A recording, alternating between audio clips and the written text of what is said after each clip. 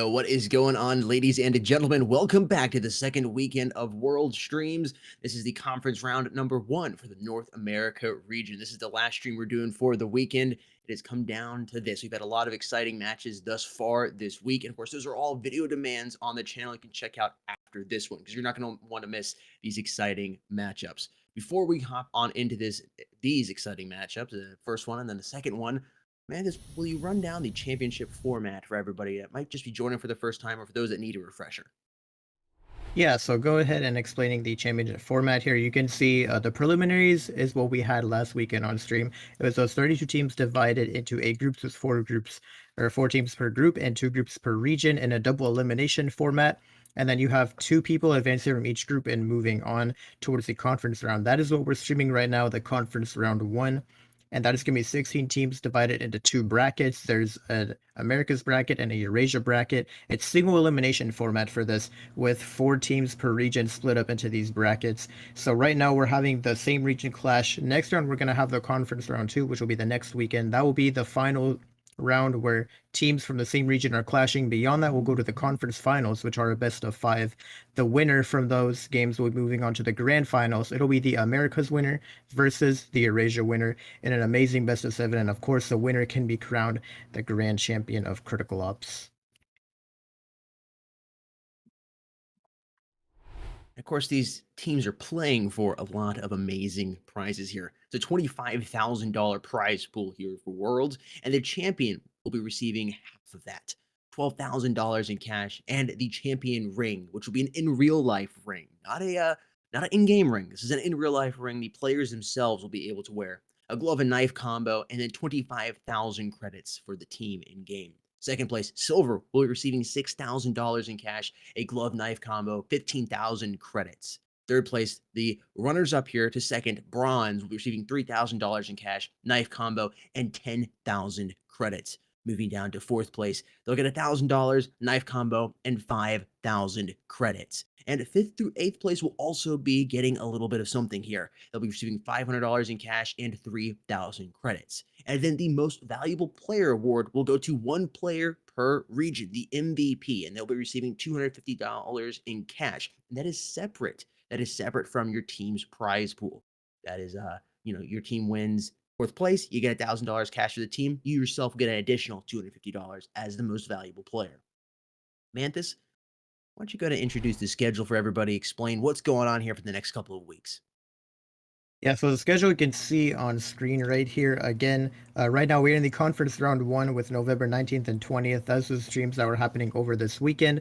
Next weekend, we're going to have the conference round 2, and that is going to be on the official Critical Ops Esports channel. So starting from next weekend and onwards, every match that's taking place for Worlds is going to be streamed on the official Critical Ops Esports channel. So make sure you're following over there so you can know when those games go live. And we will be moving on into December as well. So next weekend, we have conference round 2. Then December 3rd and 4th, we have the conference finals for each region. And then the following weekend, we will have the third place game on December 9th. And then the grand final spread over 2 days on December 10th and 11th. And we've made it pretty far along this tournament. We can also go ahead and take a look at these participating teams that are going to be competing in this tournament. Again, at this point, we're in the conference rounds. So out of 8 teams per region, 4 have already been eliminated. Now, today specifically, we're looking at North America. Our final 4 contesting teams are Mobility, Underestimated, Team Phoenix, and Xenocide. Everyone else has been knocked out of the tournament. At this point, again, from this point going forward, it is a single elimination bracket. Our bracket's actually popping up on screen right now, just so you can see. Again, we did have the South America earlier today. Or I'm sorry, that was yesterday when we had the South America games. And Blackout and Evil Vision were the ones who won. Now today, we're going to find out who's going to win between Underestimated and Xenocide, and then Mobility and Phoenix. Indeed, some exciting matches coming up here. Underestimated versus Xenocide is the first one, and they'll be going to Mobility versus Phoenix a little later on. Again, first one here will be Underestimated versus Xenocide, and then Mobility versus Team Phoenix. I know many people have utilized the smart voting system and voted for their team of choice, but Mantis, can you go ahead and explain to everybody once again what it is for those that might have forgotten or, again, are new around here? Yeah, so the smart voting system is something we just introduced here over on the Mobile Esports website. Again, if you go to that link in the bottom there, play.mobileesports.org/dashboard/voting, it will bring you to that website where you're going to be able to vote for your teams. Again, you don't have to vote on every single game. You can just vote on certain ones that you feel more comfortable about. So in this case, if you're an NA fan, you can go ahead and vote for some of these games. I think the one that's about to take place might already be closed. But definitely, there should be some games to vote for. If not today, there will be many more in the following weekends. So make sure you're going on the website if you want to vote. And there is a point in doing all this because there are credits as the prize pool. So if you want to get your hands on some credits and maybe use it to buy some cases or an operation or something like that, you can go ahead and do so just by showing off your prediction skills because the top 10 people who have the most amount of points at the end will be getting credits from Critical Ops. There is a split prize pool that's being split among 10 people, but overall, you can get some free credits just by being a viewer and voting for your favorite teams. So that is a nice little addition. Again, that website at the bottom, play.mobileesports.org/dashboard/voting if you want to get in on some of that fun action.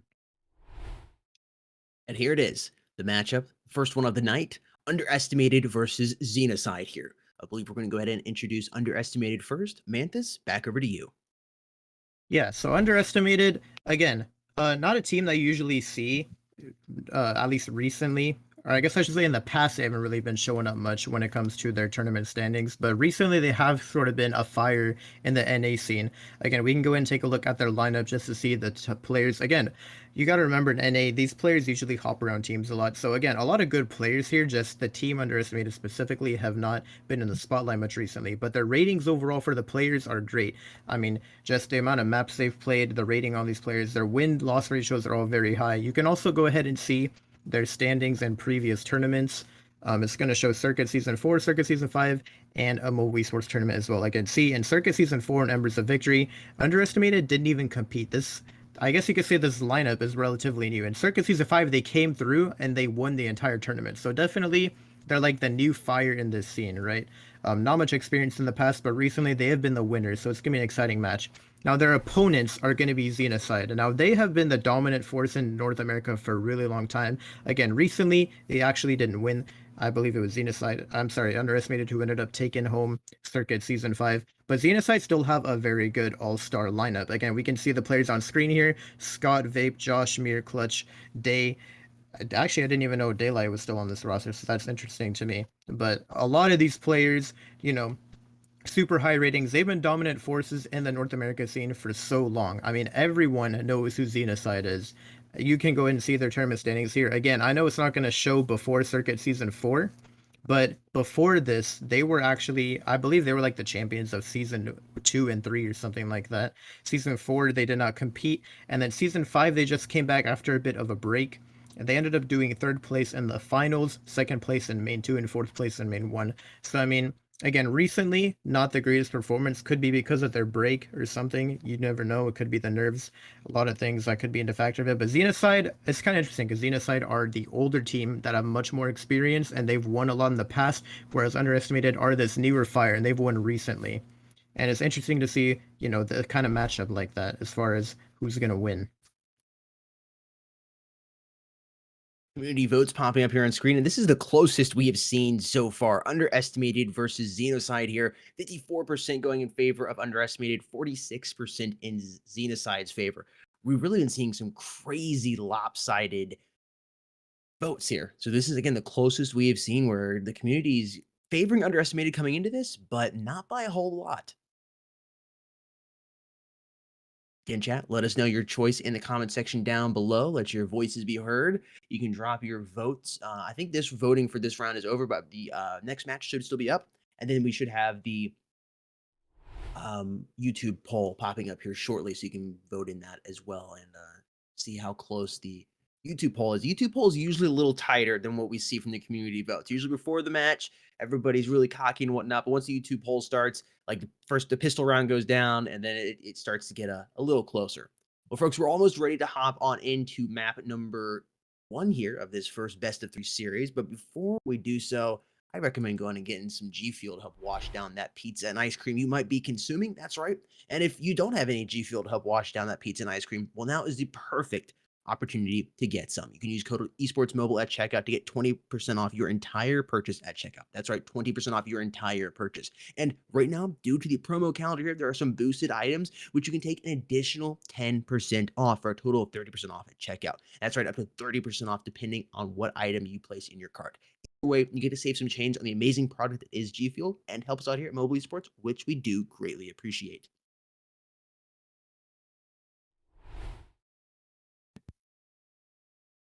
You guys can see on screen right now, we do have this Sniper Showdown, which is popping up. Again, that is the tournament that's coming from Mobile Esports later in December of 2022. So competitive, or I guess tournaments on the side of Critical Ops are not over yet for this year. Again, this is probably going to be taking place after Worlds, and this is just a bit of a teaser for y'all. But if you just want a little bit of, I guess, we're just throwing it out there. We're letting y'all know there is a Sniper tournament coming, which is always fun. Those are my favorite kinds of tournaments. Besides, I mean, obviously I prefer the normal format for competitive tournaments, but I always like to see these fun ones too, because it's kind of like you get to compete, but it's not like the stakes are all there. You can have a little fun while doing so, and this Sniper tournament is going to be the perfect opportunity for teams to showcase how good they are. Again, we don't really have many details on how to sign up yet, but it will be updated on the website, posted in the Discord and on the Twitters. You know what to do. All the links in the description. Make sure you're following Mobile Esports so you can know when you can sign up for the Sniper Showdown tournament. Yeah, these tournaments are always a lot of fun. All right, folks, just got a couple more minutes to hop on into it. Again, the Sniper Showdown tournament will be announced here in the following week with the exact dates and whatnot. And again, follow us on social media, subscribe, ring the notification bell, do all the things so you actually get notified. I constantly see people typing in. I get DMs, people on Twitter. How do I join the tournament? Well, the tournament's been going for 2 weeks. You can't just hop into the tournament mid-tournament. So go ahead and make sure you're staying up to date so you know when the announcement goes out for you to sign up so you can submit yourself or your team or find a team to go ahead and compete in the tournament. All right, folks. Again, map number 1 almost underway here. What map is it going to be, Manthus?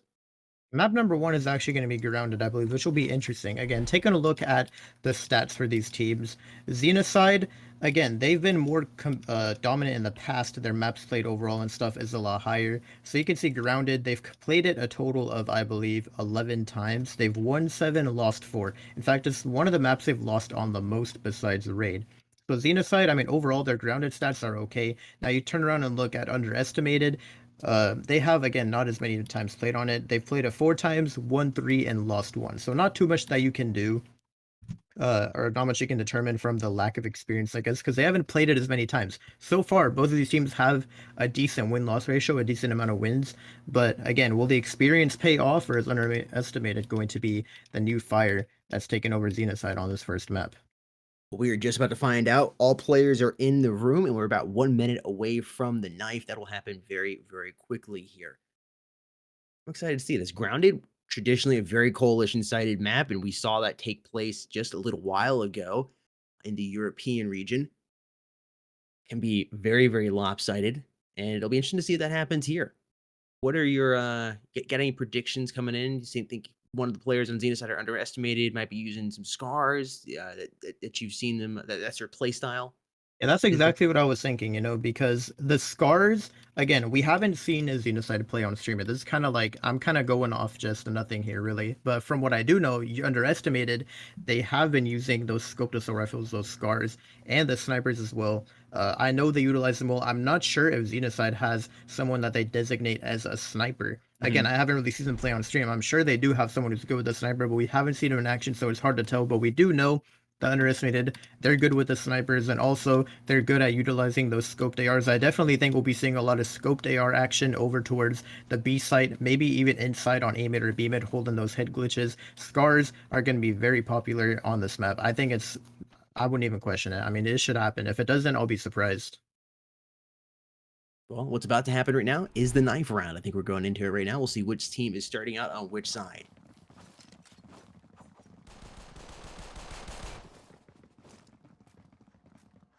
Oh, and we got the old vending machine in stacking in the corner over here. That's an old strat. And Xeno, it's gonna work out for them. Now you gotta wonder, what side do you want to start on if you're Xenocide? Well, I said this for the European side. I was like, you know what? I'd want to start on the breach side to get the coalition going into the flip, but sometimes you've lost too many rounds and you just can't get anything going. So I don't know. I still think I would pick the breach side, but there's a risk there. I mean, there's a risk of picking the coalition to start with as well, because if you don't get as many rounds on it, you're going to flip on the breach side. But overall, I like to take the breach side to start, and then I can go ahead and work that coalition side on the second half. I think we are live now. Let's go ahead and hop on in. Let's see what happens. Underestimated here on the coalition side, Xenocide on the breach.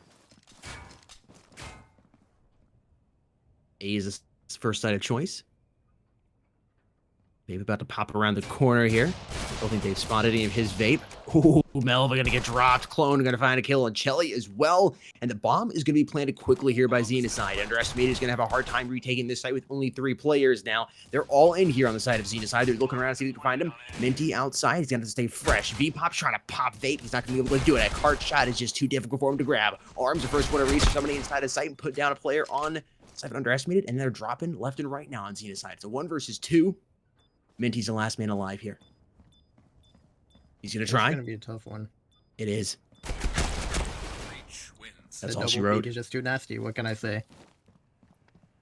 Xenocide picking up that pistol round again. And that's another thing I forgot about Underestimated, is that they like to use those MR96s instead of the Deagles. And it's kind of weird, you know? Like, it's just most teams don't like to do that. They see the Deagle, they realize, okay, Deagle is superior. Yeah, the recoil is higher on it, but it's ultimately doesn't take that long to learn the recoil on it. I mean, again, I can understand the argument behind the revolver, right?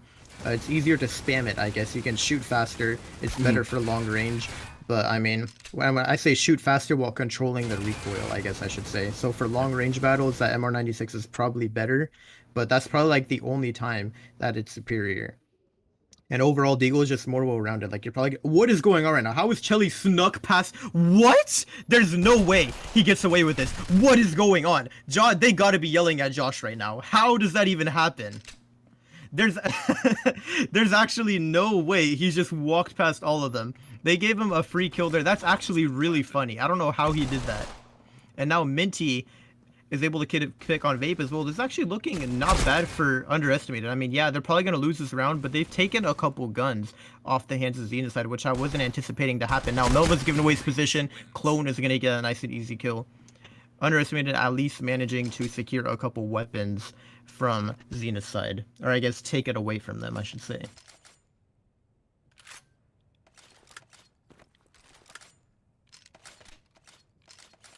Round number 3 just about to start here. AR-15 in the hands of Josh. Everybody else working AK-47s is set for Mir. Is that Mir?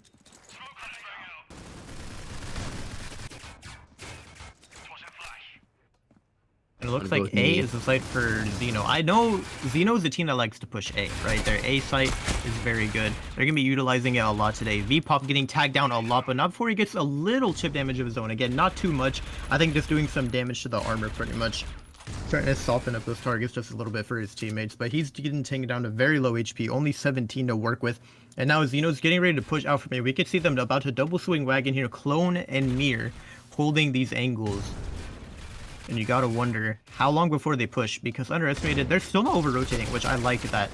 Now the picks are coming in. Oh, Melva gets a lot of wallbang damage there. He's not going to keep shooting, though. We probably would have found him if he kept on holding down that shoot button, but he's going to let go, and Xenocide are able to get away with that player's life. Now the bomb is going down, and we have a 3v4 retake on our hands. Not much utility on the side of Underestimated for this. Minty only has a flash, but that is about it. Again, not much utility on either sides at this point in the game. Or in the round, I should say. And slowly, all 3 coming from backside. This is going to be interesting. Mir's going to get that first pick. The flash comes in towards the backside. Minty able to find 1. And wait a minute. 3 kills on the board right now between Arm and Minty. Now it's up to Vape, and he's in the red HP zone. This is looking much more doable for Underestimated than I thought it was going to be. And yeah, Arm tripling up there that round on the retake. That is going to be a huge performance by him to give Underestimated their first round on the board.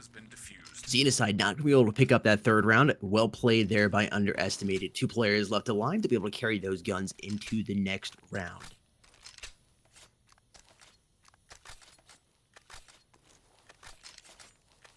It's going to be an eco from Xenocide as a response to this now. I think it's a wise decision by them. 2 MR96s and 3 Deagles being pulled out. We'll see if Xenocide is able to come up with a surprise upset here in round number 4. It's going to be difficult for them, but it is a possibility. Arm set up here, reaching out to see if he can touch anybody. missing multiple shots here. He's got to be careful. He's got players left and right here. They're going to drop him down on the Oh ground. man, he is whiffing the shots. Oh man, you could feel that moment. He's like, I got to get out of there. 63 HP left to his name. Minty looking to see if he's going to count down B long towards him, and nobody's coming. They're just set up and waiting for these breach players to make the decision where they want to go. They're trying to play for picks now on Xenocide. That's what they got to do. They have the deagles, they have the MRs. They can grab those one shots at the head. They just got to take it slow here and be patient. That clock is working against him, though. Watching Chelly moving slowly around here. Trying to go for those wall bangs. Chelly could push through metal detectors and wrap around. He looked like he was, but he's decided to stay disciplined and hang back. Melva's slowly moving up. There's Minty getting a kill there on Clone. 3 players have already been dropped. There's only 2 alive here on Xenocide. And I don't think we're going to have much of an eco round coming in for them. Scout was able to pick up 1, but it's the double M's there. Minty and Melva finishing them off, and it's all tied up here as we move into round number 5.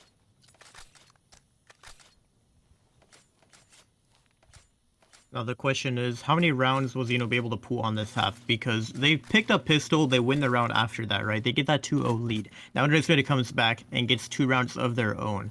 Again, breach side can be a little harder on this map, so you just gotta wonder, like, do they have the strats in the bag? They need to pick up whatever they can. Not underestimated to go on too much of a win streak here.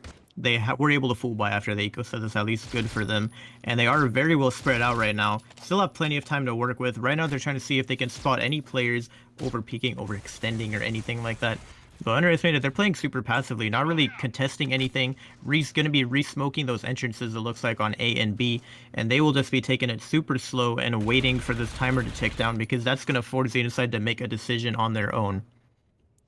And right now, all these players are grouped up. It looks like maybe they're going to try and go for A mid. I mean, they're all kind of just bunched up around the scanners here. No one really contesting it. It looks like they're just holding it from sight. That's going to be Melva playing by that truck, contesting A mid. I think some shots are being fired, but no kills. Oh, and Chelly's going to spot one on that jump peak as well. 48 seconds left here. We'll see what they can do. Nobody's yet to have been dropped. Minty and Melva working that B site once again. A couple warning shots being fired in there through connectors. You can see 36 seconds here, 35 on the clock. They got to make their decision here on Xenocide. There's not too much more time to work with. I think they're favoring the B site right now. First play to go down. Army's going to find Vape. And Melva picking up Scott. Now it's only 3 players of life here on the side of Xenocide. Trying to even the body count board up. Josh is going to be able to do that by dropping Arm. It's now 3 versus 3. Melva is low on HP, though, and now really fast. He's going to have to jump off. How does he find that? I don't know. I was saying, there's no way. And then I just looked up there in the corner, and I saw he got that kill. That is going to stop Xenocide from pushing out there. And at this point, I think they're just going to opt to save those guns. Coalition wins. Yeah, they just took too long again. Understand to play that well. I mean, you sit there, you just play the clock down. Xenocide has to make a choice, but they took way too long to decide. And ultimately, once that bomb gets dropped as well, you just can't do anything in that situation besides save the guns, because the time is just running out. And now, because of that, it looks like his teammates are actually going to have to eco. Well, I guess some of them are going to be forcing up. But Josh chose to just go for the P250. I mean, I guess they could have forced up together as a team, but chose not to.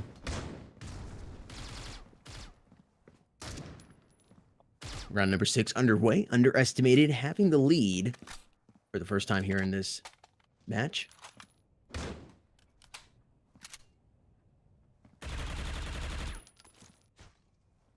See, it'd be interesting if we could get some in around 96 action coming from V-Pop. Some really impressive plays from him last week. Yeah, we'll have to see again. Underestimated on those eco rounds, I think they are going to go crazy. Especially on a map like this one. Right now, though, Scott, he's making his way up B mid with this revolver. Minty gonna open up first on the clone. Could potentially find another one here. Oh, he shoots some shots, but they're gonna be whiffed. He gets tagged once. That puts him in a one-shot zone. Josh is gonna get taken out by Melva with that assist. And 2 of these players are now tagged on the side of underestimated. Actually, 3 of them are, I believe. Yeah, this is not a good look for them. I mean, so many of these players are low. Chelly coming in here. Gonna eat that flash just a little bit. Now Scott's still holding this angle. He's gonna spot that player, but he's gonna get dropped. I honestly thought it could have been doable, right? I mean, 3 players tagged. Again, I know it's kind of deceiving when you see their HP, but once that armor breaks, even if you're like 70 plus HP, as long as you don't have that armor, 1 bullet from those revolvers or those eagles is all it takes to drop you, even if you're at like 70 plus HP. It's just as long as you have no armor. So sometimes having no armor and just a little chip damage can really put you in that one-shot kill range from those eco pistols. anything helps. Moral of the story. VPOP moving out here with the AUG. Hasn't seen anybody just yet, but is throwing a frag grenade up there. Oh, and that softens up, and Chelly is going to come in and take advantage of that, grabbing 2. VPOP also in there, putting a headshot down on one of those individuals. As 2 players left now on Xenocide. Make that 1 as Arm picks up that nice shot there on Josh. And it's about to be all she wrote here from Vape. It'll be interesting if they spot him, though. Most people, when they're looking, they don't look up at first. When you're looking for somebody, it's a psychology thing. I can't tell you why. It's animal instinct, but you don't naturally look up. You look straight in front of you and down on the ground. So I really like that position that we've seen utilized a couple times in Grounded so far, where they're sitting on top of those metal detectors. It's a great spot to take somebody's head off. They're not expecting to see it there. Now, this is interesting, because they've secured a lot of SGs on the side of Underestimated, just from killing these Xeno players and picking up their guns. It seems SG is the weapon of choice. It makes sense, though, because you see them. They like to go for a lot of these spam plays, these wallbang plays, and the SG just has the higher penetration when it comes to plays like that. So it's definitely a superior weapon to have if you're spamming a lot through those smokes and spamming those wallbangs a lot, which they definitely like to do on the A side for those retakes, so I don't blame them. Okay. That looked very deceiving. I thought Clone was a coalition player just pushing through there, but Melva's gonna open up, gonna find 2 with that AUG, making it work. And now Chelly tries to peek up to help out his teammate, but he's gonna get dropped. But I don't think they expect VPOP to be here up this close. But it's not gonna matter because they're already backing up and choosing to rotate. Oh, Josh. Right, gonna be able to find that kill on VPOP. I think he spotted him now. He's shooting a lot of warning shots. So now VPOP is gonna see if he can try and cross out of here. And Arm is about to peek Scott. Oh, but Scott's gonna win that gunfight on him. Can't be done by Arm. And now it is down to a 2 versus 3. Minty and VPOP have to do some work. The question is, where does Xenocide go? They're coming back to A. It's going to be a show for VPOP here. He has to put in the work, but no, he gets headshot by Josh. Head taken off. And now Minty is alone in a 1 versus 3. And it's looking a lot less likely that he's going to clutch this one up. He's kind of looking to see if there's anyone out here in the open. I think he thinks it's B. Surely by now he's going to realize it's the A site once he makes his way out here towards the tower truck. I think he's caught on to the... Maybe not?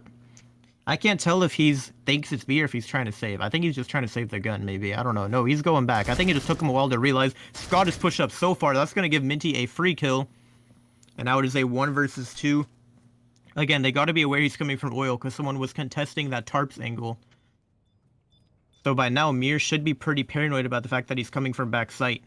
Oh, but Minty's going to peek out tarps. Oh my gosh, the mind games here. He's just going back and forth. And he's able to get that headshot on Amir. That's going to be huge. He still has full utility as well. He could... Oh, there's no time, though. He took way too long sitting over towards the B site. I think if he would have moved a little quicker on that retake, he could have easily won that one out. I don't know if that's just like, you're not playing with sound on or something. I mean, dude was like push. He was literally in the spawn right here next to the site, and he still didn't know that it was A. I don't know how it took him so long to catch on to that. He definitely could have won that out if he played the time game better. Cost him that round. Xenocide has closed the gap to only 2 now. We'll see if they can close it to 1. A is once again, looks like it's going to be the side of choice. Was that VPOP smoke or one of the... I think it was theirs. Cool, he's able to find one, but quickly traded out there by Clone. 4v4 here on the body count board. Clone has picked that bomb up, and I think they're going to make the rotation over here towards B now. There's 1 player inside of connector, and there are 2 on top of that B site. Yeah, it is going to be B. There's 1 hanging back, right? He's actually going to go ahead and commit with his team and move all the way around. I don't know if Arm spotted somebody or not moving over there, but I think they have a good idea that they're making this rotation over. They're preparing. Smoker Day going out over here towards B long, and now they're just going to wait. I don't know. Xenocide is catching me off guard. Now they're moving back over here. There's 1 player playing back and forth. I believe that is Minty and Arm over there on the site. Now the remaining 3 have moved back over here towards A, and it looks like they're going to be pushing the A bomb site now. Clone catches Melva off guard, and they have a easy take of that bomb site. The only player who's going to be here is Chelly. The question is, no, Chelly's not. Chelly's not going to wait at all. He's going to go ahead. He sees a player there. He should be giving the call out, and you can see his teammates quickly move in. Clone has no problem eliminating Chelly, and now that bomb will be planted quite easily. Arm picking up a kill as he works his way over towards connector, and Vape is going to stop him from connecting over towards that A site, and doubles up on Minty. It's not hard to miss that minty fresh smell. Got a nice little breeze out on the tarmac. Underestimated, now only leading by 1.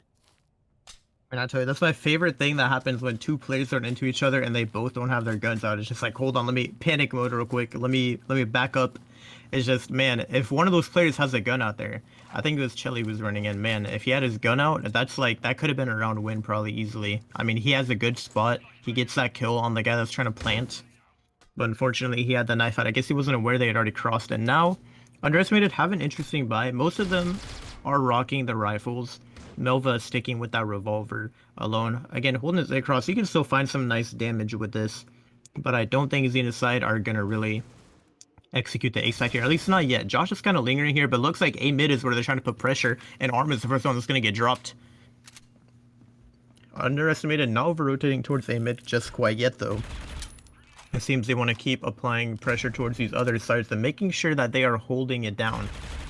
Chelly shooting some warning shots through that connector, just letting people know, hey, I'm holding this right now, you should not push it. And I think Xeno are going to choose to back out it. Oh, is he going to push this? I think Chelly might push it. I mean, they're kind of paranoid about it. They're like holding it low-key. Scott is sitting in that corner just waiting to bite.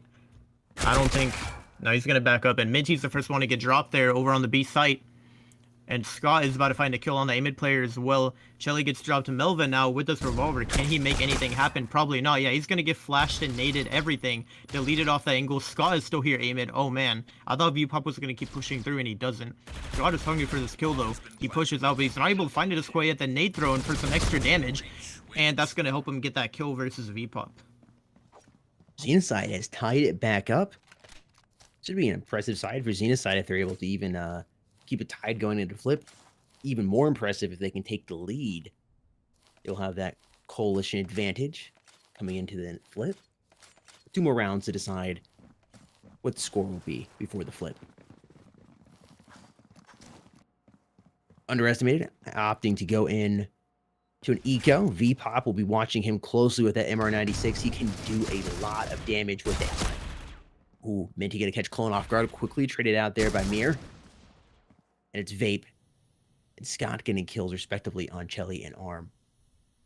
VPop now the last player alive here has that MR96 making a little bit of noise. Can he lands one, trying to go back for the second. He's not gonna be able to get it. He knows somebody's gonna be coming on his left. He goes ahead and retakes cover, pops the reload. You gotta be careful. Those grenades are coming over and it's just so difficult. Oh my gosh, man. And he was flashed. Bomb has been planted. Oh, oh my gosh. Oh, he's about to get knifed, I think. Or maybe not. No, they're just gonna shoot him. Dude, they threw so many frags there. I think it was like 3 just trying to take him out. Fortunately, most of them missed, or else he would have been a dead man for sure.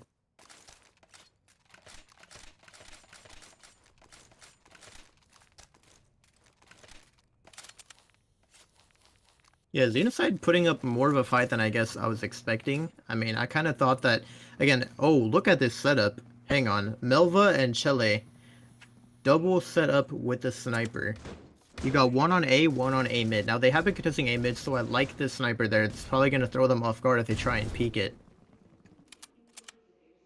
But it's going to be a bit tough for them to retake if it's A. So definitely putting the snipers towards A to hold that cross is probably the better play. It looks like Xeno left the bomb in spawn and had to go back to get it. And now they're potentially trying to regroup and see if they can do something. I'll tell you what, though. This delayed push towards wherever they go might throw Underestimated off, right? Because they're probably expecting some presence by now. Because they had to go back and grab the bomb, they sort of backed out, right? They're not even holding a mid anymore. So that's very interesting.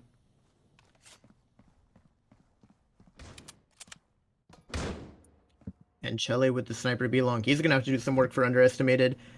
VPop, is he going to get aggressive and push this? I feel like... I think he's just going to hold this angle. Again, this setup is really weird. Yeah, Chelly able to get a pick there onto Mir.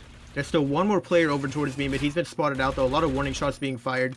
But there's a smoke to give him some sort of cover. VPop has a nice angle right now. He just needs to sit here and wait this out. And Xenocide are about to push through storage. I hope his teammate is here and ready to back him up. He's able to get one kill onto Vape. Trying to back up and save his life. Gets a little chip damage, but he's going to get taken out. Arm is here and ready on the site, though. Minty holding the cross as well. I don't think they'll expect Arm to be on site in addition. And yeah, he's able to get that kill on the clone. Minty winning his gunfight versus Josh. And almost take out Scott as well. Very low, but Arm is going to come in for an easy refrag. Underestimated at least managing to tie it up before we head into the flip.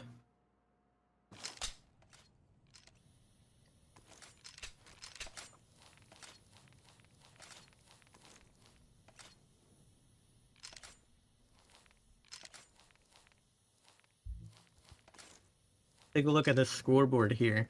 Again, kind of evenly spread. Like, honestly, if the bottom frag to the top frag is less than a 5 kill difference, you really can't complain. I mean, overall, everyone is doing good. No one really having a terrible game or anything. No one hard to carrying or anything. So definitely a nice little even scoreboard is something that you like to see in a match, especially from both teams. I haven't seen that in a while. So it definitely shows that everyone here is warmed up and ready to compete and win, I guess you could say.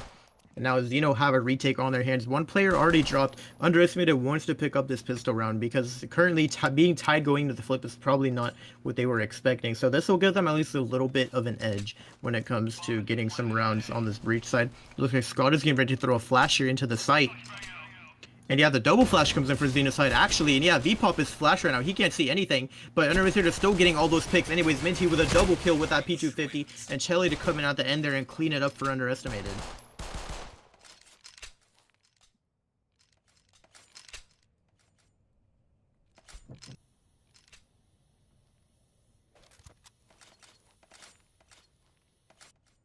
It looks like Underestimated choosing to buy those assault rifles. Melva's sticking with the Deagle, but overall, they're not going to try and lose this round. Again, armed with the AR-15. I remember this as well, but Underestimated. They're the only team I've seen actually buy an AR-15 and be serious about it, so it's very interesting. They shooting a lot of shots, but he's going to miss them all, and I think he just got wall-banged by the AR-15. Arm showing that laser precision aim right there. Oh my gosh, gets a second one on Scott as well.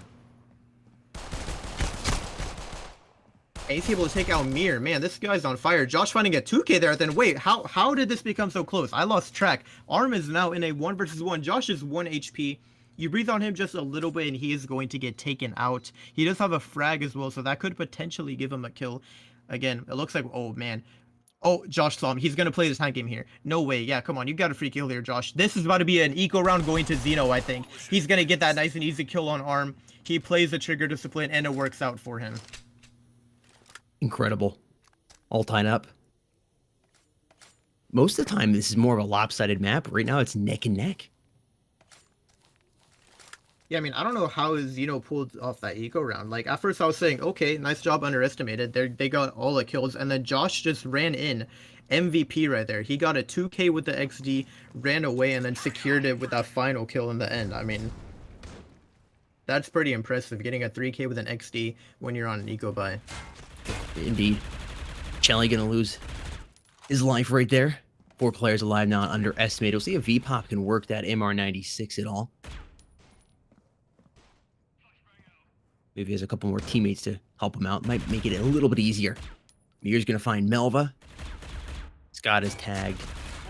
Oh wow, that was quick. Vape coming in and finishing both those players off. And Xenocide has retaken the lead.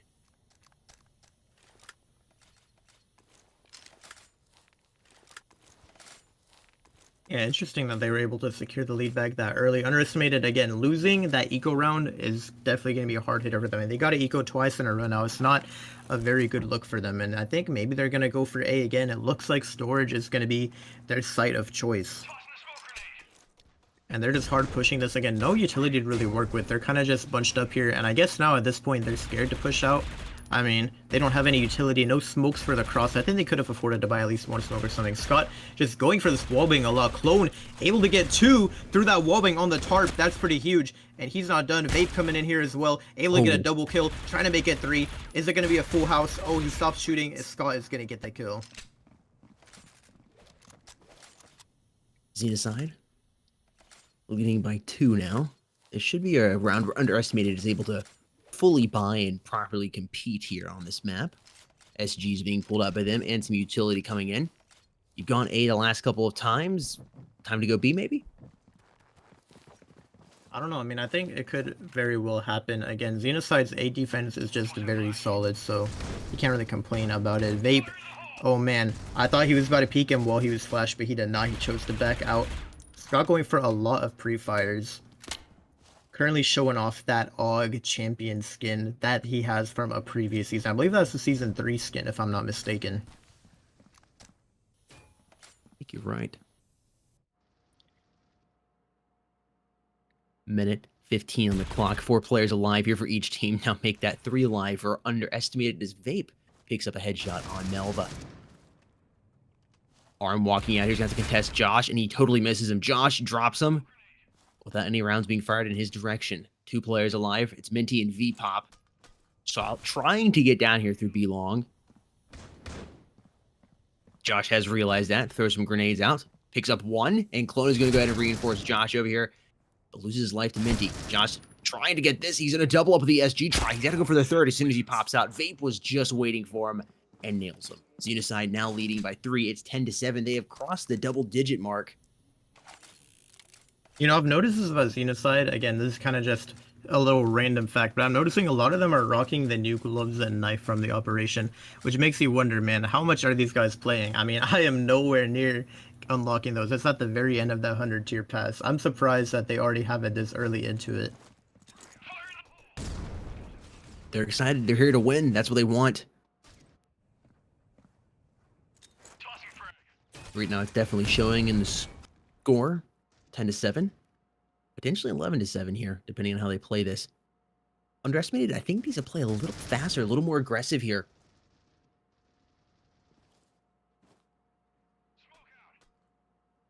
Man, Mir, they're undecided where they want to go. Minty has been able to pick up 1. That's big there. And B will probably be the choice site they're going to now. Clone comes up and picks up Mir's spot, finishes off Arm, and slows that push down. A minute now is on the clock. He's moving across, going to give himself a little bit of cover over there by throwing that smoke grenade out. Trying to stay alive, but V-Pop is going to pop him right there by the baggage claim. Currently down to a 3 versus 4. Underestimated, have the man advantage, but where will they choose to go? So far, they're still grouped up over towards B. Josh is going to get that kill and even up the body count, though, on both sides. V-Pop is making his way outside of B-Long. He's going to have to deal with someone on this tower angle, in addition to a player close to him on Snowpile. Vape has his angle on lockdown right now. I don't think he loses, but the flashes come in, force him off the angle. Underestimated need to take advantage of this, but they're not able to cross because they get counter flashed. It looks like they were all flashed at least. Josh is able to find another one. He's a little paranoid about B, but he's able to find one, tripling up there in the end for Xenocide. The B defense is just too strong on Xenocide. It's looking like this could very well be match point soon.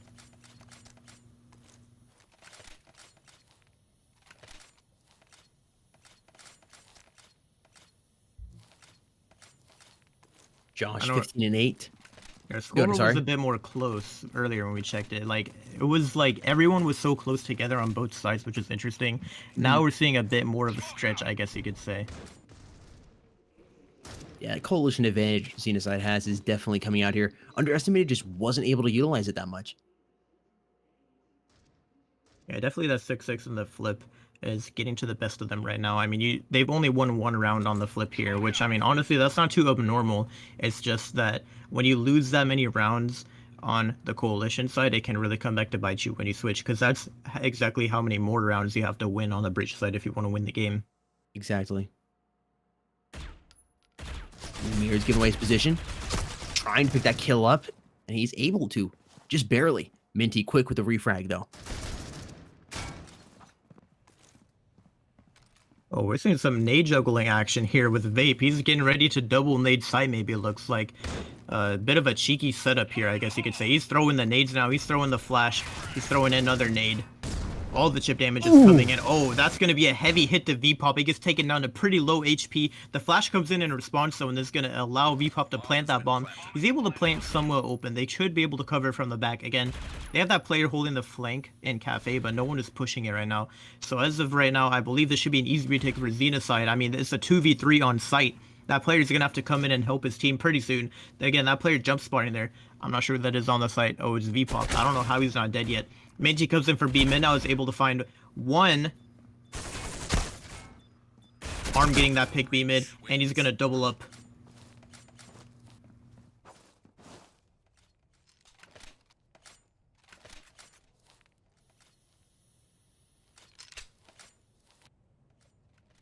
Underestimated is still hanging in there, but it's going to be tough for them to win this one back. I mean, Xenocide only needs 2 rounds. Now, again, their money situation isn't the best. I mean, only 4 rifles I'm seeing on their team. Actually, never mind. It looks like Mir was able to secure an AUG from one of his teammates or something.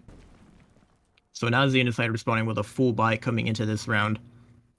And you gotta wonder, I mean, Underestimated, they're going for B again. It's worked for them. It's the only round that they've won besides, I believe, that pistol.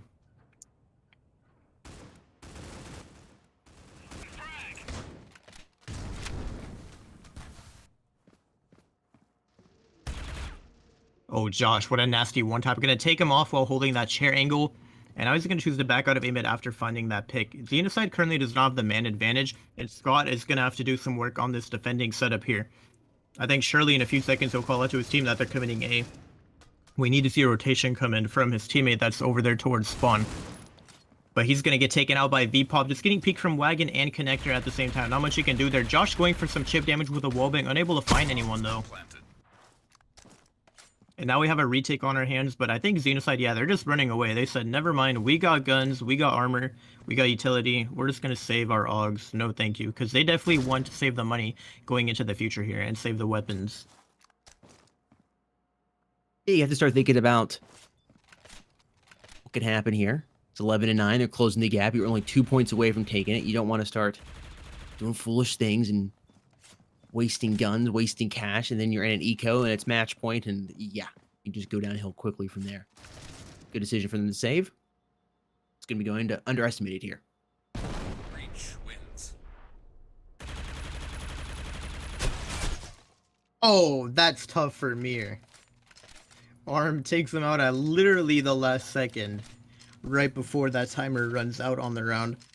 And now Xenocide, they're down by only 2. They don't have much wiggle room. They need to take an eco here, and I think that's what they're going to do. I mean, again, Vape was able to save that gun, but the rest of them just choosing to see if they can try and save money going forward because they don't have as much wiggle room going forward. I mean, only 2 more rounds before it's tied up. Underestimated are getting closer and closer to potentially winning out this map. Oh, and the trade comes in so quick. VPop able to refrag. Mir is posted up with his shotgun. He's about to peek into these 2 players here. I guess they're about to peek into him potentially. Man, I want to see him find the value here. You can do it, Mir. There's 3 players here. If he can get 1, that's huge.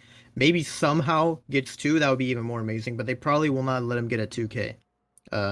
They're kind of just paranoid about this. They're holding the angle. I wonder if they expect Mir to peek out. Clone able to get another one B mid. And now I think these players are going to move up B long because they know they have to make a move. And Mir with a shotgun. Oh, he's going to miss. Misses He's gonna miss again. No, you can't do that. Clone is flashed as well. Somehow he gets away alive on 6 HP. I don't know how Underestimated doesn't pick up that kill right there. And they're running away because they're terrified of Clone, I'm telling you.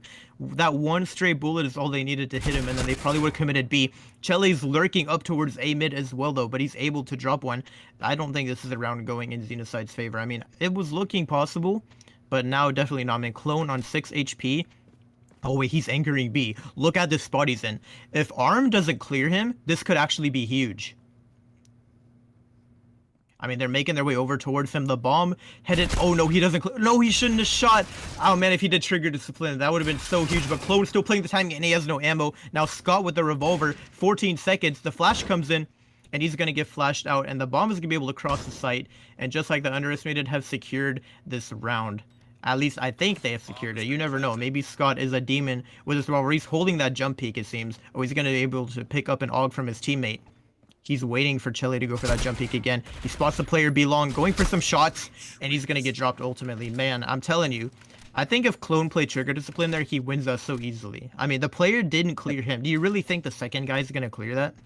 Yeah, you just need to wait for one. He's not. He's going to see that you didn't check, and you're good to go, and you're just moving across. If he had just waited an extra couple seconds, he would have been able to clutch that up, and it would be 12-9 here.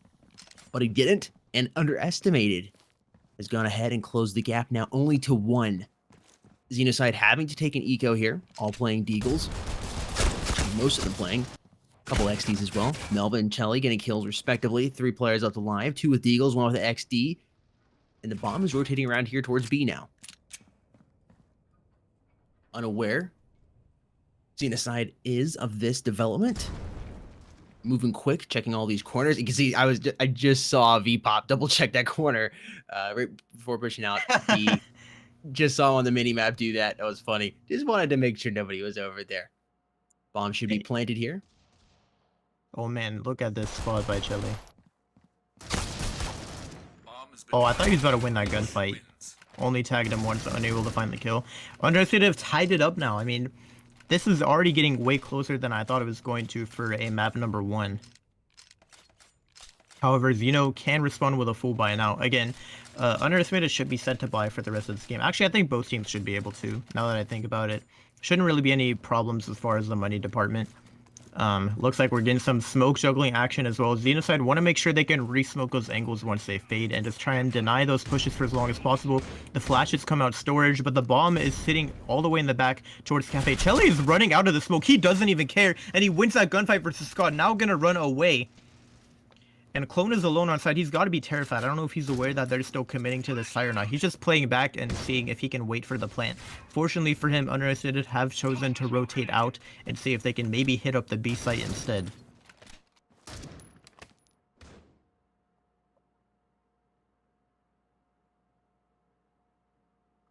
All tied up here. 11-11, a minute on the clock. Whoever wins this is going to match point. And then from there, it's just a simple push over, and you secured map number 1. Bebop finding Mir, putting another player down here on the side of Xenocide. Josh trying to even the body count board up. He's got to watch players on his left and right coming in, and Minty is going to drop him. Crumbles with the pressure. 2 players alive here for Xenocide. It's Vape and Clone now. Vape trying to avoid that flashbang coming in, but he's going to mostly get full flash by that. Clone able to completely avoid it, and Vape unfortunately gets flashed again. Clone checking his left. Good decision there from him, and he's going to catch Melva off guard. There's a player on top of the truck, and they hear the bomb going down. Trying to do everything they possibly can here. Clone's got a good angle. Yep, he's going to be able to find Vpop. It's a 2 versus 2 now. Xenocide can do this. Clone has good armor. Oh my gosh, and he doubles up. Wow.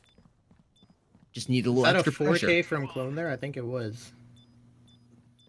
Bomb will be defused, and Xenocide is now at match point. Just had to wait. They just had to wait for them to tie it up, and now they're back in gear. Now they're ready to play.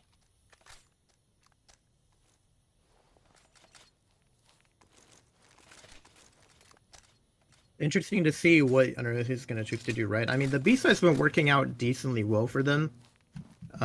I wonder if they're going to continue with this slow playstyle. Again, it looks like they like to split up a lot and go for some picks. Again, that was a very good opening pick they got on that A player. I don't think they'll be able to get something like that again. I mean, Xeno will definitely be super paranoid about it at this point. Mir playing a very weird angle, just close up here with the M4.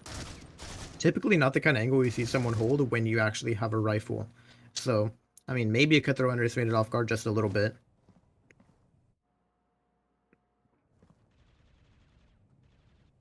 Oh wait, who is this player that's on A site right now? That's gonna be Chele. He's pushed up all the way in wagon. I don't know if they're aware that he's in this corner. I think they're not. I think he just quietly snuck his way into that corner. And I think he's probably calling out to his team, hey, I have a good spot. I don't know if they're going to rotate off that or if maybe he's going to try and lurk. He's probably waiting for his teammates to see if they can find some kills. Minty, that's going to be a huge kill through the smoke onto Josh. And now Mir, still, I don't think they'll expect a cycle to be long. Yeah, the flash comes out. He's going to get aggressive. Oh, he's full flash. He flashed himself on accident, man. If he was just a little bit less around that corner, he could have had that. But he's still able to find V-Pop before the turnaround comes. Now, I tell you what, Underestimated, all you need to do is wait on this A-Lurk, but it's not going to matter. Vape is going to get dropped so quickly. Melva doubling up in the end. We are at the ultimate match point here. I mean, 12-12 on a map 1. Talk about, you know, a close game. What can I say? Seriously. Map number 1 of the first match up of the day. All come down to this. You kind of have to be favoring Underestimated here. It's rare to see that this close on Grounded. Oh yeah, 100%. Again, NA playstyle is a bit weirder compared to other regions. You know, maybe it's just the way that they play. They're able to get more breach rounds, right? Because they focus more on getting those picks individually and, you know, just trying to spread out that defense. Clone holding that plane angle. It's going to be the headshot on a V-Hop. Scott finding one as well. Underestimated are down 2 players. It's not looking too good for them right now. You got to think maybe they're going to lose this round. A lot of pre-firing coming in through the smokes and stuff. These wall bangs, every little bit of chip damage is going to help them out. Arm gets flashed in this corner. They got to be aware he's sitting here. Is he going to move or is he going to stay there? Because the smoke is disappearing soon, so he's got to make a decision. And it looks like Arm is going to choose to stay here in this corner. Oh, and there's a player outside connector. Minty with a headshot. That's going to be huge onto Vape. It is now a 3 versus 4. The bomb is still on A. Xenocide are starting to rotate over, and they're stacking up more players on A as many as they can. Melva, that's going to be a huge pick connector. They've just evened up the body count. I thought it was guaranteed Xeno round. Now could be anyone's game. The flash comes in for that retake, and Scott is on his way to back sight, but he's going to get shot from connector. He's so low. Minty with another kill. What is going on? Underestimated somehow going to pull this one through, it's looking like. I mean, as of right now, Josh going to even it up, though. It is now a 2 versus 2. Both players players coming in from the backside, no one on the flank, so soon Arm will be able to catch onto this probably. They try and wallbang the corner Minty's in. No damage, though. They might think it's clear just because they just spawning one out. Arm is going to peek out Minty, man. I don't think they expect him in this corner. They already went for the wallbang, and it missed. But never mind, Josh. He's going to peek out, and he's able to take out Minty. And there it is. Xenocide have won that retake. Such a chaotic run at the end there. I kept flipping sides on who I think was going to win it, but ultimately Xenocide were able to pull through. Came down to the literal wire there to be snapped on the bomb. Xenocide winning that first map just barely. 23 and 14 for Minty. That's a really good performance. Looking at Josh at 20 and 13, Arm at 21 and 16. Overall, both these teams played phenomenally well, but Xenocide just a little bit better. I'm getting the feeling we might go the distance here, go all the way to map number 3, but we'll have to see. First up, after map 1, here is map 2, which is going to be on Soar. That could be an interesting one for both of these teams. We'll go over all the statistics and whatnot for both these teams on that map here after we come back from the break. Chat, let us know in the comment section down below who you think will be taking map number 2, if it will be Team Underestimated or it will be Team Xenocide. Again, I'm getting the feeling that we're going to map number 3. What do you think, Manthus? And I kind of agree, you know, like just considering how close grounded was. Again, we do have Soar for the next map, so it'll be interesting. I mean, maybe Xeno are prepared on Soar. You know, it kind of just depends on how underestimated or, you know, how well they're prepared. If their breach side is not good on Soar, it could very well be a 2-0 because that map is so much easier to defend. I mean, actually, I believe it was underestimated themselves who ended up. Actually, I can't remember if it was underestimated or not, but it was one of these teams that's competing, I think, that ended up going in that 13-12 game where it was on Soar and all the rounds just went on the coalition side. So definitely a good breach side is needed. So if underestimated doesn't have a good breach side, it could be over after that map, but you never know. Again, anything is possible at this point. Considering how close map 1 was, I think we will have an exciting match here coming up soon. Most definitely. Folks, we will see you on the flip side with map number 2 on Soar.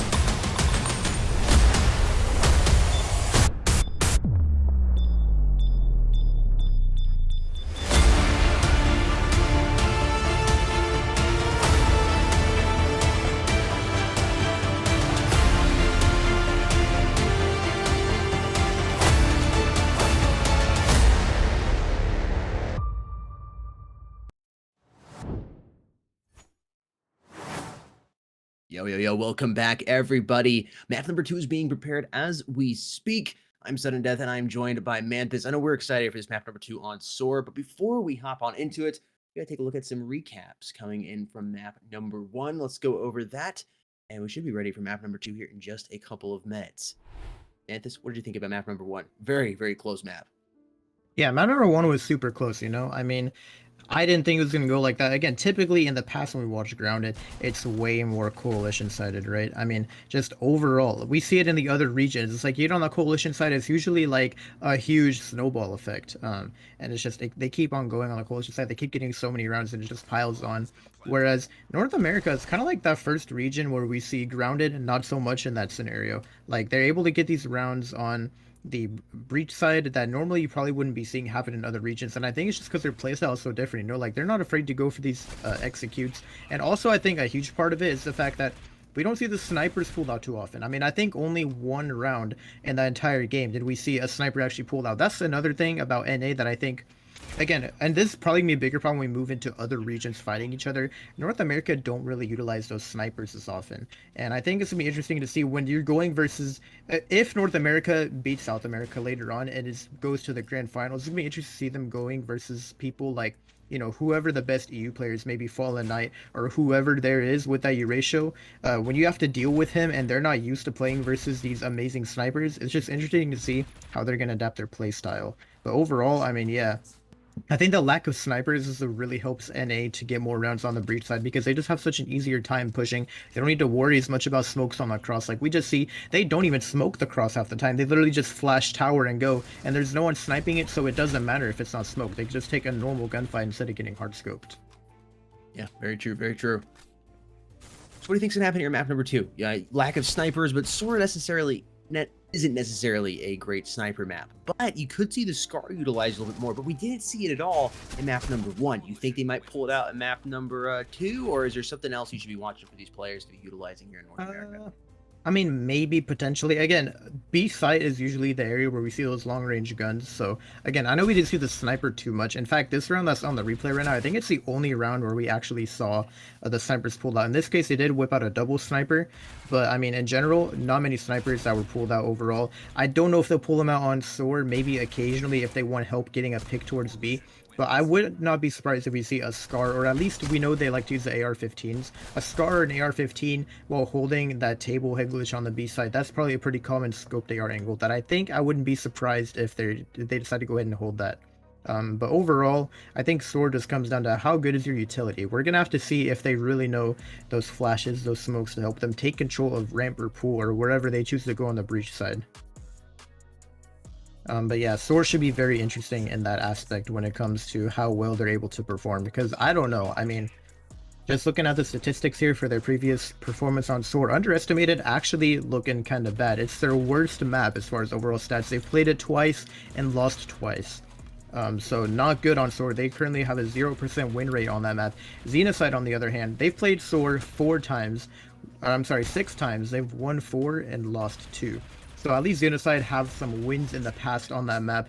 When you turn around and look at underestimated statistics, they just haven't won on Soar before. You gotta wonder, are they ready to play this map? Because right now, Xenocide taking that map 13-12, it can be difficult, especially if Xenocide come back and win this map, because it's like that one round could have determined whether your team stays alive in the tournament or not. Especially if underestimated have a hard time on this map. Well, we're about to find out who's starting on what side in just a moment. Knife round is underway here, and we're heading on into Soar. This is an interesting series of maps. Yeah, I'm just looking at it. It's Grounded for map 1, Soar for map 2, and I was saying earlier, I'm getting the feeling we're going to map number 3, which would be on Plaza. That is a very interesting set of maps here. Huh, the breach now making the coalition come to them here. Oh, we have a turn of events here, I guess you could say. I don't know what's going on right now. Yeah, I am just a little confused. They're planting the bomb?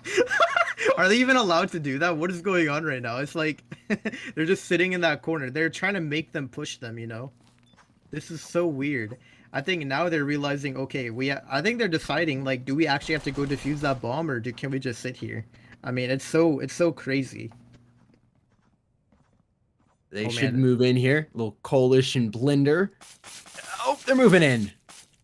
And Xena looks like they're going to take that.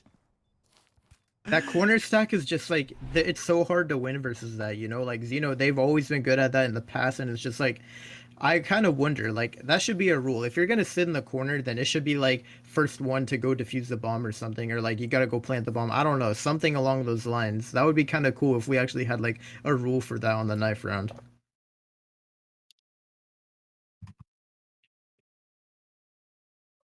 And it looks like Xenocide is going to choose to start on the breach side. Very interesting. So, underestimated getting that coalition advantage in the beginning. It kind of makes you wonder, is Xenocide prepared, though, to play on this half? I mean, they started on breach last time also. And it's just, especially on soar, since it's less common of a map, and also a worse map for underestimated, maybe they're going to try and get that sort of comeback effect, you know? Let the halves get close again like it did last time, and then turn around and try and steamroll underestimated when they're on the flip.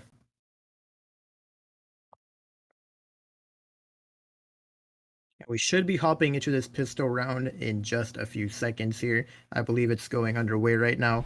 Again, Xenocide has chosen to start on the breach side, so this should be a very interesting matchup here. We'll have to see what they have planned for this pistol round. It looks like currently they're going for a ramp execute. Again, a lot of XDs, P250s, and armor being bought out by these teams. They're not really choosing to go for the long-range pistols. Oh, and Chelly's head is going to get spotted there on that head glitch. He's going to get dinked by Scott, and now Arm is trying to run away. He spotted the players, and now Xenocide, they're all grouped up towards the ramp. The question is, where do they go from here?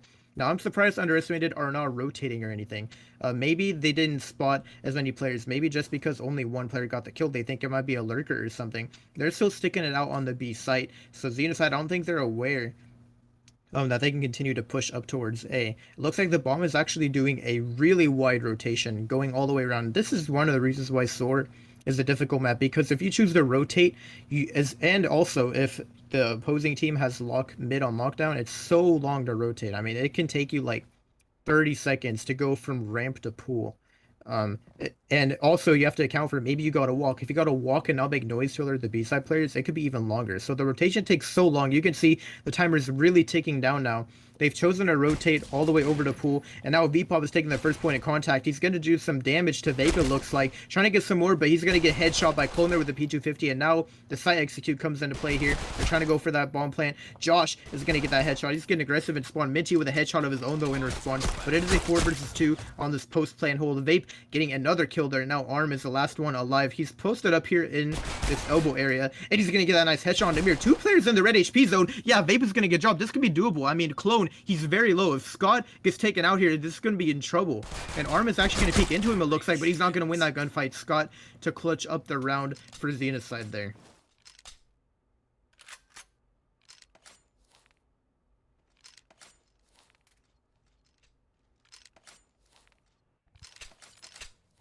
And they want to try and get as many rounds as they can. They are full buying up. We see the AKs come into play.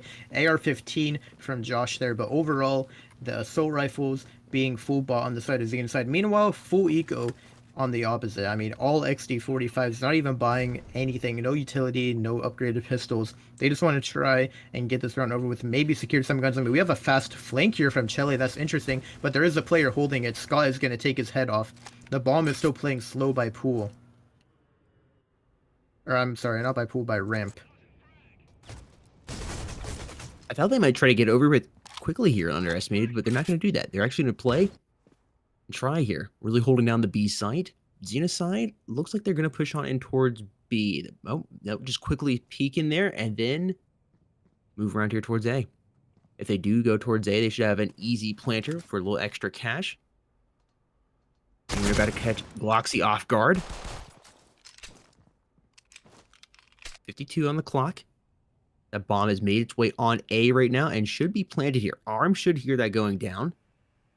Bomb has been planted. Maybe not. Is he AFK? He might be AFK.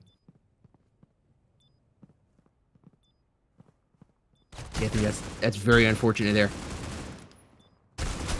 Man, that's gonna get taken out there, and it should be Xenocide to win that round nice and easily. Almost a player dropped there in the red HP zone, but not gonna get taken down just quite. And we can now see Xenocide are gonna make it 2-0, and now underestimated respond with a full buy of their own. They're ready to put some rounds on the board. Definitely much needed when you're on the coalition side of soar.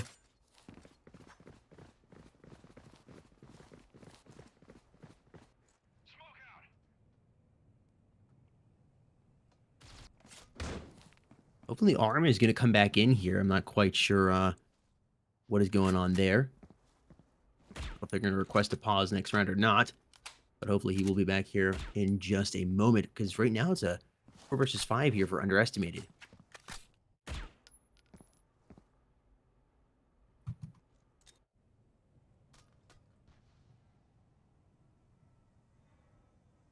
Josh holding with AR-15 right now.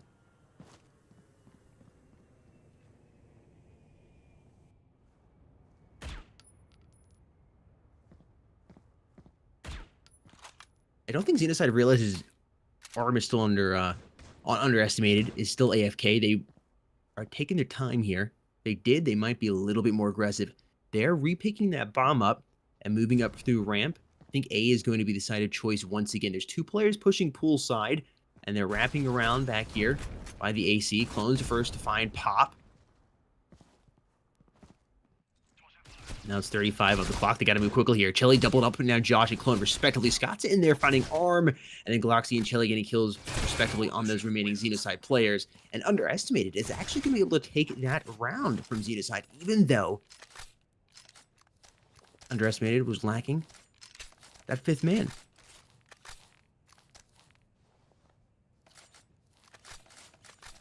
I think Yeah, Arm that is was a finally much back. needed round, I guess you could say, for underestimated.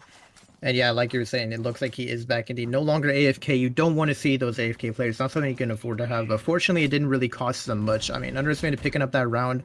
I guess you could say the AFK player didn't really have much of an impact on it. So it's definitely nice to see for underestimated. And they're looking to tie it up heading into round number 4 here. No, Xenocide, they seem to be really favoring this ramp position here.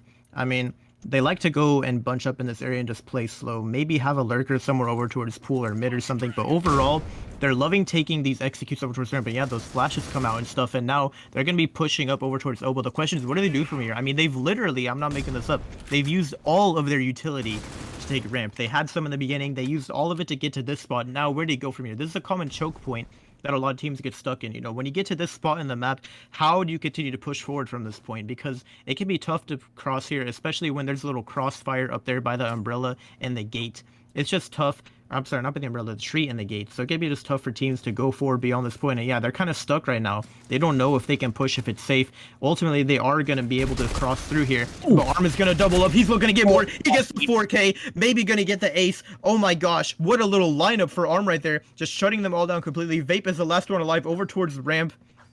Man. I mean, that's what I'm talking about right there. It's just so hard to get through this little choke point down that stairs if you don't have any utility to help you out. And now Vape is alone, the last one on his team. I think Arm really wants this ace. Maybe he's going to get a little aggressive for it even. I mean, I would want the ace if I were him. Come on, do it for the stream. He's going to shoot some shots. He knows Vape is there, and he's going to get the ace. There it is, Arm popping off right now. Underestimated coming alive on that 4th round right there. Drop a like for that, chat. Arm coming up with the ace on Xenocide. Now it's all tied up here, 2-2. You go AFK for a minute, you come back strong and slap him with those big arms. Moving to round number 5, we'll see if underestimated is going to be able to take the lead.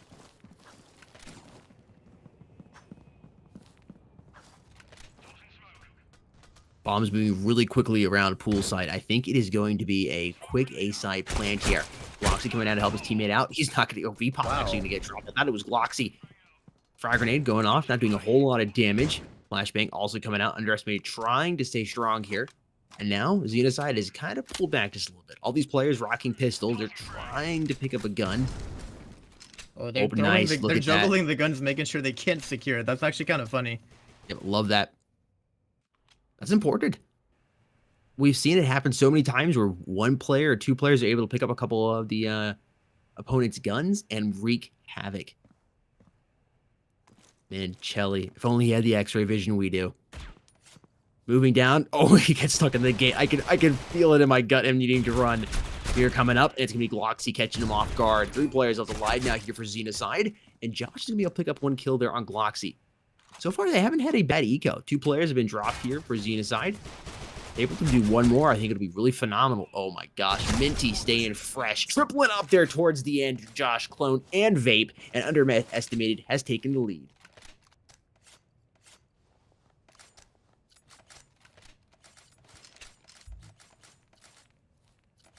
Look at that, Taking 8 and 3 look at for that Arm. scoreboard, man. It's a lot more lopsided now than it was previously. We checked the scoreboard and everyone was like within, I think, like 3 or 4 kills from the top to bottom frag. Now we can see a bit more. Depop kind of struggled in the beginning right now, but overall, these players definitely doing good as far as overall team performance, I guess you could say. Now Xenocide have full bot, well, I guess mostly full bot. They're bought a little utility. Vpop holding this head glitch over here. Is he gonna get taken off? He's able to find one, but Clone with a quick refrag. So many trades coming out. It is now down to a 3 versus 3. That is 2 pool players dropped. Chelly's already here. I don't know if they expect him to be holding this angle. Mir is going to be able to win that gunfight. And at this point, you gotta wonder, are they gonna back up? Do they choose to stay here? I mean, they have a minute to work with. Again, these rotations can take forever. And look at Arm's positioning. He's pushed up so far. He's over by these umbrellas over here. If he just holds us down, I tell you what, hide in that corner right there. Literally just push up, hide in the corner, play trigger discipline. That would be an amazing play. I don't think he's gonna go for it though. He's just gonna keep holding the door and see if he can get just the easy kills. Oh, maybe. Oh no, the timing. No way you turn right as they're pushing up. Oh, is he lagging? No, that's... Oh, no. Oh, my head hurts from that. I can't believe that just happened. It looked like he was rubber banding there. Oh my gosh, dude. I'm telling you, that if there's not a rubber band issue right there, that's the easiest kill of his life. I mean, they're rotating. They don't expect him there. I feel really bad for him. Now Minty is alone on site. Player takes his knife out to try and go for that bomb plant. He's going to get dropped.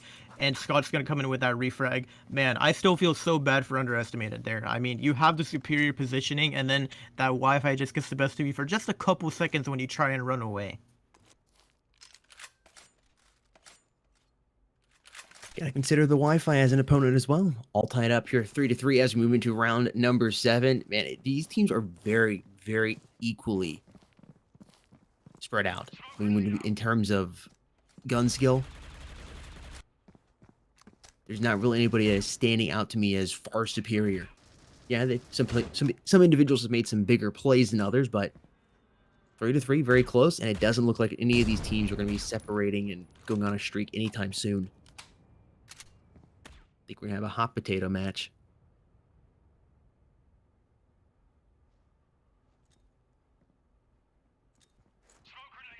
You know, watching Bomb right now, just hanging out here towards mid, could push around here towards pool or wrap all the way back around towards ramp and push A, but it seems like pool is going to be the side of choice. They've made some noise here mid, making them think maybe they'll commit to B, and then they can run around pool side here.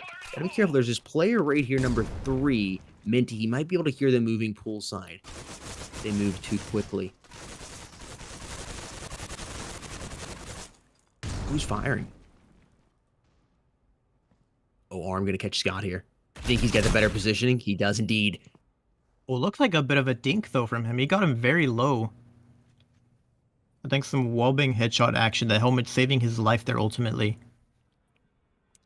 And now not much time on the clock, 25 seconds. You got to make a move if you're Xenocide. I mean, I think the execute is imminent, but underestimated are posted up and ready to hold it down. But Mir's going to win a gunfight on Gloxy. That's going to be huge. Chelly is sitting in this cheeky corner. I don't know if they'll expect this many on A, right? So maybe if he can just hide out here and play the waiting game, he can catch one off guard. And yeah, there it is. The knife comes out, but no, he's not able to find the kill. He's going to get taken out by Josh. The bomb, is it going down? No, they're able to deny the bomb plant. No time left. Arm just has to hide, and that's just like that. Xenocide have lost that round to underestimated. I thought they were going to get that, and then the time just wasn't in their favor. And Arm with that wallbang kill as well. He is hunting him down. He knew he did so much damage, and he said, "You are not saving that gun, not on my watch." Wow. I mean, they just waited too long there. That's all I can say. I mean, you're just a little bit faster with that execute. That's an easy round for Xenocide, but they sort of panicked at the end. The bomb got dropped, and they didn't have time to go for that plant. Tried to play the clock. The clock ended up playing you. Underestimated, now leading again.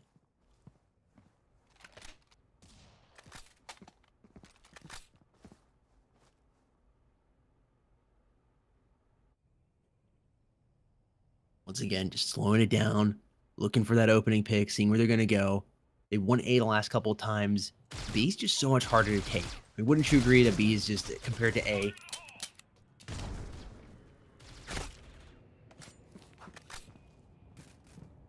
they're going to try for it. They're going B. The bomb has moved in. Let's see, player Mir is rocking out. I just realized, yeah, 2 players playing here with these Deagles, saving some cash, opting to go eco here. Not wanting to get too crazy. Ooh, Josh moving in slowly. Almost able to grab that shot there on P-Pop. Loxy gonna come out. Great positioning there by Mir to go ahead and repick that refrag. Bomb now being planted. Bomb has been planted. Xenocide needs the cash. Mir winning a big gunfight versus Arm. Now in this 1 versus 1. It's Mir versus Chelly. Mir just too low on HP. Gotta be careful. Oh, the angle here. I think Chelly's got a better angle. Oh man, I thought he was about to like not clear him, but yeah, understand picking up that round.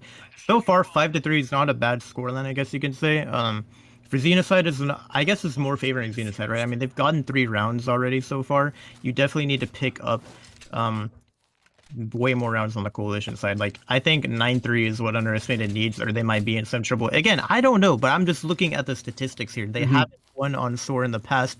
How are you going to do when you get on that breach side? I mean, are they prepared? Again, I don't know how well prepared they are. Maybe they're ready to dominate on that breach side, but I'm just looking at the stats and saying maybe they want a bit more elbow room when it comes to, you know, how many rounds can you lose on the flip when you get over to that breach side.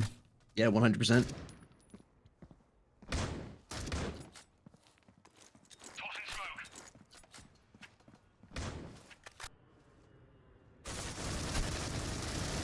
Whoa, whoa, whoa, whoa.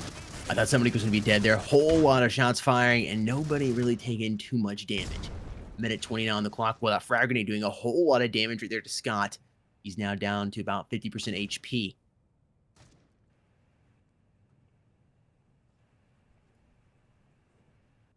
Man, this clock is just ticking down. That's one, again, Xenocide, they can't make this mistake again. They waited too long in that last round and it cost them. They can't repeat that mistake again here. Like, you gotta make a move soon, you know? And again, at this point, you have to commit to pull. There's not really time to go for rotation just because it's going to take you so long to rotate. Now the smokes are coming out. I think they're going to attempt to cross this, like Loxy holding this demon angle. Oh, VPOL going to get flashed off that angle. I think they know he's here. A lot of pre-fires are coming out. Xenocide starting to storm site here. Scott is going to run in here. Going to get spotted amidst all the chaos with those smokes. And now Underrated has the man advantage. Xenocide in a 1v4 situation. Vape is all alone. He's going to spot one there that pushes. He's going to get a second, but Arm is going to swing around the corner and refrag. Underestimated, making it 6-3, heading in around 10. Like I said, Underestimated needs to put some points on the board here on the coalition side. They're doing that.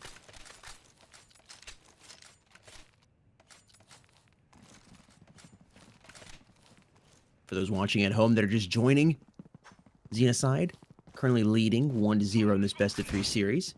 So Underestimated definitely has to win here in order to take it to map number 3, which will be on Plaza.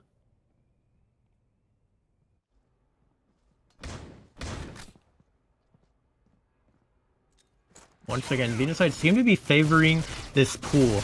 These players, I don't know, who do you think you're wallbanging, man? They are shooting so high. They think they're wallbanging Yao Ming or something. I don't know, man. They're just shooting in the sky. I don't know what actually, is there any thought process behind that? Are they just shooting through the windows because why not? I think they're just making some noise. I mean, again, I don't know. You'd think they would know the average height of the avatar you're playing as in Critical Ops, so I think they're just trying to make some noise, scare some people. Chelly very low on HP, but nobody's yet to have gotten dropped on either side. Whole lot of pre-fire going on. They're gonna have no more ammo left by the time the action finally starts over here on A site. Oh, Chelly gonna find one, even though he's low HP. He's down to 3 HP. He gets a second. You can't let him do that. Mir's gonna finish him off with a frag grenade, and Scott's gonna put down a pop. They're trying to hear pop. Ooh. Vape is going to lose his life there to Minty. And it's 7-3, Underestimated.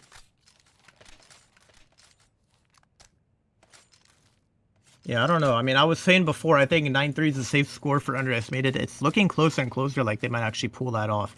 I mean, Xenocide, they're barely forcing up here. I don't know if they'll even be able to buy much utility going forward. Again, most of them have utility right now. Only Clone going to be rocking nothing at all. I think they need to go back to that ramp strat. You know, they were able to take control of ramp so easily. As long as they can save some utility going forward from there, they should have a pretty... you know, should be pretty simple for them to go forward and take A from the elbow side. But right now it seems as though that's not going to be the case. The bomb is lingering over towards pool. These players are super spread out. They think Underestimated are going to peek, but Underestimated is saying, no way, Jose. We're just going to sit here. We're not pushing anything at all. They're playing the time game, and they're going to see, because they know it's inside. They take so long to make a decision. Like, you keep making them wait, that clock ticks down, you could potentially just lose off of time. And they've already done it once. They want to try and see if it can happen again. Oh, maybe a team flash play coming out here. Chele getting ready to flash his teammate in, it seems. I think we're going to see Arm swing off of that flash potentially. I don't know. It just looks like he's getting ready to throw it. But I think maybe just waiting for a call out from his teammate if they're actually pushing up. Yeah, the flash comes out. I guess he's not going to swing off of it. I thought we would see a little teammate wombo combo type thing there, but it didn't end up happening, so I'm a little disappointed. But now Xenocide are pushing towards B. 40 seconds on the clock. Scott runs in, able to find one. Gloxy gets one, but not before Clone gets the refrag. And it's looking like B is a site of choice. They're able to get this bomb plant soon, I believe. Some of these players are flashed towards the backside. Chele comes in with a flank though, and Vape is going to get taken out. Never mind. I think this is going to go in favor of Underestimated on the retake. Mir is about to get surrounded soon. He's stuck on site, and everyone is peeking him. But the flank from his team is going to come in. Josh is able to drop one, and now it is a 1 versus 2, but he's going to lose ultimately to Arm. Underestimated making it 8-3. They are so close to getting that 9-3 scoreline. I think it's actually going to happen now.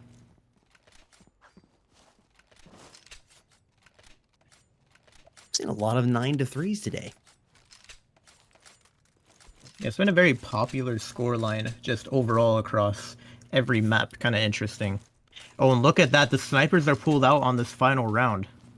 Interesting. V-Pop and Vape.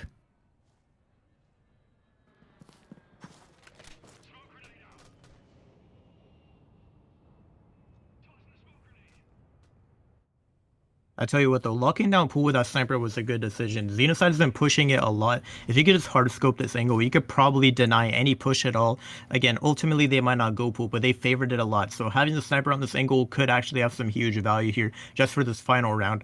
Again, we see Xenocide going for this super slow gameplay, just, you know, taking their time, waiting to see if they can find any picks. Ultimately though, they have to make a decision, right? Underestimated are not peeking, they're not really over contesting. Vape getting that kill with the sniper, that is huge. The one place I would probably snipe on breach side is holding down that B site, so I definitely like to see it being utilized there, and they're able to get a B pick. Now interestingly enough, it doesn't really cause much rotation. Gloxy getting dropped, there we go. Now we're going to see a V-pop coming in to try and hold this cross with a ratio, and Chele is aware of the ramp peak, but he's going to lose that gunfight. Scott is going to win that out. It is now a 2 versus 5 and the bomb is going down. It's safe to say this round is going in Xenocide's favor. They're going to make it 4-8 going into the flip. Honestly, not a bad half for them. I definitely think they're set up well. Again, the pistol round is going to have a huge impact on who wins the game. Honestly, I know it's kind of way too early to say this, but I think whoever wins the pistol probably going to win the game. But V-Pop not out for the count, just why he's able to find 2. Does he know there's one in his spawn though? That is the big question. Scott is playing this very passively, and I think V-Pop is a little aware. Oh man, that timing's going to get the best of him, and they're just going to double peek him there and drop him. Xenocide making it 4-8 as we head into the flip.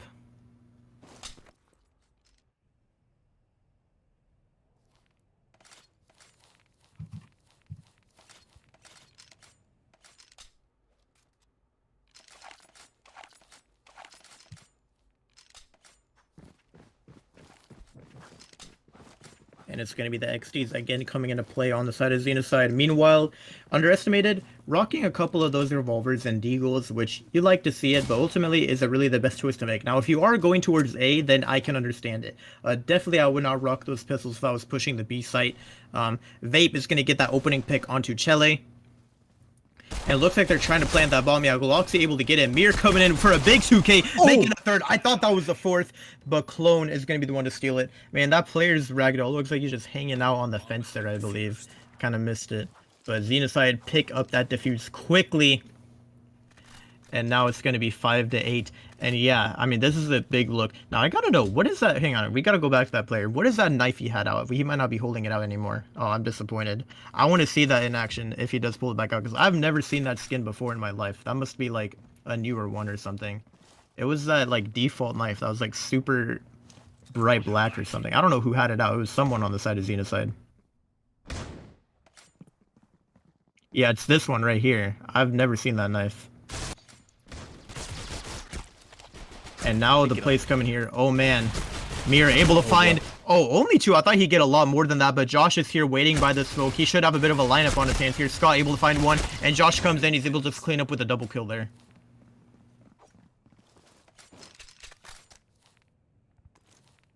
Xenocide working on closing that gap that Underestimated has created. I think they're looking really good. They might... I'm going to say, I don't want to jinx it for them.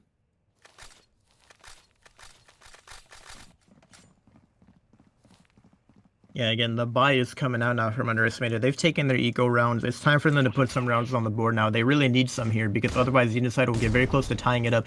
Those flashes are nice though. It's going to force those players back, but they're not really going to capitalize off of it. Again, probably just throwing some, I don't know. That's one of my biggest things that I don't get sometimes is when people, you'll have an amazing flash, you'll throw it, and then you just sit in the back after you throw it. Like, not really going to capitalize off of it. Just sort of get the flashes out there to scare them. I mean, I can understand in some aspect, but if you're going to throw the flashes and then just sit there, it's like, why not just use it to try and actually get that kill or just hold on to it, you know? Again, if you're actually doing it for a fake or something, that's a different story, but sometimes I see teams do that a lot, just throw flashes for virtually no reason, just to get them out there.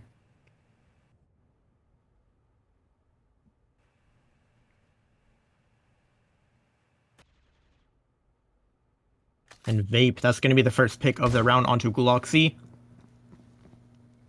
Underestimated, try and do something, but not a lot of utility to work with. So I think pushing ramp is probably out of the question. At least they'll have a difficult time taking it. Maybe they'll choose to ultimately go for it, but right now they don't have much to hang on. Arm is lurking here over towards mid, and they have a player walking a pool as well. Chele spotted one out. The flash comes out to try and take Mir off that angle. And he's going to run back now. I think it's going to be a B-side execute ultimately, but these players are waiting here. Scott trying to see if he can find some. He's able to get one. Tries to get a second, but Arm is going to go ahead and refrag his teammate there. Vape able to get that kill. He's going to get flashed though and forced to back off from that little door peek angle. Oh man, that hit everyone. And now look at this. Only 10 seconds. They're getting a bit of deja vu from before, right? I mean, no time on the clock at all. And Underestimated just chooses to save those guns. They waited a little too long to go for that execute, but at least they're able to save with the SGs in hand. One round separating these teams now.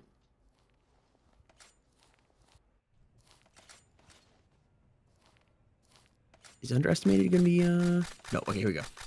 V-Pop is going to be pulling out. I thought a couple players were going to go eco. Man, Arm 18-9. That is nuts. V-Pop really struggling. Hasn't been popping off as much as today as we've seen him in the past.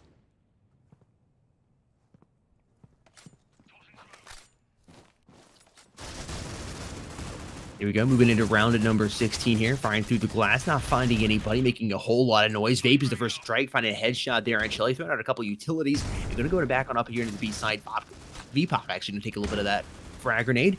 Ooh, Mir really flashed here, trying to stay alive. Thankfully for him, nobody has pushed him just yet. They're moving around here, and the bomb is about to hit this A site. V-Pop coming out of the corner, fires, gives away his position. Mir responds with a flashbang and backs on up towards his site. Really just trying to bring the breach into that bomb site where he's got some players here to meet him. Ooh, Vape able to find one, but Arm quick with a refrag. Josh finishes Arm off. And it's all down to this 1 versus 4 here. Minty quickly eliminated. Xenocide has tied it up.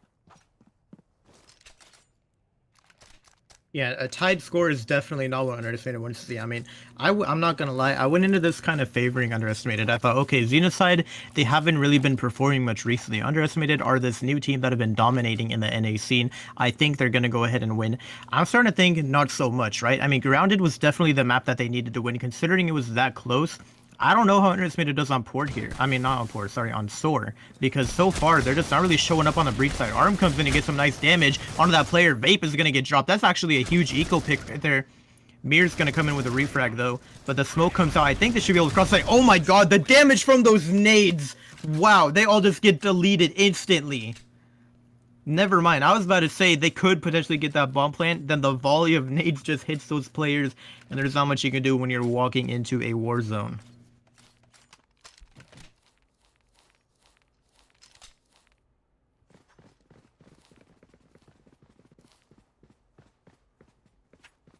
Nine to 8. Xenocide has retaken the lead.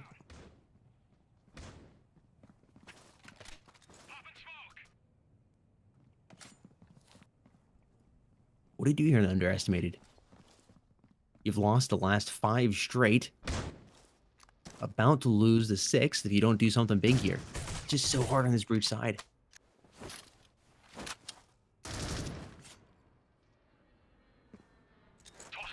Looks like Clone might be contesting this mid angle here. There's a lot of players getting ready to push it. No, he backs off actually, just as I say that. They're going to play more passive setup. Clone in the backside here. Vape able to get that nice headshot. That was through a smoke, wasn't it? Yeah, it was. He's going to get flashed out as well.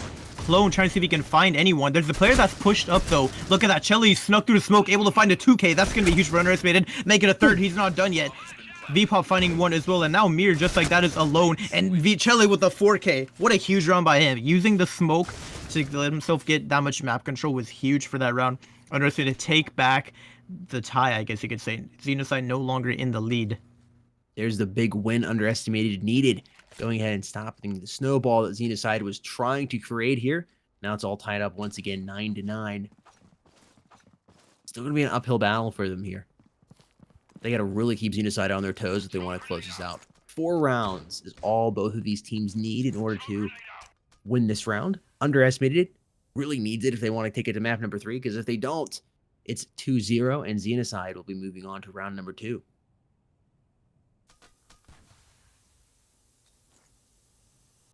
Yeah, now it looks like they're bunched up over towards the ramp. You gotta wonder what's the plan here for this round. A lot of utility being dumped on the coalition side, though. Xenocide, they're slowly working down all their utility. Meanwhile, Underestimated still have a lot of full kits to work with here. You know, all this util dump towards ramp could be what Underestimated needed, because they're gonna have a hard time holding it down beyond this point. Scott is kind of stuck in reception here, spamming through the smoke, but no one he's going to be finding through there just quite. Underestimated. They're still pushing through, though, and they have... Oh, I was just saying they have a lot of utility. Like, once again, 100% of that util is gone. They used all of it somehow in the span of, like, 10 seconds, and now they have to try and move forward here, but Mir's just holding this angle. No smoke for that. It's going to make it harder for them to push out here. They've getting even more damage. Finds one and gets another low. He's pushing him. I don't think he knew that Chelly was in that corner right there.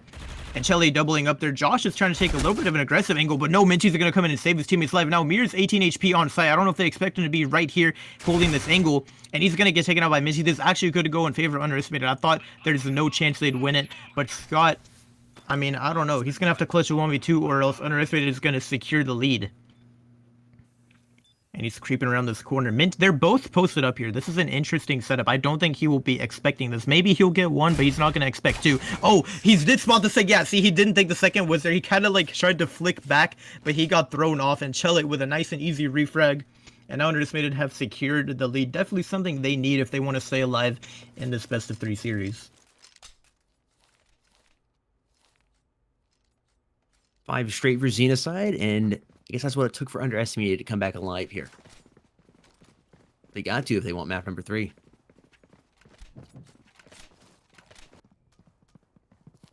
Xenocide going for a bit of a broken buy here, just coming up with whatever they can, opting to go for 3 shotguns, a deagle, and an AUG.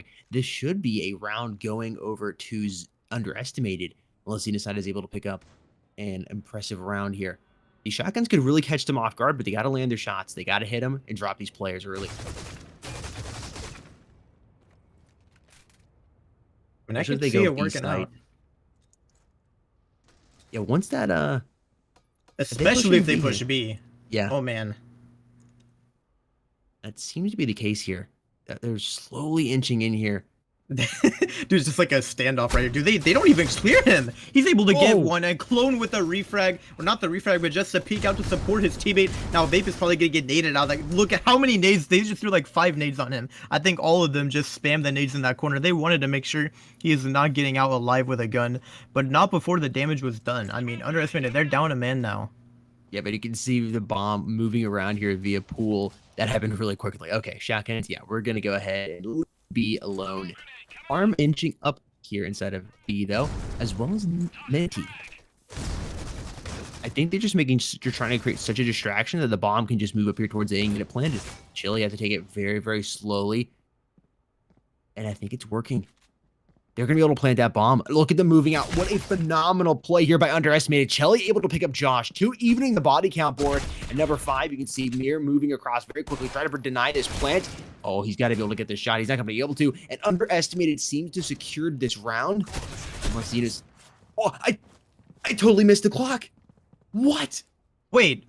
What? I totally missed the clock. I was so focused on what was going on. Xenocide ends up winning because they played the clock. Underestimated taking too much time once again. That is the second time we have seen this. No, that caught me off guard too. I'm just thinking, wow, good job Underestimated. I just hear coalition wins. Man, I'm like, why is this player frantically running for his life? I didn't realize that he had no time left. Yeah, I know. Play that bomb. Play that bomb. Crazy. Xenocide being able to stay in this because of that fumbling of the clock by underestimated.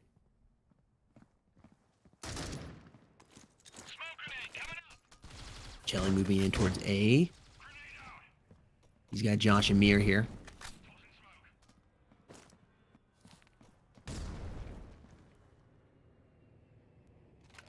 I tell you what, these 5 SGs are gonna have to put in some work for underestimated because this is a crucial round, right? You lose that round because of time. It's very tough. And now you have to come back and win this because the Xenocide takes it 11 to 10. I mean, at least they have some money to work with, so they probably will be able to buy the following round. But if somehow, let's just say Xenocide can win these next 2, I think underestimated will be in a world of trouble when it comes to their money situation. Again, I might be wrong about that. The loser bonus might start stacking up. But right now, I definitely think underestimated needs to put a round on the board because the money side on Xeno is low. So they could definitely benefit from that. And this player is hiding in the smoke, or I don't know what happened. He was hiding in the smoke there. I think he just ran out. By Clone. Bomb has been planted. They know where he's at. They find Gloxy. Also a little bit of wall bang actually coming out from those players behind. Scott and Josh finish them off. Xenocide should be able to take this round. They're defusing the bomb right now. Vape is on it, and that's all she wrote there. Xenocide has won. They needed that win because of the cash, and now they have taken the lead once again. Man, it is neck and neck here.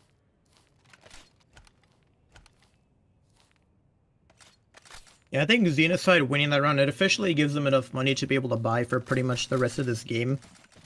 I mean, at the maximum, we can have, what, like 3-4 more rounds? So not too many left that can potentially be played, even if this does go the closest scoreboard possible, but I don't think that would be the case. Again, you never know, but VPOP forcing a sniper with no armor, interesting decision by him. I gotta wonder where they're taking it though. Again, usually on breach side, I'd probably take a sniper over towards B, which seems to be what he's doing right now. Now the question is, will Clone give him a free kill, right? He needs to be disciplined about this. He probably doesn't know or is not gonna be expecting the sniper to be pulled out by that player. Oh, Menti's getting shot from reception right now. And he's able to win that gunfight on arm. That's gonna be huge. He gets taken down very low though.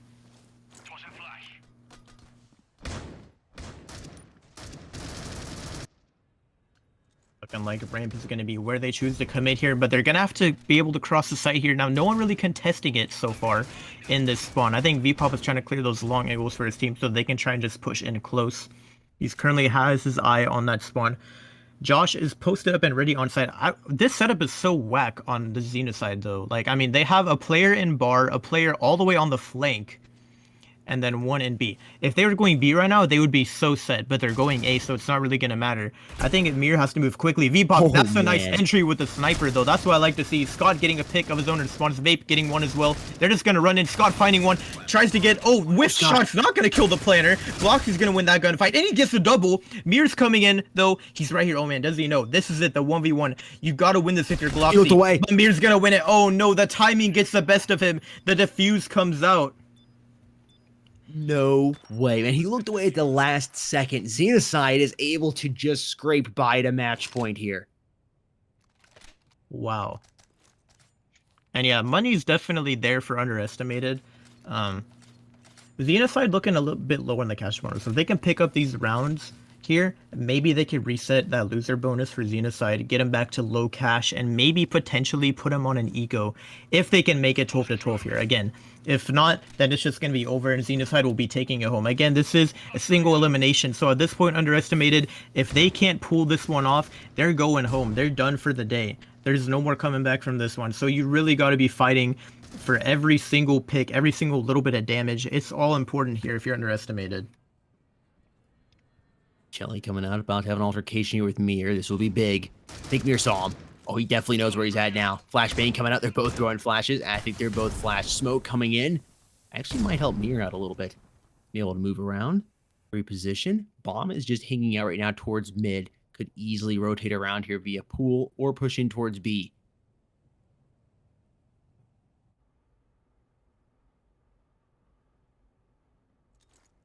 Also, Minty watching ramp. That's an interesting spot for him to be at. He's on top of the OV pop. Big play right there. They've got that entering pick, and now they're moving in towards B. I think he might have heard Scott. There was that frag out. Trying to come with the wall bangs. Vape has just gone back to that spot he shot through. If he shoots again, Ape is going to be out of there. Smoke dissipating. Another one coming in. Ooh, V pop in a difficult spot. He's even coming in. Oh, no way. You got to be kidding me. Comes with a fantastic quick scope. Josh is quickly going to refrag, but not before the damage has been done. It's 1v3. Underestimated has secured this round. It's 12-11. We might be around number 25 again. Could very likely happen. Again, if it goes the full distance here and then Xenocide wins, it's going to be tough for Underestimated. I mean, being that close on both maps, it just sucks if you get knocked out because of that. It's going to be going all the way, folks. Look at this. Shotgun and M4 being pulled up by Scott and me, respectively. Deagle in the hand of Clone, and then Josh and Vape rocking the XDs. They're going to have to play Eco here because if they don't, they will be playing Eco on match point, and you do not want that at all. It is going the distance unless something incredible is able to happen on the Xenocide side. Shelly's already dropped that shotgun out of there with that frag grenade. That'll be big. There will be no more shotgun havoc being able to be wreaked on this B site. You would think Underestimated would guess a potential eco here just based on how the cash has been. I think B is a risky play. I mean, considering that they could be eco here, I mean, you're rocking the shot. You really want to push B when they might be rocking the shotguns. That could be their demise. Mir able to find one, but Arm responds quickly. Clone's going to take out Vape. He's going to have to, I don't think he wins this, but at least get a pick here. He's able to take out V-Pop. That's huge. No. Tries to go for an aggressive peek. I think Josh can grab the backstab.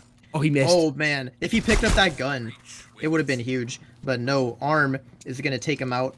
And yeah, there we go. I mean, 12-12. We're literally going the full distance. This is it for all the marbles.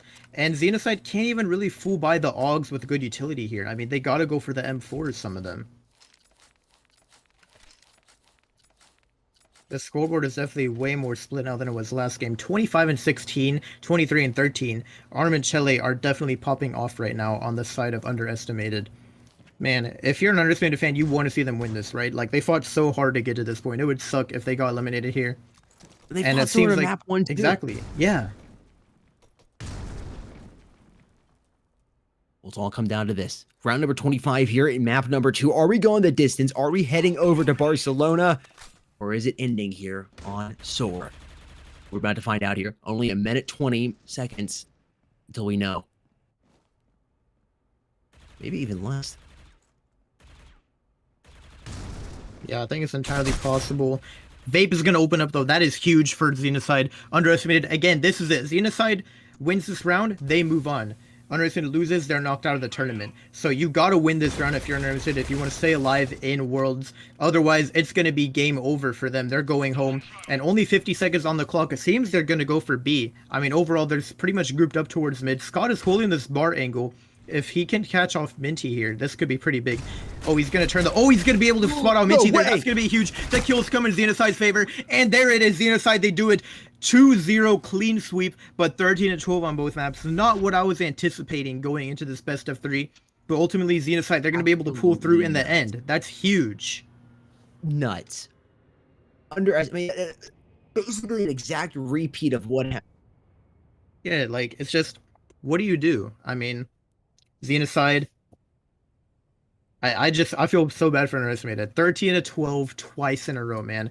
That's got to be so defeating. Like, what do you even do in that situation, you know? I mean, I would be so sad. Like, you fought this hard, you made it to Worlds, and then you're just gonna lose by only one round. It's just, sometimes it makes you think, like, if we didn't make one little mistake here, if we didn't make one little mistake there, we would be winning right now. We would have moved on, and Xenocide would be out 2-0. It's just when it comes down to that close of a matchup for both games, it can kind of stink. So I kind of feel bad for Xenocide, I'm not going to lie. But yeah, that first game did end up going 2-0. We're not going to get to see Plaza. I do believe we will be getting ready with the next map soon. Again, we got to give these teams some time to get prepared, to get the recordings done. Or actually, it's not, yeah, it's the next 2 teams, I guess I should say. Mobility and Phoenix is our next matchup. That one's going to be happening soon. So make sure y'all aren't going anywhere. We will be back soon with that. Again, we got to give these teams time to get prepared, get their recordings done, and make sure they're ready. So in the meantime, we will be going to break right now, and we'll see you all very soon.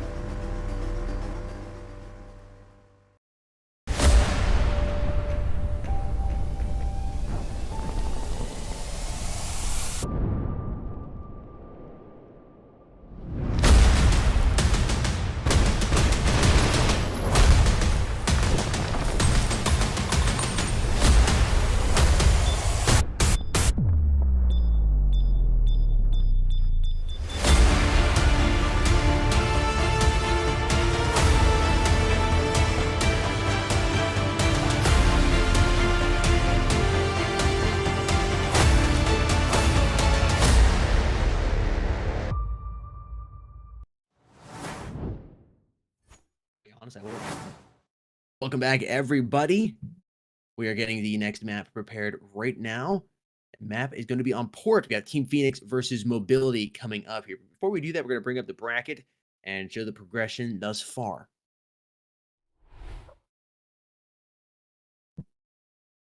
Bracket is now popping up on screen just so y'all can see how we are going so far in this tournament. Again, we just saw that match Xenocide versus Underestimated. As of right now, they did win 2-0, and they're going to be moving on. Underestimated, unfortunately, are eliminated from the tournament. Now, our next match that's coming up soon is Mobility versus Phoenix. The winner of that match will determine who faces off versus Xenocide next weekend in Conference Round 2.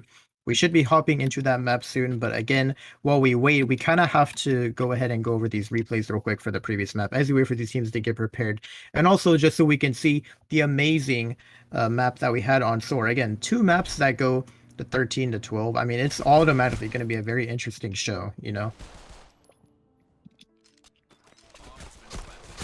Overall, I don't know what to say. Soar was an interesting map. I did not think it would go 13 to 12. That definitely threw me off just a little bit as far as overall how it went. I thought it was going to be a bit more lopsided, maybe towards Xenocide. Underestimated put up more of a fight than I thought they would on that breach side. I thought they were kind of, out for the count, I guess you could say, but they put up more rounds on the board than I anticipated, so I got to give it to them. They were able to perform when it was needed. Ultimately, they couldn't win it out, but they still put up much more of a fight, and it was way more entertaining to watch it that way as well. Again, this was also a weird round where we saw everyone just playing super slow, overall. They were taking so long to go for these executes. They weren't really going for the plays that they should have been doing. Like, they were just taking their time and waiting to see if anyone would get aggressive. It wasn't really happening all that much. And then I believe it was 2 or 3 rounds where they lost because they just ran out of time. And like they tried to go for the round win or something like that on the breach side, and they just couldn't do it because the bomb got dropped, or maybe they just took too long to push. And they just ran the timer out effectively, which was kind of weird to happen on soar. But I guess ultimately they just weren't confident enough in their pushes. Yeah, 13 to 12 on both maps. So unfortunate for Underestimated, but Xenocide has to be very happy about the outcome overall. Came down to last wire. Just what little thing different than Underestimated would taking the W. Yeah, definitely.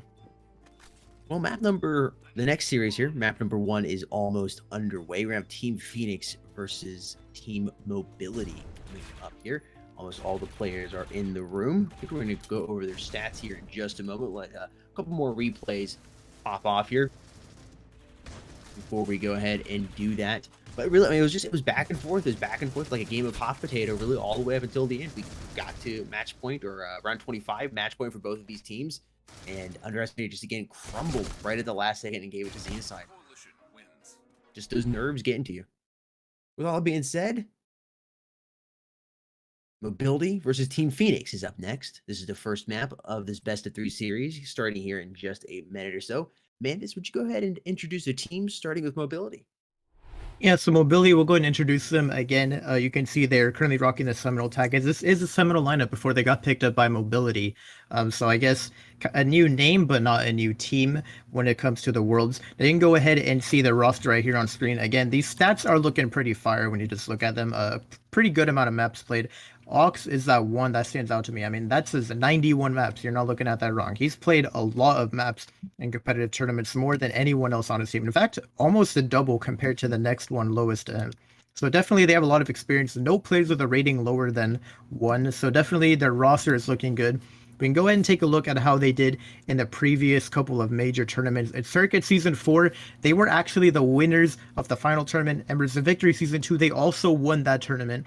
And then in Circuit Season 5, they ended up coming 2nd place. I believe they did fall short to Underestimated, which is the team that just got knocked out previously.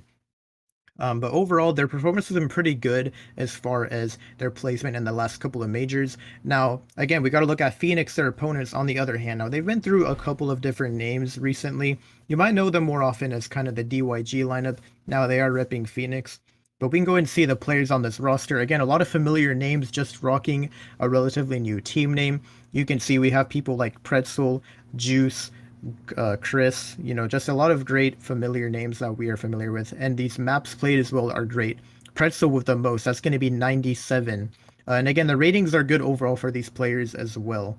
So definitely, I think we'll have a good matchup here today. We'll also go ahead and take a look and see how well Phoenix has performed recently in these major tournaments. It does look like in Circuit Season 4, they ended up placing second. They won the main 1 and main 2, and then placed second in the finals. Now, Embers of Victory Season 2, they ended up being the runner-ups team. They got second place in that one. And then in Circuit Season 5, they did not compete, it seems. So overall, not a bad performance from Phoenix. It looks like we're hopping into this knife round right now as well. It looks like it's going to be... That's going to be Phoenix is going for the classic corner stack strat. Oh man, I wonder how this is going to play out. The corner stack, so far, I haven't seen it lose yet. So I'm kind of interested if it never loses, then it just makes you wonder what happens if those teams are scared to just go against each other, right? I mean, that corner stack is a pretty devious strat, I guess. And finally, it looks like Mobility are inching their way forward, trying to see when they'll make contact. I don't know if this is the plan here. A couple of these players are getting dropped. It's ultimately going to be Phoenix, so I think. I don't know. Actually, wait, this will go either way. It's a 1v1 now. They're a little nervous. The knives are being swung, but Pressful is going to win it out. And Ox going to get dropped in the end there. Ultimately, Phoenix gets to choose what side they want to start on.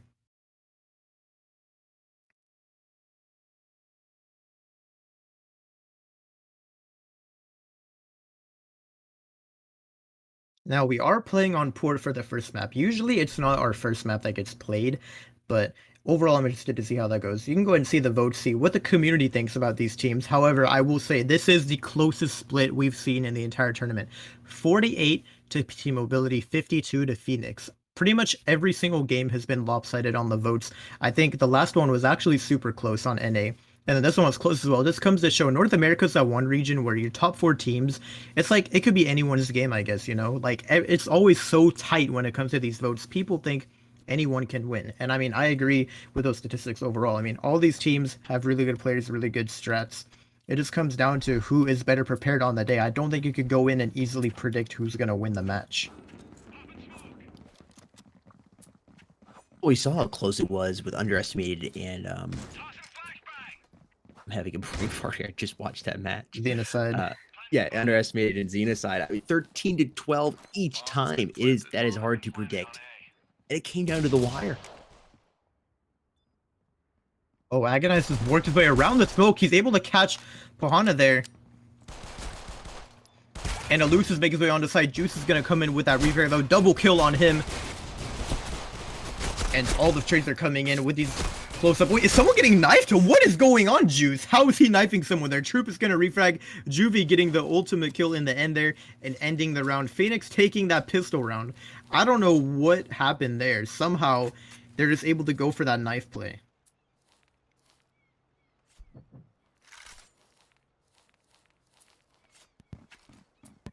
Team Phoenix rising out of the ashes first here, and they'll be able to utilize that extra cash to buy some good old AKs.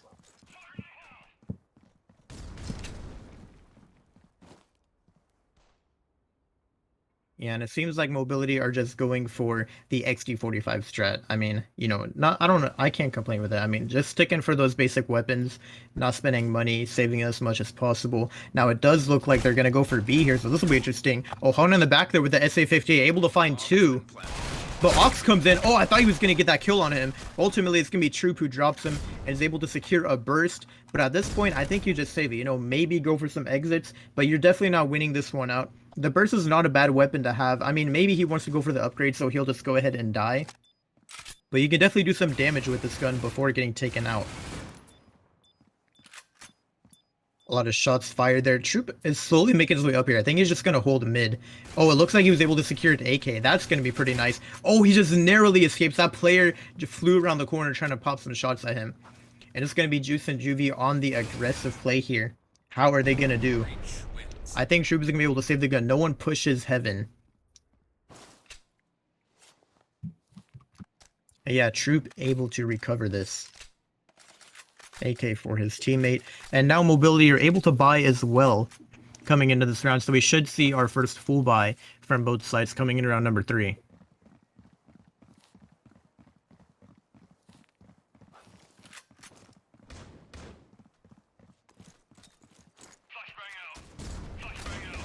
A flash play coming out over towards mid. Looks like Phoenix is trying to go A, but they're going to slow it down a little bit. They've at least taken control of mid so far. Now, Mobility aren't really defending mid all that well when it comes to how they're set up over here. I mean, yeah, you have a loose in the back. I think it's probably smoked off right now, but that's just about it. And I think Phoenix are getting ready to sandwich them somewhere. They're waiting for this utility to run out so they can make a move. They have a lot of map control. Mobility is playing super passively. And I think we're about to see a bit of a smoke lineup coming out here on A. Phoenix getting ready to go for an execute here, it seems. Yeah, we can see them making their way over towards this connector. I think they're about to push through here. Agonize is getting ready for this. I think they might have heard him jump up on this corner, so they could potentially just pre-fire the heck out of him. The question is, what do they do for this push? Yeah, Juice is getting ready to flash his team in. I smell an A execute. Time is running out, and Agonize gets flashed in this dumpster. Tries to go for some damage, but he can't find anyone. Annoy going for that little headshot there. Throws the frag under that garage as well for a little chip damage, and now he's trying to get out with his life. Wait for his teammates to come in and support him on this retake. No utility at all that they can use to their advantage. Oh, and this off angle here on top of this little forklift thing. Ohana is able to get one there. Slowly taking down. Ox is the last man alive, making a little bit of noise. And I think he's going to decide just to go ahead and try to save this AUG. And he moves back over here towards the B bomb site. There's 4 players left to deal with on the side of Phoenix still. And they look like they might be trying to hunt for him. He's going to have a run-in with player number 6 here. That's Ohana. And he's going to win that. How are you saying that? I don't want to mispronounce his name. He's just Ohana. Ohana? At least I know him as Ohana. I don't know why he threw the P in there, but... Making it difficult for me, man. Why's he got to do that?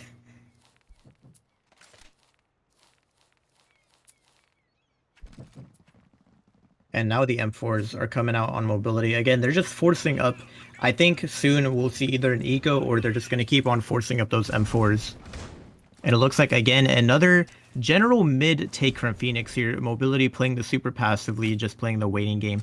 I don't know, man. I mean, we like to see from most other regions, they get aggressive on port when they're on the coalition side. They take control of mid.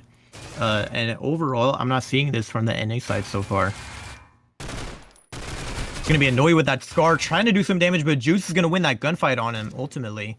I'm surprised, because I would have thought the Scar wins that gunfight there, but I think the smoke kind of just messed with him a little bit. Now Phoenix, oh, look at that push from Aloof. That's going to be huge. Gets 2 there. Ohana does this one with a frag of his own, but now we're down to a 3 versus 3. Shoot some warning shots there to get Aloof's attention. And now you gotta wonder, where do they ultimately choose to commit? Agonized is locking down mid. It looks like he's actually going to back up towards B. He could meet these players on the rotation here. Aloof is still like debating if he should push this, but at the same time, Phoenix are just a little paranoid about it. Now the smoke comes out towards connector, and that's going to force Juvie to turn around and head towards garage or mid, based on where he chooses to go. Agonized about to encounter these players on site here. Somehow they haven't peeked into each other quite yet. The B-side execute is coming down. Agonize gets 1 somehow. What is going on right now? They just... What? Okay. Oh, no. I think... Okay, he was on the other side of the wall. I thought they walked past each other. That looked very deceiving because of the smoke. He was just walking through that connector. Now, Chris is the last one alive. And Troop is about to peek into him again. He doesn't have any armor, and yeah, Troop is going to win that gunfight nice and easily. Mobility putting their first round on the board. Now, Phoenix did have a pretty good start, but when you take a look at their map stats, I mean, Team Phoenix on port, I mean, I guess you can't really complain about it. They've won once and lost once on port, but that's it when it comes to their previous gameplay on port. And I look at mobility, on the other hand. Their port stats, they've played it 4 times, and they've won 4 times. So far, they have a flawless track record on port. They haven't lost it a single time. So they're definitely kind of set, I guess you could say, as far as the statistics behind them. I know Phoenix did have a strong start there. Again, they did win that pistol. You got to wonder, how is this going to go? I tell you what, though, this utility towards connector, it looks like every time Phoenix is getting ready to push up towards that connector area, and they just get stalled out by the flashes and the smokes from mobility. If they're going to go for a fast push, they got to be ready to counter that, but it looks like they're not. Annoy holding this little off angle. He's able to catch Juvie off guard. That's going to be the first opening pick for mobility in this round.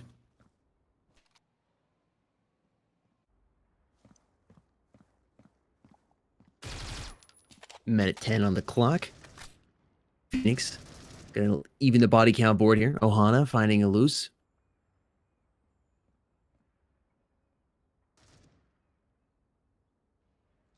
really taking their time. Phoenix, making a commitment over here. B seems to be the choice. It up. It's down onto a 3 versus 3. You gotta wonder what's gonna happen here. Only 40 seconds on the clock. It's ticking down ever so slowly. Oh, and the wallbang's coming in from Juice. I thought he was gonna find one there. Tries to do it. Pretzel's gonna pick up a kill on Annoy there, though. Agonize, able to swing out and kill that bomb planner, but he's not gonna get away with his life after that. Troop has a 1v2 on his hands now. I don't think they'll expect the third player in Maze. All 3 players have peaked from Maze so far. Surely they're gonna expect something else a little bit different. This positioning could be good for Troop here. Oh yeah, he's gonna catch one off guard. Oh wait, no, he's not gonna get that kill. Never mind. I thought he had a free kill on Christian Gar. He just turned his back to him and then he whiffed the spray. That is not what you can do if you're Troop in that situation. You really need to win that gunfight and make it a 1v1. Now Phoenix are taking the lead by 3 points heading into round number 6. You're right. They weren't expecting the peak coming back there from Maze, but he wasn't able to land any shots. Ohana 10-4, lose 5-4. Ohana's going off so far. Nice little 2.5 KD. Mobility struggling so far here as they move into round number 6. We'll see if they can close the gap to only 2. Ohana starting out strong. There's 11-4 for him now. About to pop around the corner. Well, actually, he's going to decide to move on back. He's going to get caught. His armor has been broken. He's got to be careful now. He's got Annoy to contend with only 1 HP to his name. Maybe he doesn't have to be as careful. Oh, and Ox flash, but he's able to find that headshot on the Juice. That's going to be huge. Annoy doesn't have much HP, so even though the body count is even, as far as HP, it's looking like Phoenix is going to be in the lead right here as far as that overall advantage. Oh, and look at that backstab from Pretzel as well. He's going to catch Annoy or Agonized in the back, but Troop here to even up the body count. Annoy has to win this, but no, he's not going to. Chris is going to put Phoenix back in the lead as far as the body count. Oh, and I think he heard Troop. He's very paranoid about this, but Troop is going to win that gunfight. That's a bomb down mid now, and Troop has this nice little lake peek here to hold. Pretzel is going to peek in him. Oh, he's going to back off of it. I wonder if that's the play to make here, but it looks like he's going to try and wrap it around the mid. Maybe Pretzel won't expect him to be all the way over here. You know, he probably thinks he stuck it out over towards A long. Pretzel able to recover that bomb. And he's going to I think he's going for A here. He doesn't know that Troop is wrapped around. I guess the wraparound play did work out. I would have expected the B rotation. I think he was expecting Troop to be rotating all the way back, and the outplay from Troop is just very nice there.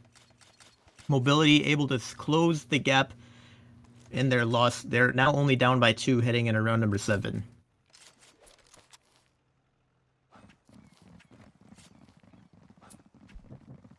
And it looks like Phoenix has to ego. This could very well be 3-4 in favor of mobility after this round, unless we can see an eco win from Phoenix. Looks like mid will be where they choose to go. Ox is going to have to put in a lot of work here, and Eluse currently getting a triple. Make that 4. He gets the ace. Oh my god, the fastest spray down I've seen all day. Wow.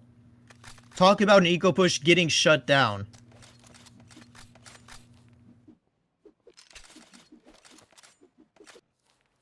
That is definitely going on the highlight reel for sure. Mobility now making it 3-4, and it's another eco round for Phoenix. They still can't full buy. They choose not to go for the AKs and force up. They choose to just play it safe and make it 4-4 here, unless they can pull off this eco round. You never know. But it looks like now A is the side of choice. Oh, and that flash comes in from back sight, but it's not going to matter. They've all pushed through. The picks are coming out. Now this time it's looking like maybe it's going to go in favor of Phoenix. Again, the HP isn't really there. Ox running into side. He's able to take out 2. Spots the 3rd, and he's able to headshot him. Annoy comes in for that final kill. Mobility just quickly and swiftly cleaning up those eco rounds and tying up the scoreboard, but now Phoenix can respond with a full buy of their own heading into round number 9.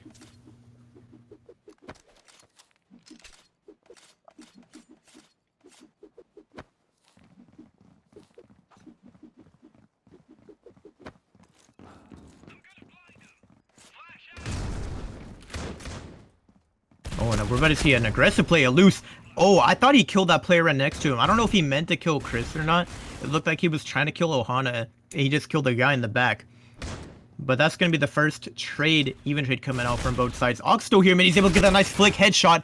But Pretzel comes in with the trade once again. So many even trades coming out here. Mobility getting a bit more aggressive, though, which is what I like to see from the Coalition side. Oh, man, this dumpster angle. Yeah, Ox does not want to peek that. Or, I'm sorry, that's Annoy. He does not want to peek that angle. It's very hard to win that gunfight. And I wouldn't want to peek that if I were him. But we're now down to a 3 versus 3. currently still a minute on the clock, so it seems like plenty of time to make a decision. But right now it seems like they're doubling up towards this back mid area, just trying to see if they can lock down a potential B push / rotation.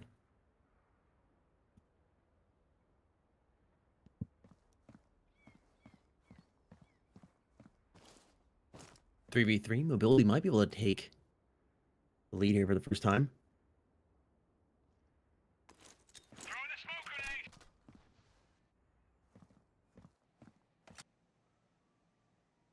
I don't know, Annoy is positioned very well in this maze. And he's able to find one on Juvie there. Spots a second, gets him pretty low, but not before he gets traded out. Troop, I think he hears that bomb plan right there. Tries to go for the wallbang damage. He gets him kind of low. Juice gets tagged up a little bit. And I think now we're about to see a bit of a play. Juice goes for that flash over the boxes. They got to come in for this retake, though. Not a lot of utility to work with. So it's going to come down to the raw gunfights. And Pretzel is holding this staircase angle. Juice in the maze are kind of spread out right now. Probably not what you want if you're Phoenix, considering Mobility are playing very close together. You got to wonder, though, will they go for this play? He taps the bomb. And he's going to win that gunfight now. Juice is in the maze, and Troop is aware of his position. He's able to get that wallbang headshot, doubling up there at the end and clutching up for Mobility. They're going to secure the lead for the first time this game.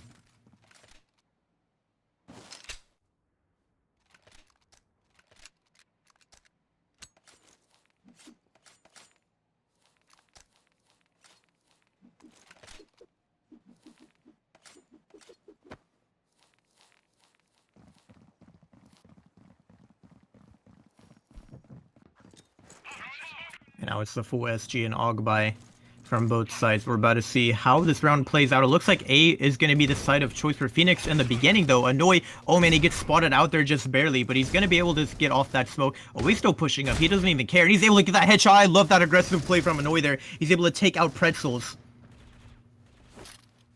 And now Mobility already starting off with the advantage on that body count.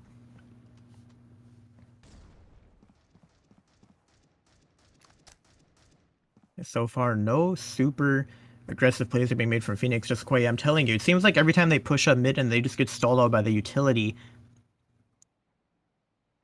Oh, Ox, maybe he's going to peek into these players here. He's able to find one. Ohana with that quick trade. Now Troop going for some wallbang damage. Not able to find any, though. But Ohana gets tagged down very low by Ox before he gets that trade. In the red HP zone, one stray bullet is all it takes to drop him at this point.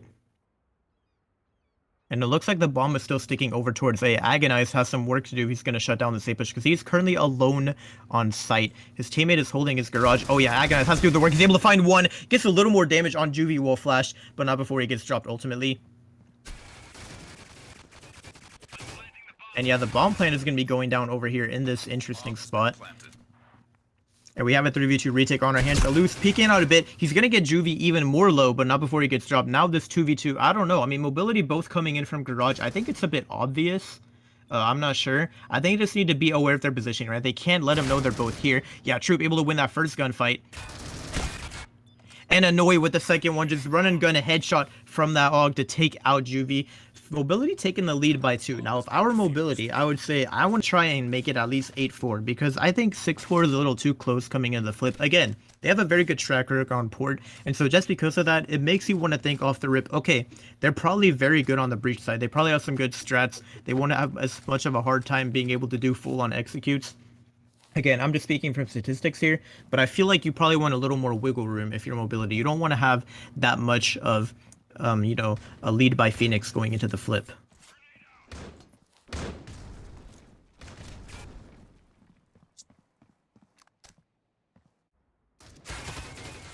Round number 11 underway. What do you do here, your Phoenix? All SGs. Bomb is creeping over here towards the B site. Taking their time, trying to play for a pick.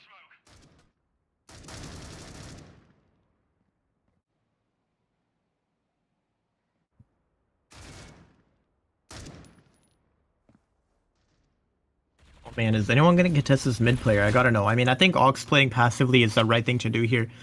They've been losing a lot of those head-on gunfights over towards mid, so definitely making them push up is probably the play here. But Ohana has snuck his way up towards top of B side. I don't think they know he's here.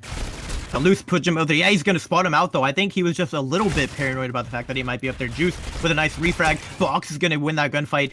He gets a little turnaround kill on him. Now we're down to a 3 versus 3. Troop, I think he's still very paranoid. Oh no, he's gonna turn. Wait, Agonize. Oh, he doesn't know there's a player here. And now Troop, he's got to be a little scared, right? I mean, he knew there was a player back there. He's not pushing though, he's just playing there, and he's kind of messing with Troop right now. Troop is expecting a flank play from him here, and I don't think he's aware of the fact that he's coming behind. Oh, now he hears him. He's gonna try and get this free kill onto Juvie, it seems, and he's able to take him out, but now he's giving away that he's in the maze. Tries to peek up top, and Chris is waiting on the bottom to headshot him. Phoenix looking like they could very well tie this up heading into the flip. Which would be a phenomenal job by Phoenix if they're able to do that. Like you mentioned, mobility probably wanted a little bit more of a cushion moving into the flip than what they're about to have here. Either 2 or no rounds. A little bit of nade stacking coming in from Phoenix. Gotta do what you gotta do.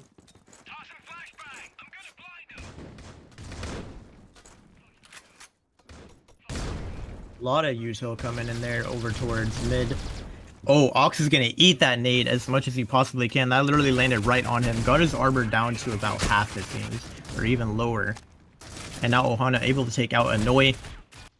Not before Troop comes in with a refrag. Agonize still playing this dumpster angle. I think this could go in Mobility's favor. I mean, they're playing super aggressive, and they're playing off each other like that. Just right there, we see Ox save his teammate's life. Juvie's gonna get a pick on Eluse, but right now, Mobility still have the player advantage. Juiced, I don't know how he didn't take more damage there. It looked like he should have, but I guess he didn't. He's able to get another one. Troop comes in with a refrag. When they spot the player along, oh, he gets aggressive and he swings out. He's able to get that double kill at the end. And Mobility are going to just barely take the lead before we head into the flip here. Better than all tied up. Now Phoenix will be here on the Coalition side. We'll see how hard they can flex the Coalition advantage they've just been dealt.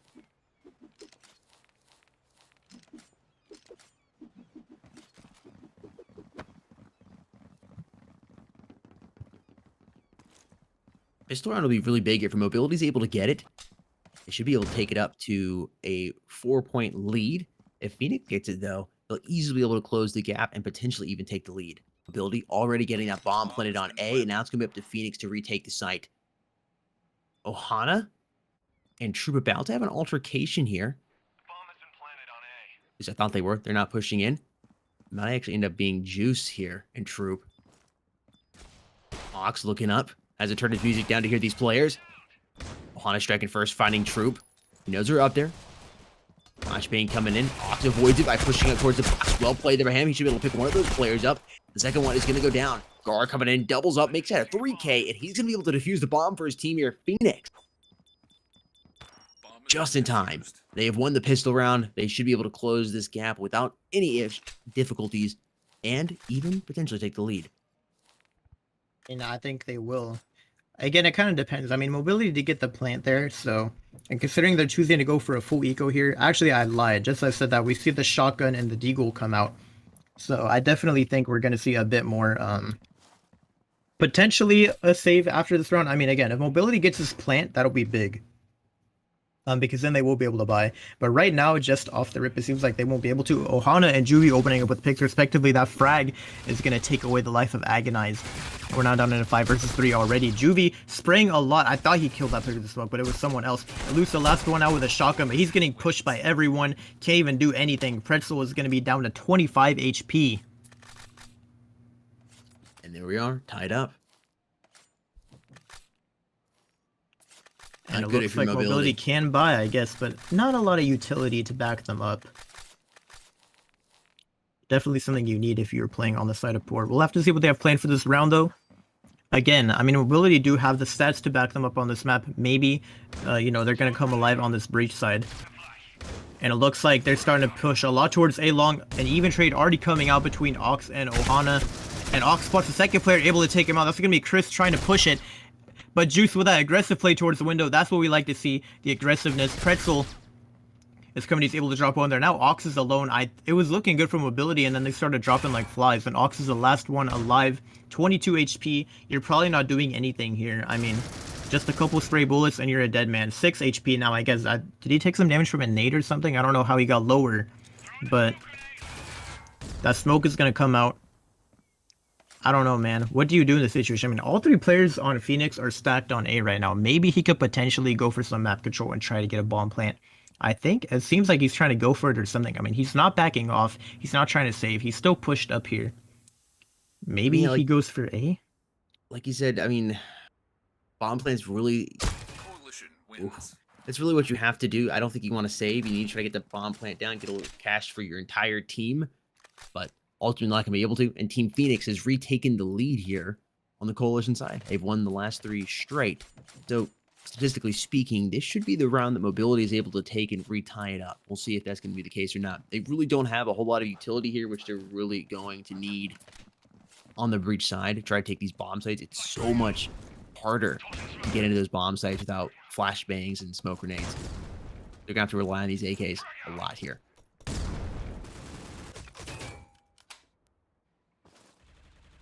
Yeah, and I am getting a bit of deja vu from Port earlier on this map. I mean, we saw it happen to Evil Vision. They just kept forcing up.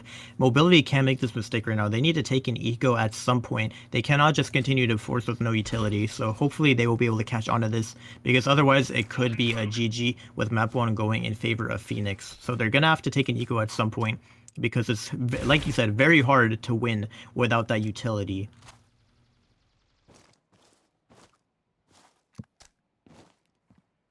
Oh, Chris, he's got a spot out. He spots the player over towards B long. And some wallbang damage coming in from Ohana there to get Ox a little low, around half HP. The bomb is now starting to back up. Only 46 seconds on the clock here, so you gotta make a move soon if you're Mobility. That time is starting to slowly tick down.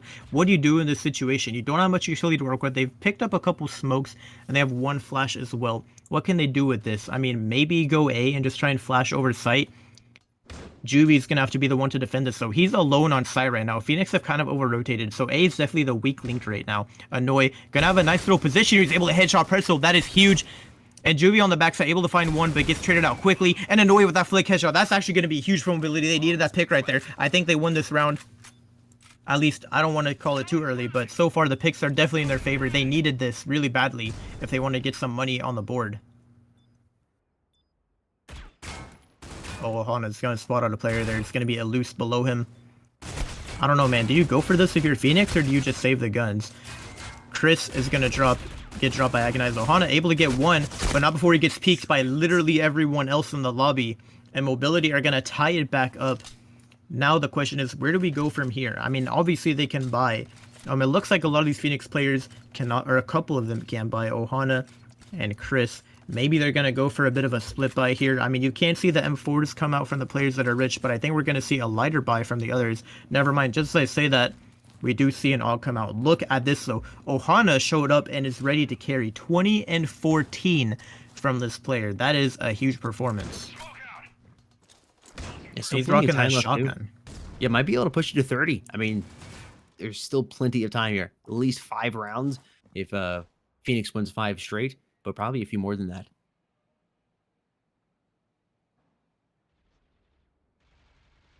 I don't know why I'm being quiet, because everything else is being quiet. Troop firing a couple warning shots. Going to pop the reload. Juvie staying disciplined over here. Looking like they're going to go try to go around B. To the back here. Or maybe not. Minute is left on the clock right now. Mobility needs to go ahead and decide which side they want to get to. Saw it a couple times on Soar last map where the clock ended up playing the breach. They let too much time go by. They don't want to do that here. Wallbang coming in. Should give the coalition a little bit of information. Pretzel sees him. He knows. See the rotation coming in just a little bit. They have basically an open bomb side over here on B. These 2 players here. They're going to eliminate Ohana. Pretzel's finding Troop, but the bomb isn't over there. Ox and crew moving here in the rear. They know exactly what's going on. It's an easy read. Oh man, Pretzel's mixing a lot of shots here. He's twisted up. He doesn't know what to do, and Alous is going to finish him off. Now it is 1 versus 2. They don't have time to plan. Yeah, I thought Juvie's about to peek it, but he decided not to. He knew they didn't have time to plant it. There it is. The clock ended up playing Mobility. They're really a fantastic strat what they just did, but ultimately just not enough time to work with. A couple more seconds and it could have been a totally different outcome. Phoenix has retaken the lead. And it's now Yeah, 9-8. Like you were saying, they just took that lead back. Mobility, you can't start trailing at this point. I mean, again, I know they're good on port in the past, but again, you're also on the breach side, right? You need to pick up some rounds here because otherwise it could be trouble. Phoenix is looking in a pretty good spot right now as far as the scoreboard. I think they have a good chance of taking this home. Mobility has to do something pretty impressive here if they want to take it back, because right now I think Phoenix is looking like they're most likely the ones. Bagana is going to open up on a Pretzel with the first pick of the round. Ohana getting a little aggressive mid. Chris is going to be able to find one there with that M4, going for some more shots, but he has to back up, gets tagged at 13 HP, trying to get out with his life. I know he's able to drop Juvie as well. Definitely the HP department is favoring them. It looked like Juice was lagging a bit there. Unfortunate for them. And now Ohana is the last player coming in. Oh man. And I know he's able to take him out. A nice clean round for Mobility. Beginning to like Mobility here. You can feel the energy and momentum on their side beginning to gain. They might be taking the lead here by a couple points. I mean, yeah, it's an eco round from Phoenix, so I think it's safe to say that. They're actually looking pretty poor right now. I mean, how much are you going to get if you're Phoenix for losing? Even if you lose this round while going almost full eco. I mean, not a single player over $2,000, so they might not be able to full buy here. Juvie able to find one, though. Interesting. Oh, more damage. Troop is super low. He's got to back up a little bit. You know, you don't want to lose that gun. That's going to be pretty important coming in the late game here. Pretzel with a lurk. He's flanked behind all of them. But I think Mobility is going to push up too quick before he can have much impact. Maybe he'll be able to recover that gun from Agonized if he's lucky, but I highly doubt it. Yeah, Luce is going to drop him pretty swiftly. And Mobility take the lead back. And yeah, the money still isn't there. Only 3,000 from a lot of these players, so you kind of got to eco again and let Mobility get the 11th round, or I suppose they could choose the force, but it seems they're going for the deagles, which is a smart play in my opinion.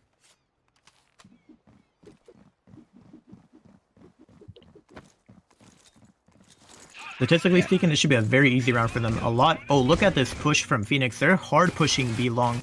This could be interesting. They're about to meet Annoy though. Oh, he has his knife out. Bro, you got to take the gun out. He's able to find one, but this should be an easy refrag because he gets tagged down pretty low. Wait. Is this going to go to Phoenix? What just happened in the kill feed? Ohana with a double there, it looks like. Agonize is now alone, and his teammates have secured guns. I think Agonize just lost this. I blinked and I hit. Everything was gone. Everybody was gone on the side of Mobility except for Agonized. 3 players to work with here. Ohana low on the HP. Oh, Agonized gonna tagged by that frag. Oh, I think they know he's in that smoke. Oh yeah, he's gonna get spotted out, but Chris with the easy refrag. Wow, we were just saying Mobility, good job on making it 11-9. Never mind, man. I mean, I guess everyone just got dropped. I don't know. You know, I'm not gonna lie. That was very questionable. I mean, keeping your knife out there. If you have the gun out, that's easily a 2K or something. Like, I don't know, man. They were not expecting the push. I mean, again, it was kind of an outplay. They weren't really anticipating it, but you really can't pull out your knife in situations like that, you know? Yeah, too many players are switching over to their knives too often, too soon. You know, I think that's like the 3rd time we've seen that today. 10-10 here. We might go to round number 25 again. That'd be nuts. 3 in a row. How often does that happen? Knocking on wood, don't want to jinx it. I mean, you're not wrong. It's very likely possible. Right now, Mobility have the player advantage. Oh, Juice, you got to hit that shot, man. He's going to hit a lot of whiffed shots there. Not really able to find a kill that could have potentially evened up the player count here on both sides. Right now, Mobility still has the lead technically. And Phoenix, they've used up pretty much all of their utility as well. So once that runs out, they might have an easy time pushing. But the bomb has been left all the way in back by A-Long. So this is not too good of a look for Mobility. Because no matter what they do, they're going to have to make sure they go back and remember to secure it before timer runs out too low. Again, they've lost on time already once. So they don't want to do that. Oh, Juice, that's a nasty shot right there. I don't know why Luce is challenging that so much, jiggling the same thing over and over again. It's like you want to die. Juice doubling up. There we go. He redeemed himself from that little mistake he made earlier. And now Mobility no longer have the lead here. Now, they do have a much heavier A stack on the side of Phoenix, so I think B is the side of choice that Mobility should go for here. We do have a B long flank coming in. Yeah, look at this. I mean, Ohana, he's backstabbing. Oh, this could actually work out perfectly. They choose to go B, and Ohana chooses to go for the backstab. Now, nobody to worry about on the side of B long, at least so far. They could go for a flank here, but they have the B side so easily. At least the bomb plane is going to come in and give them that extra money going forward. Pretzel going for a lot of wall breaks. Oh, he breaks someone's armor. That is some valuable information he's able to secure right there. And now we have a 3v4. All 3 players on the stairs. This is so whack for a setup. I mean, I probably would have spread them out a little bit if it was me.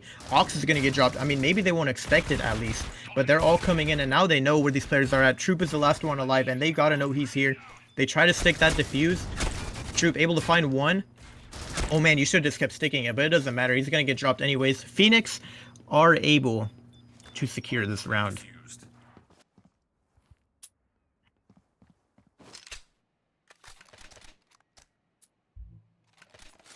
Now they're ahead.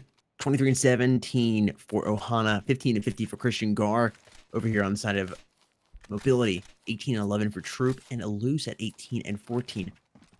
Agonize and Juice are the ones at the bottom of the scoreboard of their teams respectively.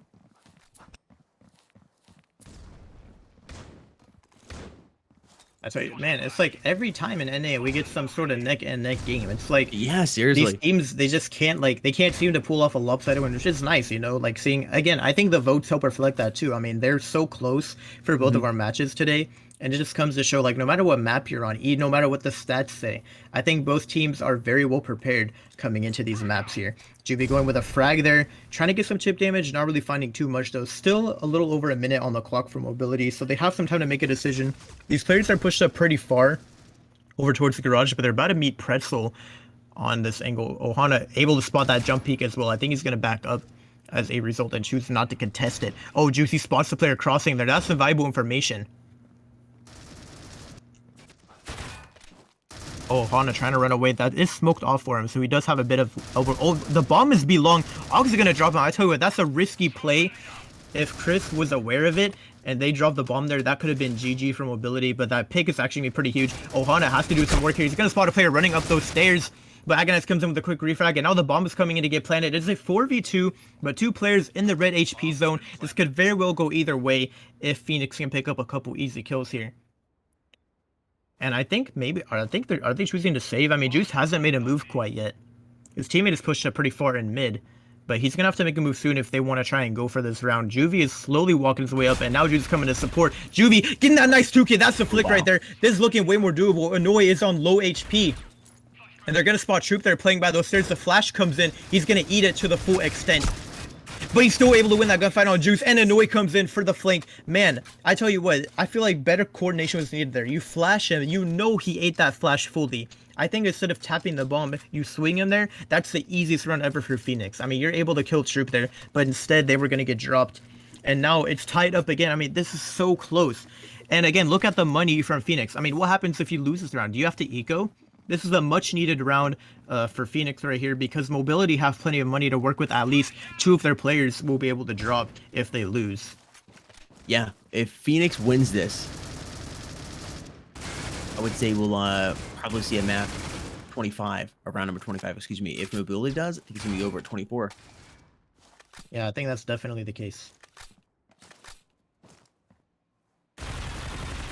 Do or die here for Team Phoenix. Really don't have to take an eco. They know they're playing very slow. They had that coalition advantage. They have to let the breach come to them. No need to get too aggressive. Oh, Juvie leaving that spot. And if a loose pushed up right there, I take that back. There was somebody watching his angle. I didn't realize that.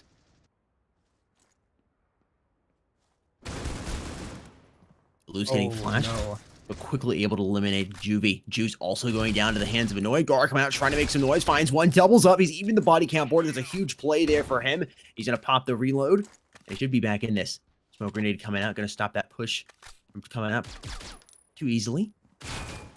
Oh, he sees the players there. We give a call to your team. Do they come in? Oh my gosh, this guy is going off. 3-4. He might be able to get the ace here. Troop. Last man alive. He's not going to be able to do it. Plenty of HP to work with, but only 20 seconds here. But Ohana's very low. He just needs to win the one-on-one versus Presso. Oh, but the bomb is down over there. What do you do if you're Troop? I mean, you gotta go, dude. Look at that clock, man. I think he lost at this point. I mean, he's peeking a site instead of going for the bomb. And yeah, Presso is just gonna have him walk right into his crosshair. Phoenix have taken the lead here. We're at match point, but Mobility can buy. They still have some money in the bank here. So I think they're pretty safe going into this round. At least a couple of these players are super rich. They should be able to drop guns for their teammates. I think Annoy, maybe he's not going to choose to buy. At least drop some utility? I don't know. Yeah, he looks like he's dropping some utility to his teammates there. And Mobility should be able to At least they have a fair chance coming this round. It's not like they have to take an eco.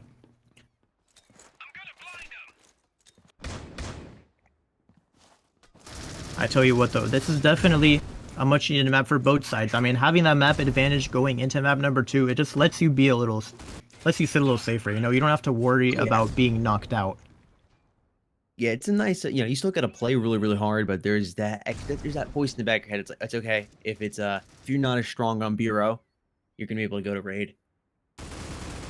Now, I will tell you what, Raid I think is Mobility's best map. So if this does go the full distance, they're kind of set, I guess. So definitely for Mobility, if you pick up this map, you at least know their best map is coming up for map number 3. Now the clock is slowly ticking down. What is going to be the play for Mobility here? They need to get this round or else it's game over, at least for map number 1. Juvie has a nice little off angle here. I wonder if Mobility is going to ultimately go for the 8 or not. They have True pushed up. Looks like Ohana's getting aggressive. Kind of a risky play here. But Juvie's going to find one to loose with a little refrag there, though. And now the picks are coming in. It's looking like A side is going to be the side of choice. Pretzel comes in. He's able to find one more. Oh, he gets a headshot. He's still alive. True gets the bomb plant. He's taking an aggressive peek. But Pretzel's going to back up. Choose to go ahead and pop that reload. Troop has run out, though. Is he going to go for a full-on backstab? I don't know. I don't think he is. He's just going to choose to stick by this connector area. The smoke comes out onto site. Troop thinks he's going to try and work around that smoke. It's literally just a guessing game at this point. I mean, which side does he push? Oh, he's going to get spotted there. And he's going to get... Oh, what? He's flashed! No way!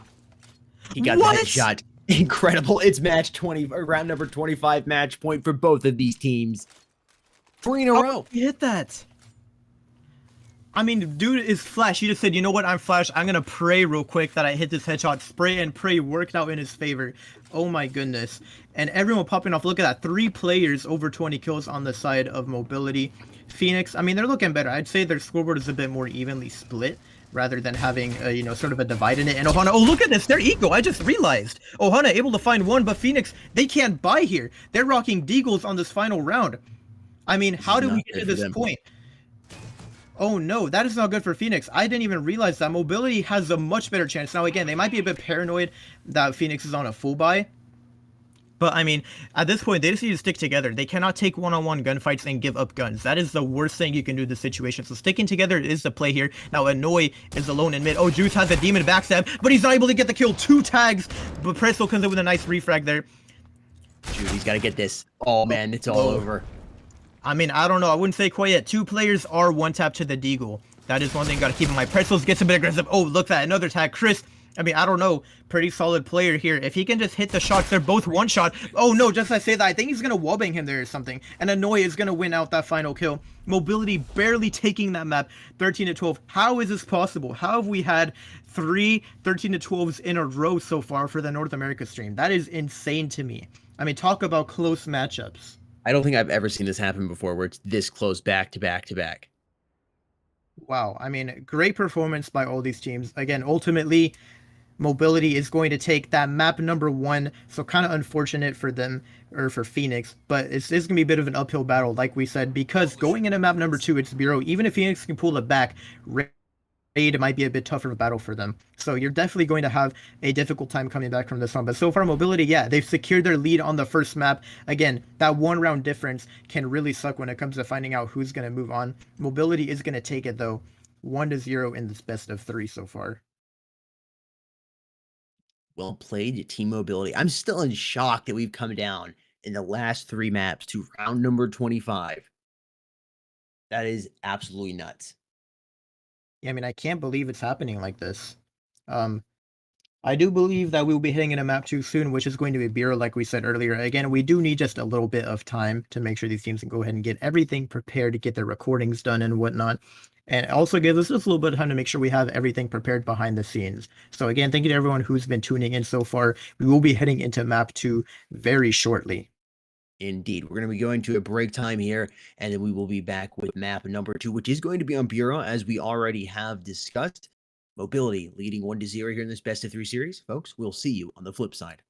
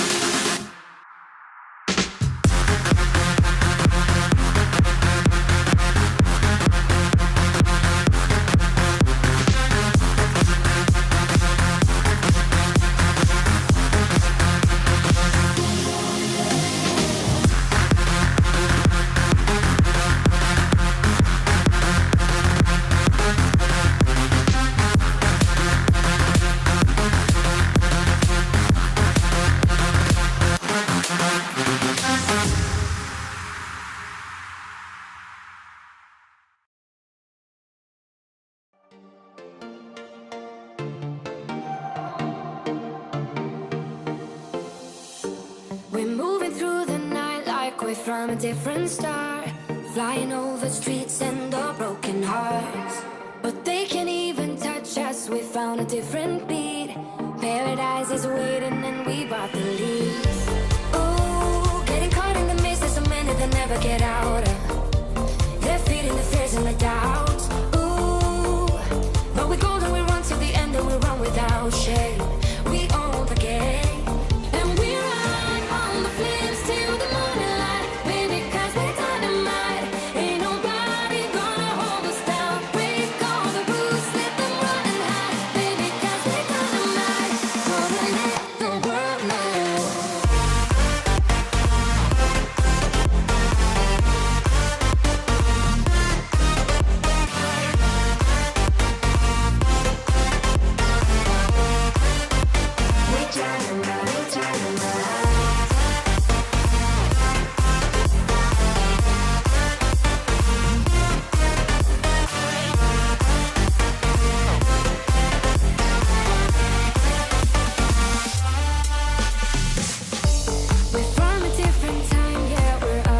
different breed. Cause what we got is timeless, we supersede. And we hold in the key, yeah, we're tight as can be. We're rolling, just like we please. Ooh, getting caught in the mist, there's so many that never get out of. We're feeding the fears and the doubts. Ooh, but we go and we run till the end and we run without shame. We own the game, and we ride on the flames till the morning light. Baby, cause we're dynamite. Ain't nobody gonna hold us down. Break all the rules, let them run and hide. Baby, cause we're dynamite. Gonna let the world know.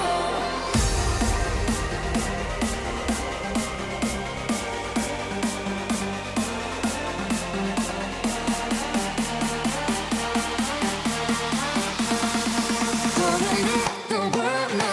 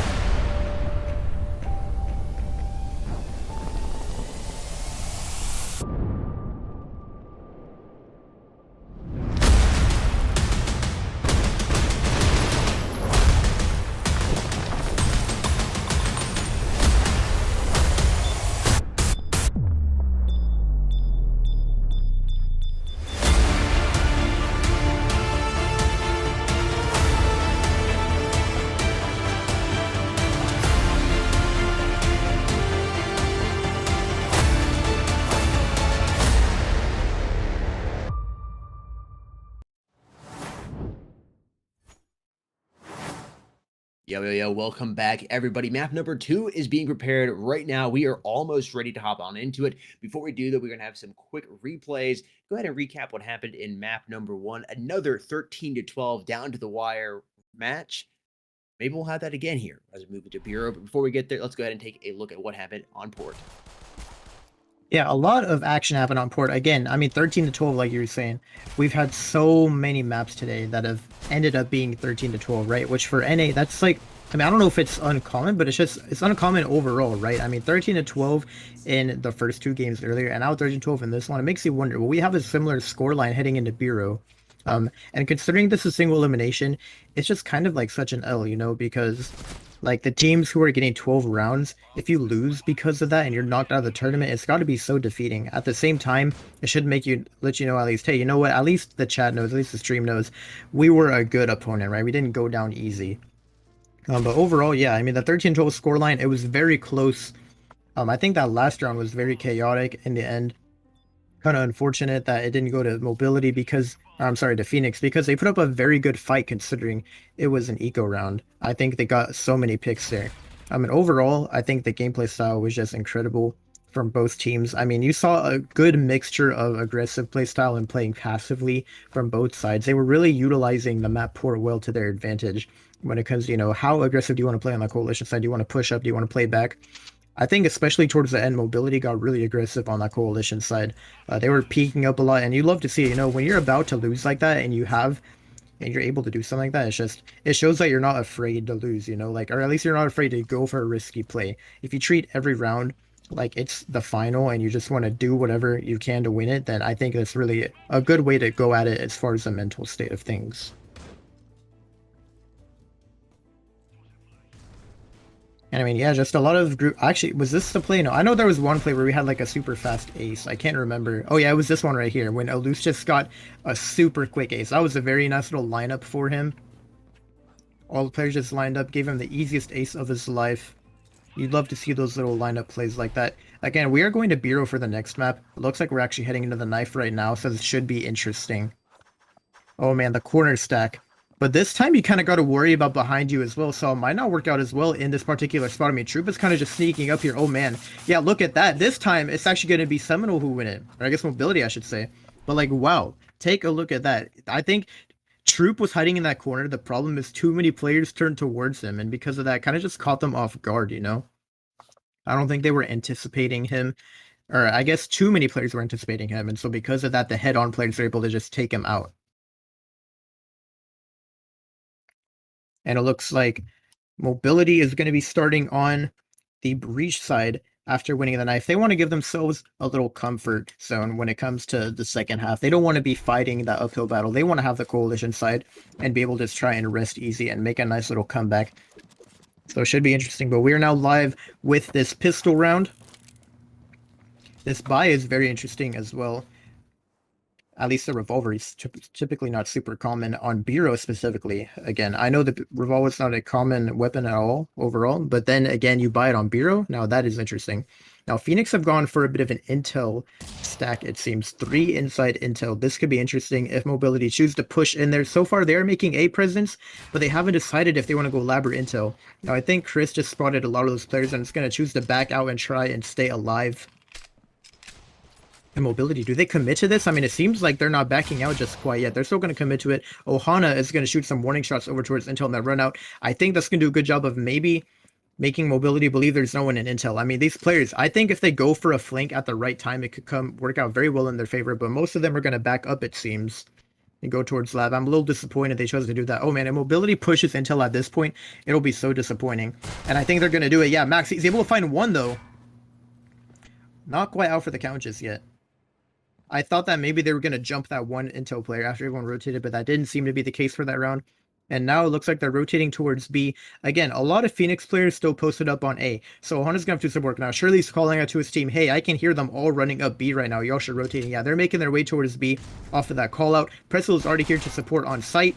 And I think we're going to see a Van Hall swing here. Yeah, these Van Hall players, Juvie going to open up with one. Chris finding another. And it's looking like this pistol round should go in favor of Phoenix. I don't think you can lose it at this point. Ox with the revolver, but he's going to get overwhelmed. Chris, I think that was a 3K there that he had that round. Nice little performance by him. Big round from Team Phoenix, taking that pistol round away. Be able to take an early lead here. If they play this right, they could be up 3-0 pretty quick here.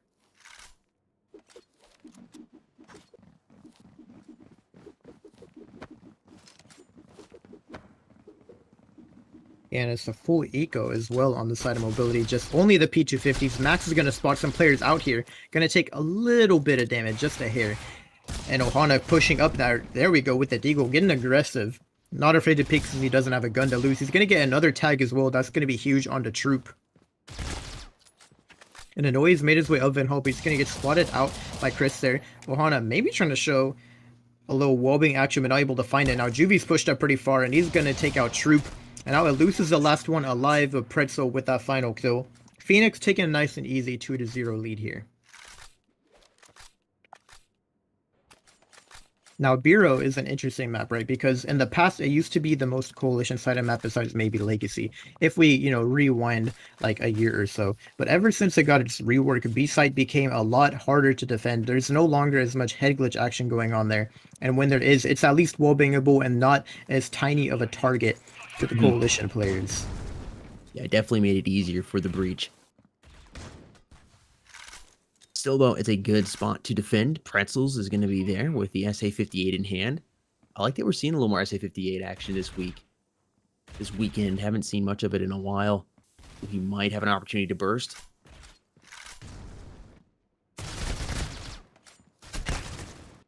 Juvie, quick little trade. Ox is going to refrag and doubles up with Christian. Bonk can move around here towards A, and nobody's on that A site to contest it being planted. That'll be great for mobility if they're able to get it planted, a little extra cash, and of course the round one as well. Only 2 players out alive. Pretzels is one of them, and Ohana is the other.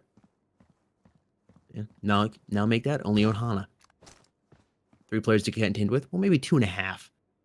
Ox is low. Same way with Troop. Actually, I just realized Troop has no armor either.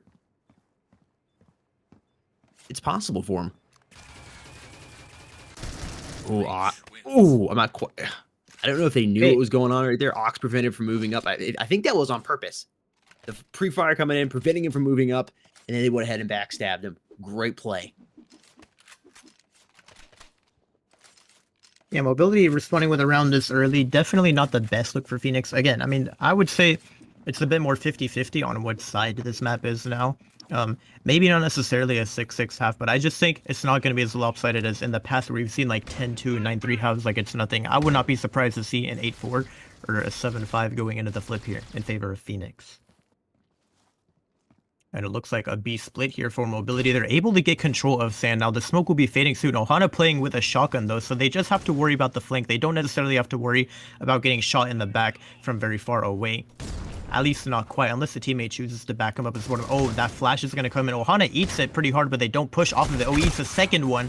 And Max is going to try and peek out, save his teammate's life, and he's going to get dropped. But Ohana, I don't think they're aware he's sitting in this corner. He might still be able to catch one off guard with a shotgun. I don't think they clear him here. There's no way they do. He just needs to keep playing the waiting game and just strike at the perfect time.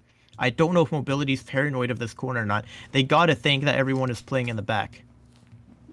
And yeah, now Eluse is running out. Ohana tries to keep him. Oh yeah, the XD's gonna come out and give him that kill. Agonize comes in from Sandlo to refrag his teammate. Right now, mobility does still have the player advantage.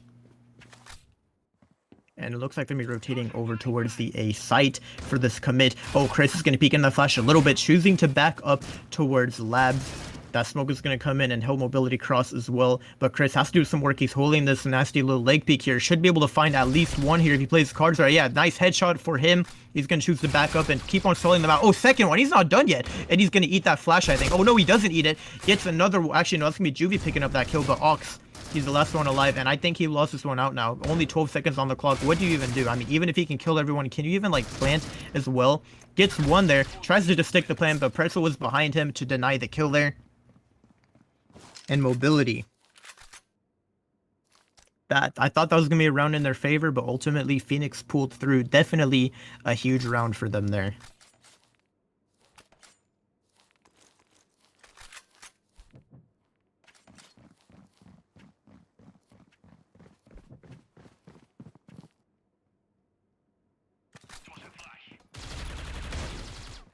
Phoenix leading by 2 as we move into round number 5. Mobility is on the breach side, so they're fighting a little bit of an uphill battle here. But if you're able to put at least 4 points on the board, I'd be feeling very comfortable going into the flip. They only need 3 more in order to do that. Mobility on a bit of a broken bye here. AK's in a couple hands, SG's in the other, and Eluse having to rock the Deagle. Trying to play for picks right now. Nobody's yet to get dropped, but lots of warning shots going back and forth here. Thought Ohana was about to move down Tree Hall. I was like, that's a ballsy move. Decides to move back. Ox is your bomb carrier, leaning over here towards A, but can easily move back towards B at any point in time here. They're moving down Banana right now. Juvie is here, and I think they've heard him. Loose popping around the corner. He has got the Deagle. They're going to sacrifice him. Frag grenade going out, try to soften these players up. Juvie finds one. Gar getting the other. Ox quickly picks up the trade on Juvie. But Gar is still alive in here. Swimming around. Looking to see if we can get these players.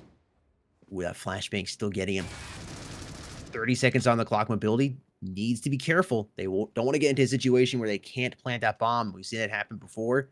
Oh man, Anoy's in a very good spot though. Max, is he going to win that gunfight? Yeah, he is. And now Anoy, oh man, he pulls the knife out, dude. I'm telling you, that just gets the best of them sometimes. Actually, I think for Annoy specifically, he was the same player who did that again last time when it was over towards B long. True, you're not winning this one out probably. He gets tagged down pretty low. Maybe gonna try and save the SG, but he's 15 HP. Flash comes out. Maybe just try and help him save his life. I think he's just gonna sit around the smoke. No, he's still contesting. Okay, I guess he just wanted to die. I thought he was gonna try and save the gun, but that was not ultimately his decision there. Phoenix now 4-1. They're leading by 3 as we move into round number 6.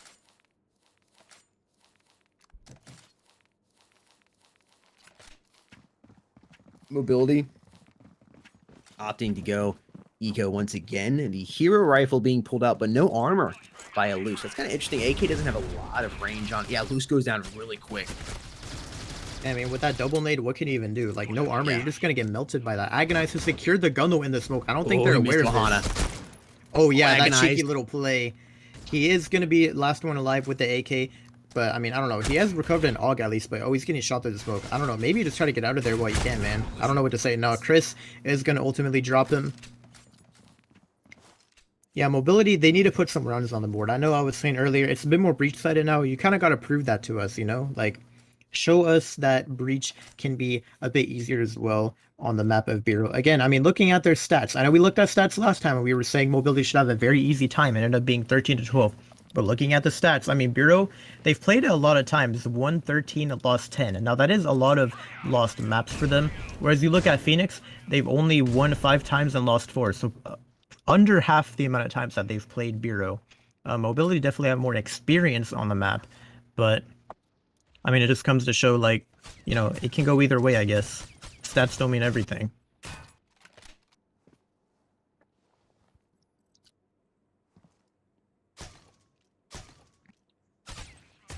Some more shots being fired through that smoke. Agonized, slowly pushing up.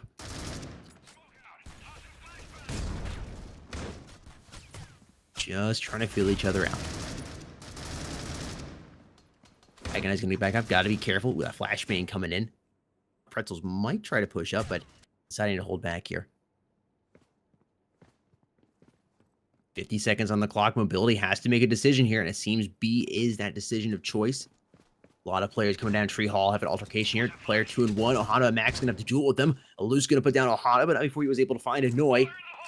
Here's Pretzels over on B, defending it.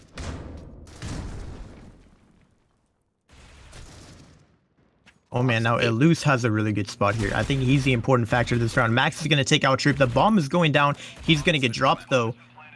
Bomb has been planted for mobility, and Ox tries to get aggressive, but he can't do much there. Agonizes the last alive. I think he's about to get swarmed here any second now. Somehow he hasn't died, but he gets spotted now. Oh, that flick headshot onto Chris, though. That's going to be huge. Maybe it's doable by Agonized. I mean, no armor. I think 1 bullet is all it takes. He's going to get another headshot on Juvie, though he doesn't have to peek. The bomb is planted, and Juvie has to play for the defuse, or he can go for the swing. Agonize is playing a bit of an off angle here.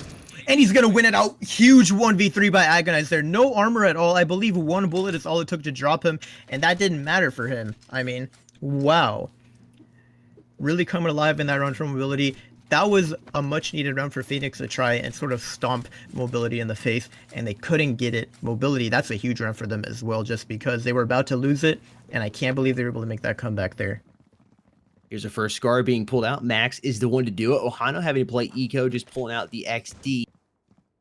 Could be a moment where mobility can start to take some rounds and close that gap Phoenix has created. We'll see here. Ohana getting more aggressive. Yeah, there wasn't much he's going to be able to do. Ooh, Agonize also finding Juvie there. This is beginning to feel like it might be around here for mobility unless Pretzels is able to do something big here. You can feel the heat beginning to increase. He doesn't want to get burnt. Agonize they heard that just a little bit. Yeah, they do indeed. He finds a headshot on him. Be a little salty after that. 1 player after life here. It's Max with that scar.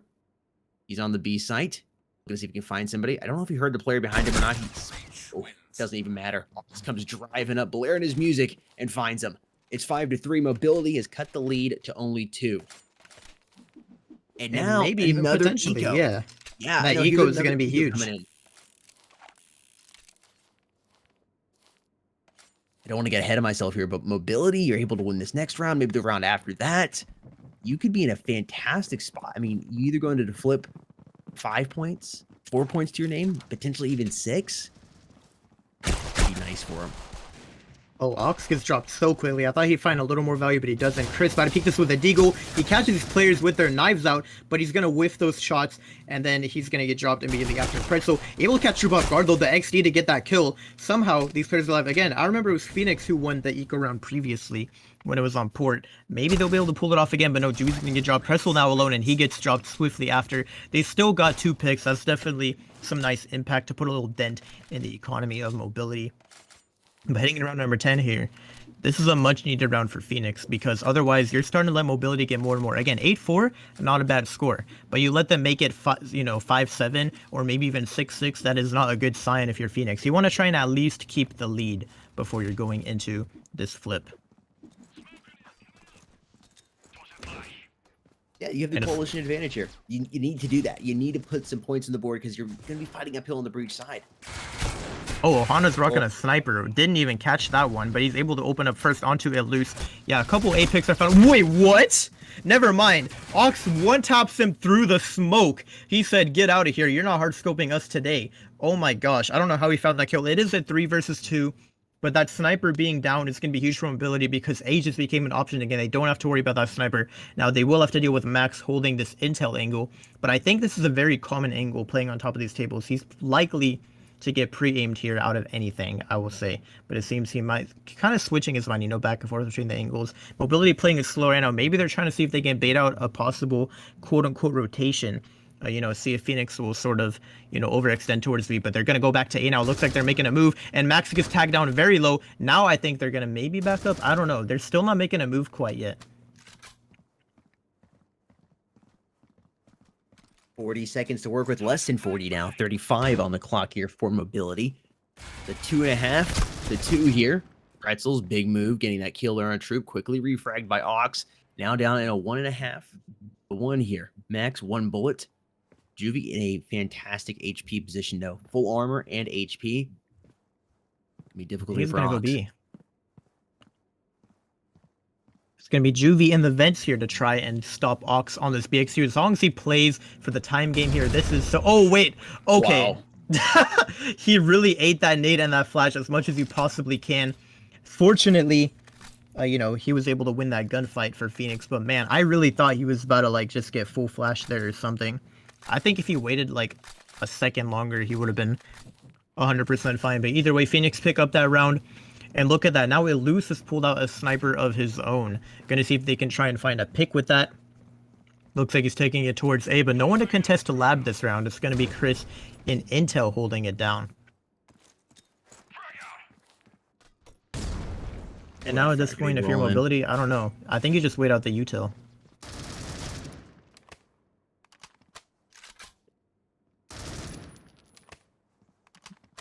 You think you're right? Wait that util out and then go ahead and move up. Minute 15 on the clock. They really like letting the clock tick down here. That's something mobility I saw in map 1 and map 2 as well here. Oh, loose. Oh, they were not expecting that at all. Max controls the head back to spawn.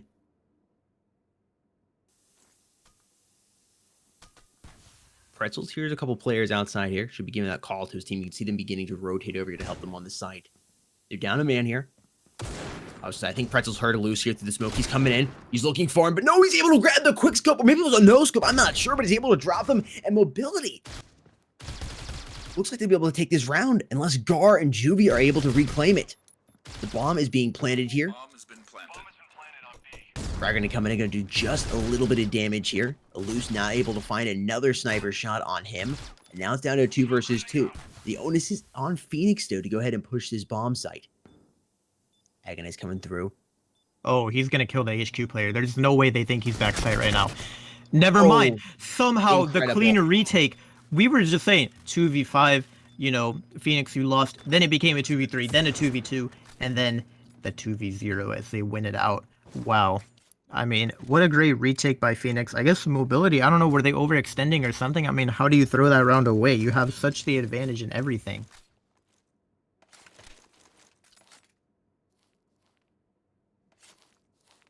Eluse pulling out the sniper again, though, for this final round of the half. Ohana's going to spawn with one of his own, though. Maybe they'll clash. Actually, no, it looks like he's going to be taking it over towards B long to try and hold that Ven Hall peak. Ohana on this lab, though, with the sniper is going to be a force to deal with if they choose to go towards A.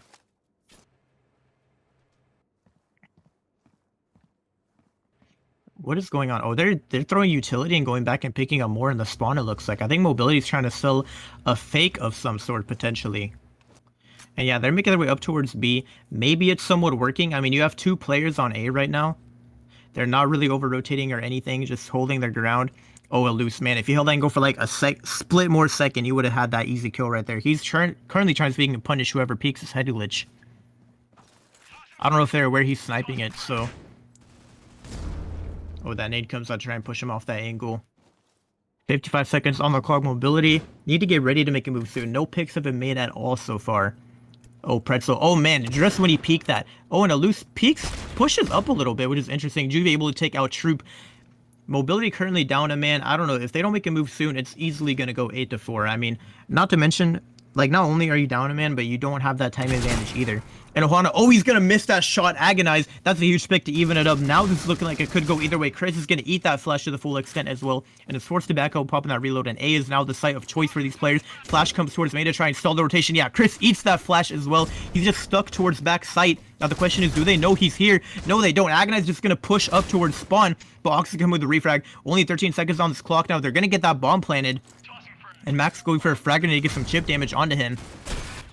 And he's going to get dropped quickly. Annoy there. Oh, he's going to get spotted out. Refrag, though. Eluse with the sniper in the back is going to be the one that has to clutch it up at 2 smokes. If they play this right, there's no way you win this with a sniper, right? I mean, you smoke sight and stuff, they can't do anything. But oh, there's a gap in the smoke, though. But he's going to miss the shot anyways. Oh, that was a big kill that you needed to get right there. Oh, and that player's pushing, yeah. I don't know, man. I think it's over. Yeah, they're just sticking the defuse. You can't do anything. They're in the situation. And the headshot through the smoke as well. I mean... that could have been a round. I think if he had any gun except the sniper, he could have just held his ground there. Even then, he needed to hit that shot, but he missed it. And now, Mobility are down 4 rounds. Again, this is Bureau. I wouldn't say it's the worst half. I think they could have made it better and maybe a bit safer for them to secure the 2-0 lead. But Phoenix are definitely fighting like they want to stay alive in this tournament right now.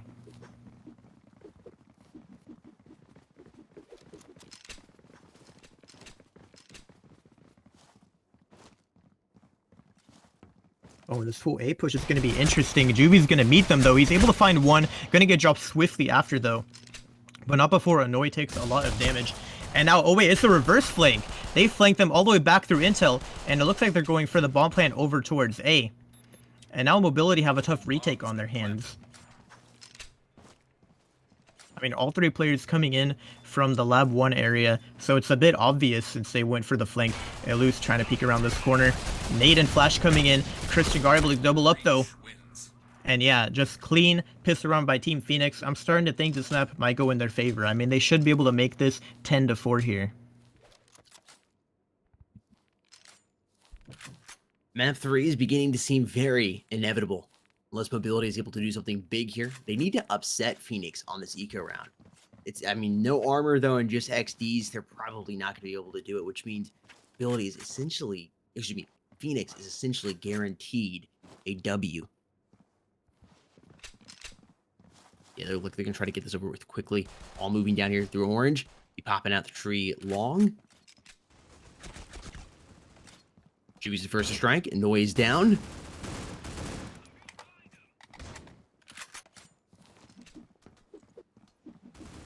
They're all moving around here quickly. Phoenix, if you can get that bomb planted, that would be great. A little extra cash never can hurt. Juvie trying to find Troop. He's ultimately able to do so. Max and Agonize. What? How do we get knifed there?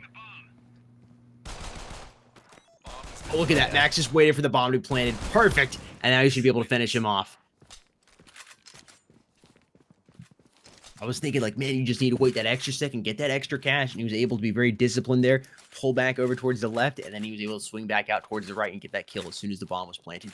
Round number 15 underway here. It's time for Mobility to start putting some points to the board, or we're going to map number 3. On raid, too, which... It'll be interesting if we take it to raid because it's Mobility's best map, so it'll be definitely an uphill battle. that Phoenix will have to fight if they do take in map 3, which is looking very likely. So it'll be interesting to see how this goes, but let's not get too ahead of ourselves. I mean, there's still a little time. Phoenix need to win 3 more rounds to secure this. I think in Mobility go on a bit of a win streak here. It could still be possible to 2-0, but I think it is safer to say we're taking it to map 3. If you were a voting man, yeah, I think you definitely would vote on that map number 3. Minute 5. So what these players decided to do. Nobody's yet to get dropped. Those smokes are about to dissipate over here on top of the B site. And now... Oh, agonized. Oh, Hana. That was a big kill that Mobility needed, and they weren't going to pick it up. And now I think you got to wonder, do they go A, do they go B? I mean, there's not a lot of time. Troop able to catch that Vents player, and Alus finds another one as well. These are the huge picks that we needed. Max comes in another trade, though. It's now a 3 versus 3. The bomb is going down as well. So this is Mobility a little bit of time to reload and reposition. We can already see the flank from Sand is coming in here huge. I think that Annoy, even though he's low HP, he needs to find some huge value here, or else Mobility probably won't win this one out. Troop coming in on this ramp. I don't think he expects the player above him here. That could definitely throw him off. But yeah, Annoy comes in with that flank from Sand, and now Troop for the refrag. Wow. Oh no, it's actually gonna be Annoy who gets the kill. He tries to escape with his life, but he can't. Oh, Annoy is so low on the HP. Oh my gosh, he's 1 HP. Oh man.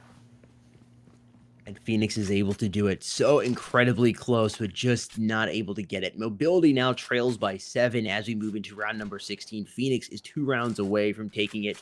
It is now looking good for Team Mobility. Map number 3. It's beginning to see it materialize here in my crystal ball.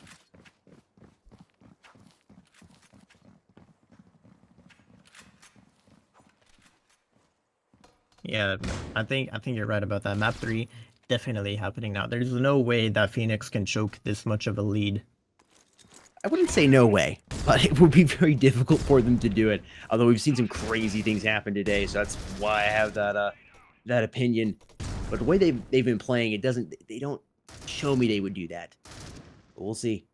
Mobility is going to be the first to pick it up. It's Ohana finding Ox. They've opened it up here, trying to go for that second player, and they're going to be able to find him. Juvie and Ohana striking. There's only 2 players now alive here on the side of Mobility, and Phoenix is looking phenomenal.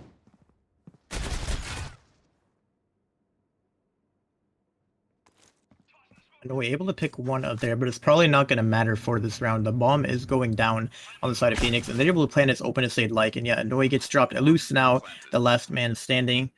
If I were him, I would either save this M4 or try and secure a weapon. Like an upgrade, I guess I should say. But I don't know if he's going to be able to do so. I mean, the smoke is dropping. He's currently going to be stuck in this corner. So he's going to have to just lock in on this spot and hope that they don't clear him if he wants to stay alive.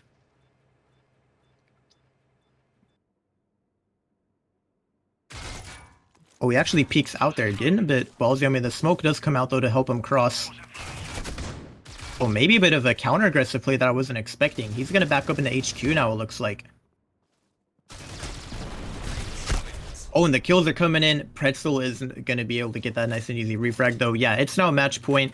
I think it's safe to say map 3 is underway. I mean, what can you do if you're Mobility at this point? Just go ahead and get ready to move on to the next map. Yeah, I think, you're going to be tied up 1-1 here, but we do know that this is, statistically speaking, a map Mobility is really good on. This is their best map upcoming on Raid. So you do have to be feeling a little confident about that. It still sucks. He just lost 12-4 here on this map, but you got to be feeling good about that. We'll see, though. Maybe they can keep it in this. Loose finds one, doubles up, and able to get the third. Prestos is going to twist him up. Agonize coming over. Going to reinforce. They know this is a hard A push. He avoids that flashbang grenade coming in. Oh, actually gets tagged again. Oh, he's going to find Pretzels. He knows the bomb is going down. 2 players alive here now on the Phoenix side. And this might be the point going over towards Mobility. They just needed a little kick in the gut here to get them going again. I just wish they got that kick a little while ago. Wait, maybe not. Hold on. Troop now left in a 1 versus 1. Does have a smoke and a flash to work with. But he's able to win that gunfight versus Juvie. Mobility still alive, but again, hanging by a thread. I mean, how long can you keep this up? I tell you what, if they can make it 9-12, then I'll say, okay, maybe it's possible. But until that point, I'm still going to say it's time to get ready for map 3. I'm gonna wait till like it's tied up 12-12 before I go. Yeah, it's possible. Guess I don't Really? have as much faith as you do. Oh wow, I don't know. I guess you're a hater. I mean, I say 9-12 is a pretty close score. I mean, you got to remember they're on coalition side. Like they'll have an Oh, it easier is. time. Well, I guess it depends on how Phoenix plays their economy, right? And they're deciding to go ahead and take eco right now. Oh wow, Loose just going And not, absolutely is hammer, that gets the his ace. second ace today, by the way. That's the second time that's happened. You know he's smiling right now. Definitely a little confidence boost for him. I mean, how are you gonna get a double ace with the that eco spray down?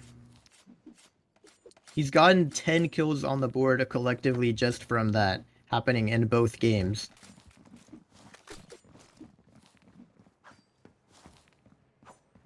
It is I'm now not gonna lie. 6-12 though. What were you gonna say? I would love to see it come back. I think that would just be amazing. I want to see the map 3 more though. There's like as a caster, it's like I want to see the map 3, but then the comeback would be absolutely nuts as well. We'll see what the cops gods decide here. 6 rounds separate these teams. 1 round. Only need 1 round on the side of Phoenix, and they've got this in the bag. Mobility has 7 to get before they can go ahead and close it out. For those of you just joining, Mobility is leading 1-0 in this best of 3. If Phoenix is able to win this, we will be going to map number 3. Minute left here on the clock. B is the side of choice. Nobody has gone down yet, and we should see everything, all the action starting to happen about right now. Mobility really likes to work with this clock.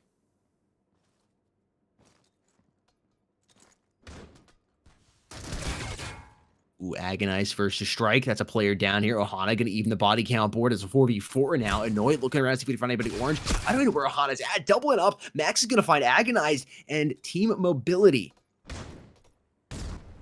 in a difficult spot here. I think this is the point where we can officially call it. Juvie takes a lot of damage on the troop, able to make it 2v3, but they do have a long retake on their hands. Now, I know he's coming in for the flank, but I believe Pretzel is holding it. And yeah, he's not even going to win that gunfight. Gets Pretzel very low. Now Troop is going to have to get the 4K/1v3 if he wants to keep his team alive in this map, but I think it's highly unlikely. He does have a full kit to work with. Maybe a well-placed frag could take out Pretzel if he throws one through that window there. I don't think he's going to go for that, though. He's kind of just waiting this out. He Has a smoke to play around. Oh, He's able to kill one there, but no, Pretzel's gonna come in for that refrag, and yeah, there it is. Phoenix take the third map home, or I'm sorry, the second map home. 13-6 in their favor. Not what I was expecting from Bureau. I thought it would be closer, considering Port was a lot closer. I guess maybe Mobility weren't as prepared to play on this map as they were on Port. But again, coming into map number 3, this is Mobility's map. So Team Phoenix, with a very impressive performance on map number 2, can they carry it into map number 3 on Raid? We'll have to see. Yeah, but so far, I mean, 1-1 tied up after that map. We're going the full distance on this one, baby. And again, Raid for our final map should be very interesting. There's going to be a lot of cheeky plays happening on that map and stuff, just because it is Raid. So I'm excited to see that for our final map. Honestly, since we already had Port, I wouldn't want any other map besides the Raid for the final one. I think it's going to be a very fun one for us, for the players, and also for all of you watching. 100%. Ladies and gentlemen, we'll be going into a short break time, and then we will be back with map number 3, which will be on Raid. This is the final map for round 1 at the NA conferences of round 1.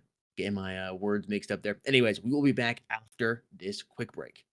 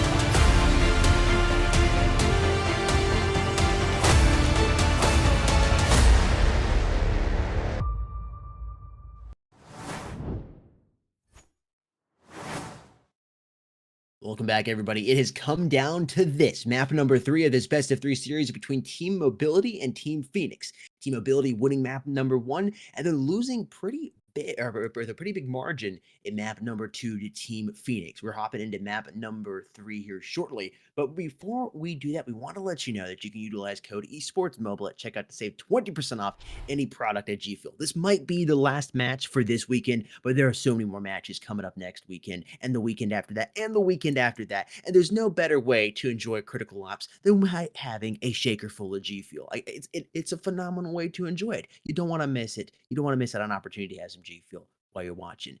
And right now is a perfect time to do so. You can utilize code esportsmobile at checkout to get 20% off any product at gfuel.com. And as of right now, during the month of November, you have an opportunity to take an extra 10% off by getting some of the boosted items. That's right, up to 30% off select items on gfuel.com.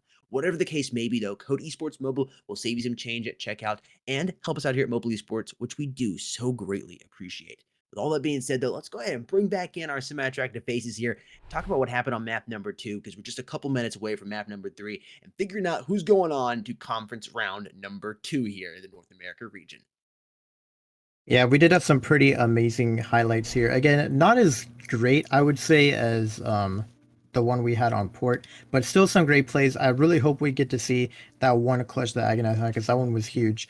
But overall, I mean, I'm kind of disappointed that it wasn't closer this time. The scoreboard was way more disproportionate than I was anticipating coming into this map. So I guess, you know, Mobility, I was expecting a bigger fight from them. They didn't really deliver. That not so much more lopsided game is not what I was expecting. Again, you know, I mean, they had not a bad half, right? 4 rounds on the breach side, but Phoenix really came alive when they were on the breach side, and they actually just won way more rounds than I was expecting. Ultimately, just not much you can do with your mobility in this situation. Again, they're kind of struggling a lot to find rounds on that coalition side. I think they just need to work on their setup, because they were really having a hard time pulling it through. I mean, I don't even think they won any rounds. Wasn't it 8-4 on the flip? Maybe they won 1 round, if I remember correctly. 1 or 2 when they were on the coalition side. So you definitely... Yeah, it was 8-4, yeah. Yeah, something normal. Oh, this is a clutch right here. Agonize was on very low HP. He got that flick headshot there. That one was huge onto Chris. And then these other players come in. He's able to isolate that one gunfight, and then he just hangs back in this corner. This was a really weird off angle, and I guess it worked out for him, because they were not expecting that when they peeked this. And yeah, he was able to just drop max in the end there. That was a huge clutch. And again, I wish we had more plays like that in this game, because it didn't get to go as far as we probably wanted. Yeah, I think it was surprising to see when you come from map 1, 13-12, and then you go into map number 2 with this big of a difference. That was a little surprising.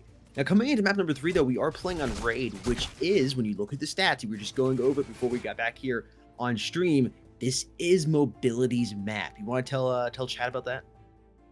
Yeah, and so Mobility, I mean, we were just looking at the statistics here. Again, we're going into Raid, like Sody just said, and if you look at the stats, Mobility, it is their best map overall when it comes to both the amount of times they've played it and the amount of wins they have on it. Because guess what? They've played it 14 times, and they have won 13, only lost once on Raid. It is overall their best map overall. Only 1 loss on it and 13 wins is huge. Whereas you look at Phoenix, and they have 4 wins on Raid and 5 losses. So their win-loss ratio is pretty bad compared to Mobility's. I mean, they're practically flawless on that map. Whereas Team Phoenix, they've lost it more times than they've won. So again, it could be a bit of an uphill battle type scenario. Again, Phoenix, they came back on the second map. They were able to tie it up in the best of 3. But it's going to be hard for them to get this sweep, right? Because sure, they might be feeling it. But again, it's one of their worst maps and one of Mobility's best maps. So it's going to be tough for them to pull this one off. Again, just as statistics make me want to favor Mobility, but I suppose it could go either way. Phoenix, they might be a bit better off as far as the mental game, right? They might be thinking, okay, we're more confident going into this. We came back on that second map. We got this on the third map. I think it just comes down to the start, ultimately, and what side they should start on. And more specifically, how prepared they are coming into this map. And I do believe we're going to be hopping into the knife round here very shortly, and then we will decide who is going to be starting on what side. Again, you go over the stats, you definitely have to be favoring Mobility, but then when you take into consideration what you just saw on map number 2, Team Phoenix having some good momentum and really stomping Team Mobility, I don't know. It's hard for me to choose. if I had to choose one, I guess I'd have to choose mobility. If you made me, if you told me I had to. I think the safest bet we can say, just from how Phoenix played, I would say mobility, but I think it's going to be close. You know, like I don't think it's going to be like I don't think it's going to be anything like Bureau. It'll be a lot closer than we're probably expecting. What is going on right now? They're all just stacking in this corner, trying to go for an upper approach. It's not going to work out though. They're going to go in and try and strike. What is going on? I heard so many knife swings and no one getting dropped. Ultimately though, it's going to be mobility who get to pick what side they want to start on. Now, it is 1-1. This is your best map. What side would you go on if you're them? I mean, it's kind of tough to say. Do they want to start on that breach side? Do they want to start on that coalition side? It all comes down to who they're more comfortable playing, you know, or what side they're more comfortable playing, I guess I should say. And it does look like mobility actually chose to start on the coalition side for the first half, so this should be interesting. Again, raid has been breach side statistically in the past, but it could be a bit more, I guess, a bit closer, kind of like Bureau, based on how your overall playstyle is reflected. But either way, we are hopping over into this pistol round very shortly, and we're going to go ahead and see who is going to start us off with the lead, heading into map number 3, North America Conference Round 1. And it's going to be only one deagle, actually 2 deagles in the entire lobby. Everyone else sticking with those close-up pistols. Now the bomb, this is interesting, making its way over towards, I think that's mid. Yeah, the bomb is making its way over towards mid, not really going for a commit so far. Now mobility, they have a heavier vent stack, which is interesting, you know, because it gives them the opportunity to rotate fast, but also they might just get aggressive and push up, and they might catch some players off guard here. Ox pushes out. He's able to find one. Agonize gets some more chip damage. Max is going to get dropped there. That is the bomb down. Juvie with a refrag, but now Troop, he's got to decide, can he get out of here? Oh, he's getting shot in the legs, so he's able to pick up that kill. That's going to be huge. He tries to run away and save his life, but he can't. Annoy comes in to try and see if he can get a refrag. I wonder if they'll expect him to be vents also. I think Juvie thinks that this last player is lurking somewhere else. He might be able to catch him in the back here if the timing is on his side. He's able to get one tag onto him. Only 9 armor left. I can't tell if he's 1-shot or 2-shot. Now, if I was Annoy, I would probably pick up one of those closer range pistols, you know, because you know you've got the tag on him. He's got to be low, no armor. You probably have an easier time just spraying him down with one of those close range pistols. And the bomb is going to be planted on A. Now Annoy has a bit of a rotation to do. Juvie choosing to take a bit of an aggressive play over towards tunnels. Again, considering that Annoy isn't coming from tunnels, this could be a mistake, because then you have to push out of the tunnel to stop the defuse. But it looks like Juvie changed his mind and is going to go ahead and play by spawn. Definitely a much safer angle to take. The smoke comes in, but it's going to be missed by Annoy. He tries to smoke off spawn, it seems. And now he's a little paranoid. Where is Juvie playing? And Juvie's going to win that one so easily. And Phoenix taking that pistol round. Definitely the start they need, considering the stats aren't in their favor.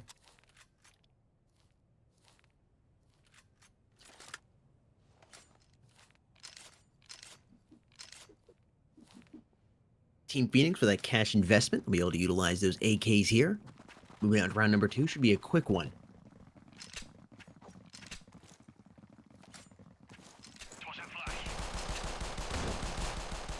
Making a whole lot of noise here from mobility. I think they're going to realize, yeah, we're down here in Vince. We're going to move across here towards B. This should be a pretty easy plant. If you're Team Phoenix, wait, yeah, here's like Christian's going to be catching these guys off guard. Finds one, tries to go for the second one, but Honda's going to come up and take it away from him, and they're just running away on the mobility side. Like, yeah, we're good. Oh, Max reading that perfectly, catching them back in their spawn. And now, you know, what I'm wondering is, I was about to say, why aren't they just going for that bomb plant? Now, if I was mobility, I'd try and just die real quick. I mean, they spotted the bomb on that player. Surely you just try and end it, but I guess they're not going to. I think they're trying to bait out Chris here. Ultimately, though, he's not going to go for the peak. I would have just ended the round if I was mobility. I wouldn't let Phoenix get that extra money in hand. Ooh, loose. Oh, wait, hold on. A lot more damage than I was expecting. I think Troop knows that Chris is in kill range. And yeah, oh, he's going to get tagged low by the pre-fire, but he is able to secure that AK and maybe try and get away alive with it. Again, 4 HP. If he gets breathed on just a little bit. Fortunately, no frags in the hand of Phoenix to just easily chip away at his health. Oh, that flash comes in. And yeah, Troop, you're going to get flashed out there. Oh, but they're not going to push him. He's going to get pushed. I thought they were going to push him while he was full flashed, but they didn't. 4 HP, there's nothing you could do. And now the full bike comes out in response for mobility. Again, Phoenix pick up that pistol round mobility, need to get around on the board here. You cannot keep that donut. You need to try and see if you can pick up the pace here as far as your coalition setup. Again, I know this map can be breach-sided, but ultimately you're going to have to do work on both sides if you want to try and win this map.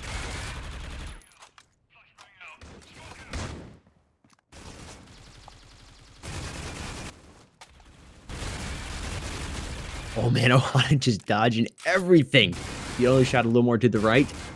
Being very patient there, responding with a couple shots of his own, but going to decide to go on a back out of there. Bomb is moving over here towards B nice and slowly. Actually, it's not moving at all right now, but it's where it's positioned. I think they could move towards B. Now it's beginning to move just a little bit. That is player number 6, Max, here, moving down here with the bomb in his hand. They're about to pop the corner. Annoy is going to be the one to contest him. Ox is looking up towards heaven right now, saying a little bit of a prayer. Let's hope he doesn't get struck by lightning. Oh, Pretzel's coming down. That prayer ends up working, but it was a little too late as Annoy ended up losing his life. 3 players alive here on the side of Team Phoenix. The main advantage goes to mobility here with 4. Oh, and that's some huge damage, Juvie. but no, Oh, he wow. doesn't win that. Okay, I thought for sure Juvie's dead there, but he wins that somehow.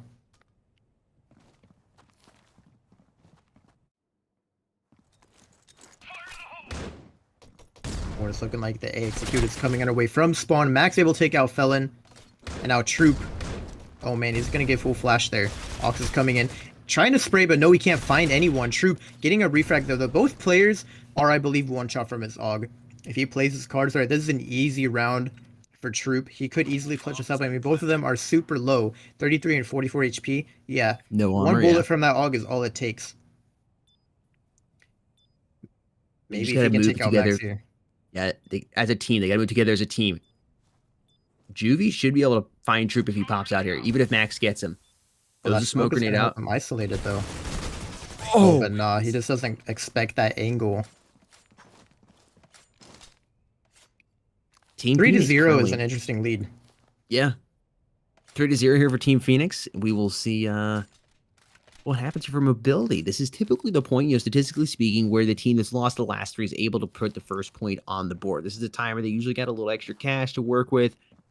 They've figured out what the other team is doing, and then they can go ahead and put that first point on the board. We'll see if that holds true, though, or if Team Phoenix is going to be able to take that away from them.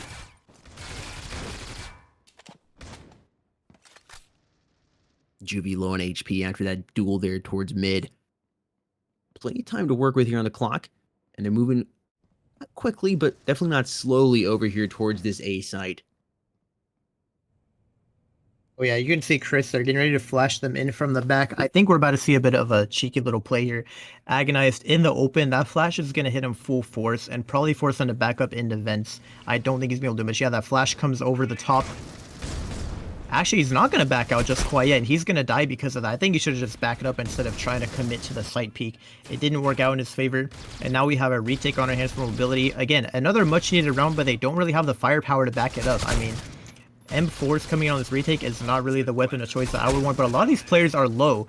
But still, now it's becoming a 2v5. They're dropping like flies on the side of mobility. And yeah, now it is a 1 versus 5. Aloof pops that reload and he gets peeked at the same time. A flawless round for Phoenix.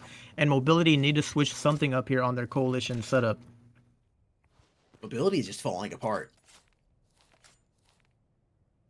They took, on the flip, no rounds, right? They just...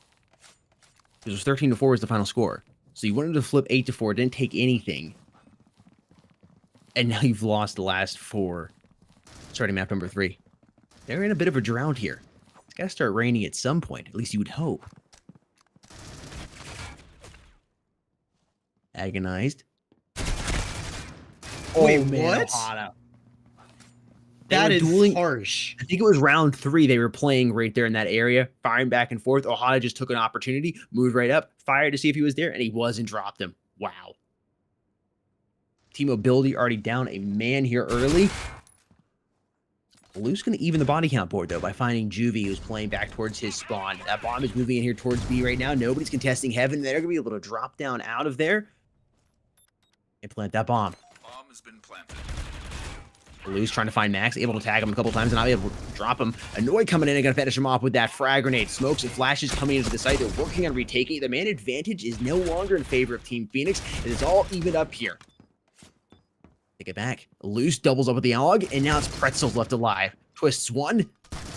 Needs to be careful. Doesn't want to get burnt here in the oven. I think he might be able to go. I wonder if he knows that he can wallbang this bomb here. I think he's gonna try and go for that. Oh, he's shooting too high though.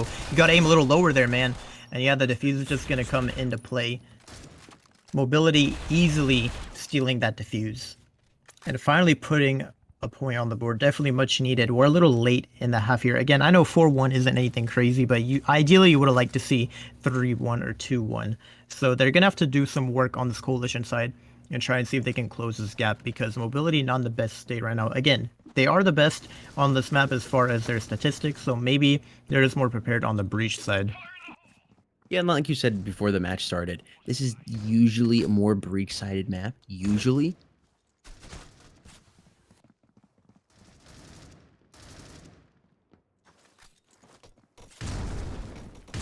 Bomb has been planted. Bomb has been planted here by Phoenix. They've gotten the bomb planted almost every single round. It's really helping them out with their cash. Doing that over and over and over again. It just compounds over time, and even if you do lose a couple rounds, you have that extra cash to work with. It can help you stay in the game on the breach side. Oh, Agonize. That is a nice little flick headshot there. I don't know if mobility wins this out. I mean, oh yeah, no, Troop gets dropped. Agonize. Not much you can do here. Ohana is going to peek a little bit, though. Probably more aggressive than you would like. But yeah, the bomb is ticking down now. At this point, Agonize, you need to get away from that bomb, dude. I think you're a dead man. Why are you just sitting there? Okay, I guess you just... Made the ultimate sacrifice there. Team Phoenix back up by 4.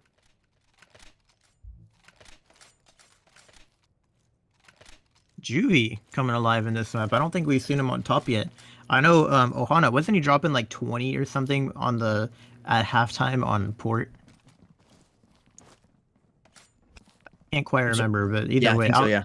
Yeah, but now Juvie on the top. Not any we've seen up there recently. So I guess overall, all these players are kind of popping off today on the side of Phoenix. And I was looking like, hey, might be the side of choice. True playing a more passive angle, considering they like to flash over that top. This little lake peek here might work out better. We've seen it work amazingly in other regions. And Phoenix are slowly making their way up. They do have that one lurker over towards mid, Ohana. Oh, and Noi's going to take him out, though. He's still holding that vent single. Man, I'm telling you, Ohana's going to start pre-firing that again through the wallbang. And now the A execute is coming out. Annoy with that flash. And he's able to drop. Oh no, I thought he was going to get Pretzel there. He was flashed. But actually his teammate saves his life. Oh, and that nade doesn't take out Troop just quite. The bomb isn't going down yet though, which is very interesting. I think they're just a little paranoid of the fact that they might get pushed if they go for the bomb plant. A lot of flashes coming in over the top of site here. And Phoenix, they need to try and get a pick before they go for this bomb plant. These smokes are starting to fade. Pretzel able to drop one. And now they're pushing up. And loose through that smoke. He's able to drop Max with a headshot though. And Pretzel is the last alive. He's able to find one, but agonized with a super quick refrag. Mobility making it 2-5 here. And also looking like they're going to force Phoenix to take an eco round. Not much money for them to be working with either. I think they're just going to go ahead and take an eco and let Mobility turn it around and make it 3-5. Now, Juvie buying that shotgun, I already know exactly what's going to happen here. Shotgun plus raid plus tunnels push equals potentially 3 kills. I tell you what though, I always see Loose go for that wallbang and he aims way too high. I don't know who he's trying to shoot. And yeah, Annoy, you got it. Stop, take, dude. How many times has Annoy specifically done that, dude? Oh my god. It's like 3 or 4 times, man. Now Juvie is alone. They almost had a guarantee. Oh, he's going to get that headshot. Actually, maybe they will win this round. It loses the last one. He throws a smoke, though, and gives away his position. Juvie responds with a smoke of his own. Oh, and Eluse is going to spot him. What is going on right now? So many shots fired through the smoke. He pulls out the pistol. What is happening right now? Oh, he gets another tag. Dude, it's just like back and forth, like. Loose has some armor though. That is true. I think that armor might allow him to tank 1 extra bullet from the N4. I don't know if it's going to actually matter or not. But again, most of his damage most likely came from wall bangs or leg shots, so he still has some armor to hold on to here. 40 seconds here on the clock. Bomb. Does Juvie plan it? I think you would try. I know you have to be super careful, but he's gonna find him. No way!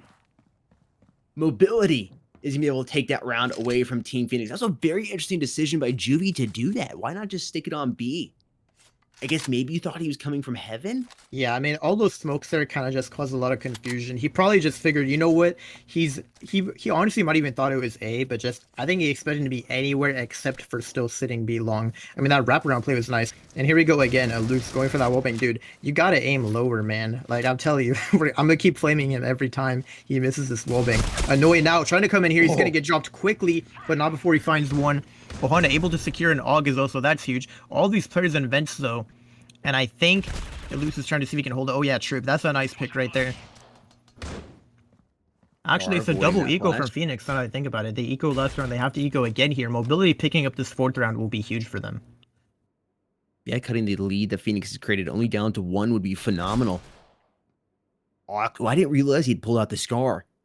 That is going to be an interesting weapon to contend with. Gar loses his life to Agonize, and now it's all up to Juvie with just a Deagle to work with. And I think he's going back in his cell here. We'll see if he can make a little bit of noise, though, and cause a riot. He's picked up an AUG. That will help him make a little bit of noise here. And he's going to catch Agonized off guard. They know where he's at now. I don't think he expects to find a loose in the vents, though. Oh, that frag grenade. Oh, man. I think he did know he was there. Mobility's done it. Cut the lead that Phoenix has created only to 1 now. Yeah, this is definitely the closer half I was anticipating coming into Raid. I mean, I didn't think that it was going to be so lopsided. And now Mobility, I think their goal is just get as many more as you can, right? I mean, obviously they might have an easier time on the breach side, but overall, the lower the gap is, the better time they'll have on the breach side. So I think they need to try and pick up as many as they possibly can.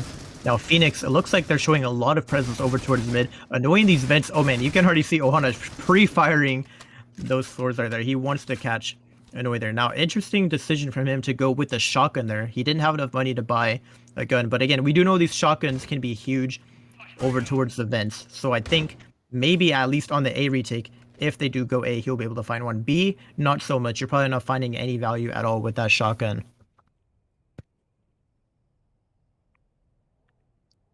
This angle is really nasty from Eluse. Holding spawn from all the way back here. That's the hardest part about lurking in spawn, is that it's just so open to deal with if you play an off angle like that. Oh, and it looks like this player's trying to sell an A fake. Ohana just alone, but Eluse is probably calling out to his team, hey, no one has crossed quite yet. Y'all should not over-rotate.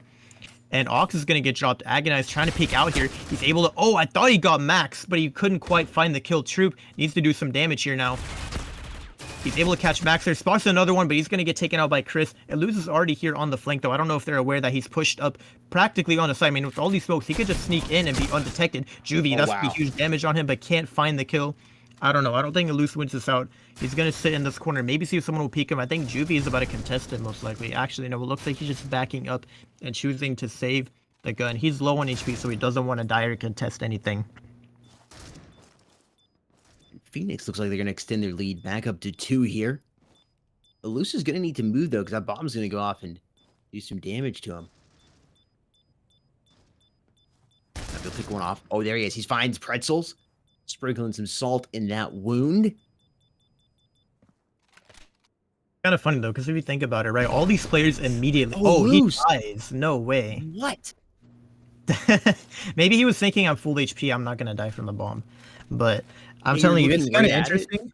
It's kind of interesting because everyone just abandoned Syra. They all left, and it makes you wonder, what if Eluse just decided to go for a ninja diffuser? I mean, obviously, he probably didn't know they were all so far away from the bomb, but I think he could have done it there in that round, just because the only person holding it was sitting in vents, and it can be kind of hard to wallbang that diffuse as well if it's planted all the way against the wall. Yeah, it would have been close, but maybe. That is a possibility. Oh, huge round by Mobility. Juvie. Agonize. Man, you're going to catch him off guard with that shotgun out. It loses down to 7 HP. If he gets breathed on just a little bit, maybe by one of those frags from Max or Juvie, he's going to get taken out. So he's got to play. They do have the numbers advantage, but Eluse needs to play very carefully here. Maybe try and bait a teammate or something, because he cannot afford to die right now.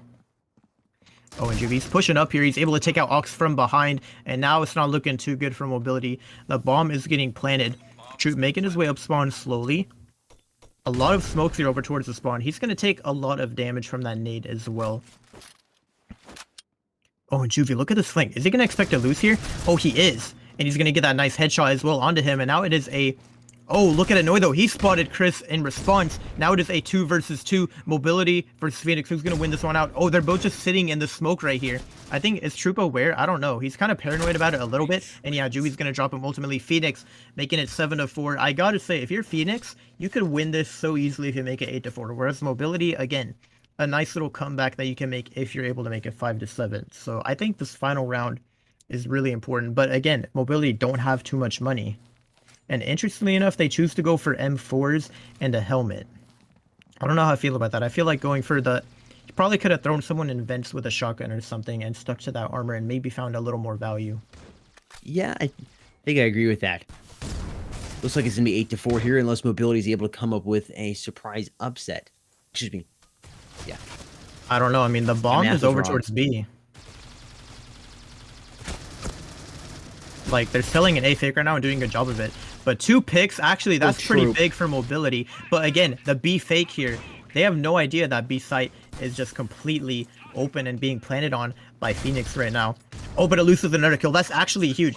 You know, I take it back. I guess the M4s were the right play to go for there. Now, Chris is taking a super aggressive angle in vents here.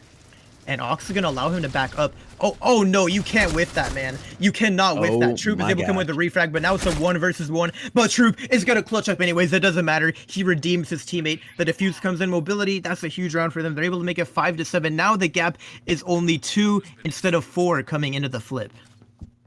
Huge round for Mobility. We both don't know what we're talking about. We were thinking, man, maybe get a shotgun and some armor and vents. No, they didn't need it. Team Mobility is only down by 2 now. And on the breach side, this might be their better side. This is a map they're really good on when we're looking at stats. This could be the side that they shine on. And they won the knife round, and they started on Coalition on purpose. Comeback, question mark? I don't know, I think it's possible. It also looks like we have a sub here, Capo, coming in on the side of Mobility, probably going to sub someone out after this pistol round is over. Now, this setup is interesting. 5 players stacking, or I guess 4 players stacking in that corner on the B side. Mobility are taking A anyways, though, so we're not going to see if the strat can actually come into play. I'm telling you, so often, it's like everyone always stacks the wrong site. Like, you almost always see the retake more often than them pushing into the stack. And Eluse is taking a bit of an aggressive peek here. Might be able to catch one off guard before he's forced to reposition.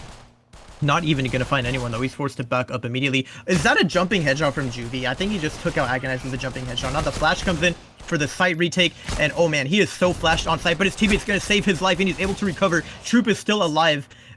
Oh my gosh, that was a chaotic pistol round.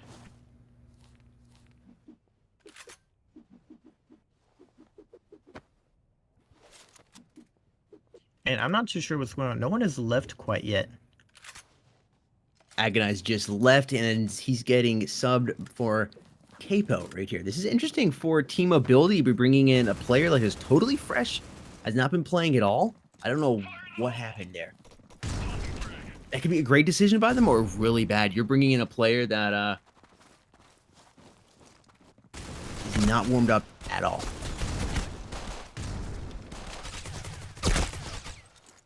Oh, but you was just saying not warmed up. He's able to find 2. Again, I know eco picks, but at least he's getting a little bit of some firing range practice on these eco players. Treat them like some warm-up bots, however you want to put it. Oh, but Chris with that AK peeking around the corner, he's able to recover it from the teammate.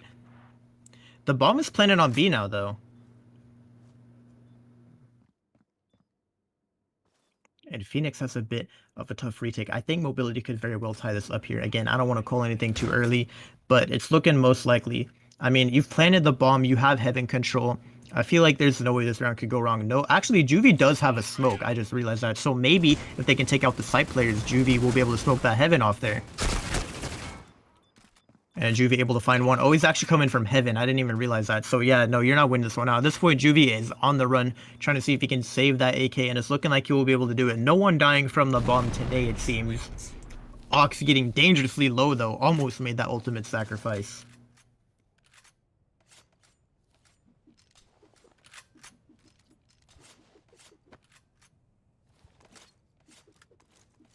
And interestingly enough, now Phoenix is able to force up, going for those M4s.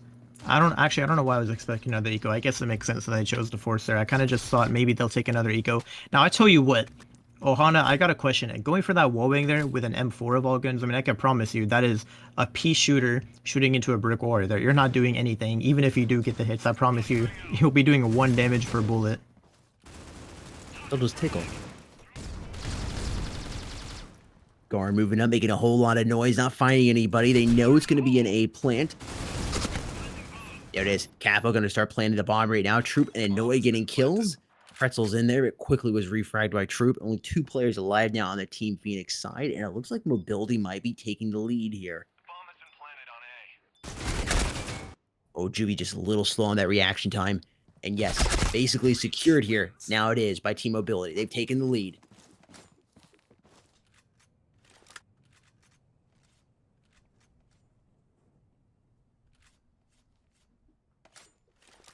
Again, this breach side from Mobility, because when we look at the stats, can you tell us again, Memphis, how many map wins or times they've played on Raid, Team Mobility?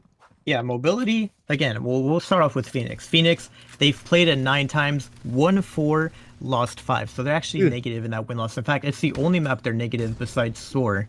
And then Mobility, on the other hand, they've played it 14 and they've won 13. So only losing 1 time out of 14 maps or 14 matches on the map, that's pretty impressive. And maybe it just comes to show they're way more prepared for the breach side than Phoenix was.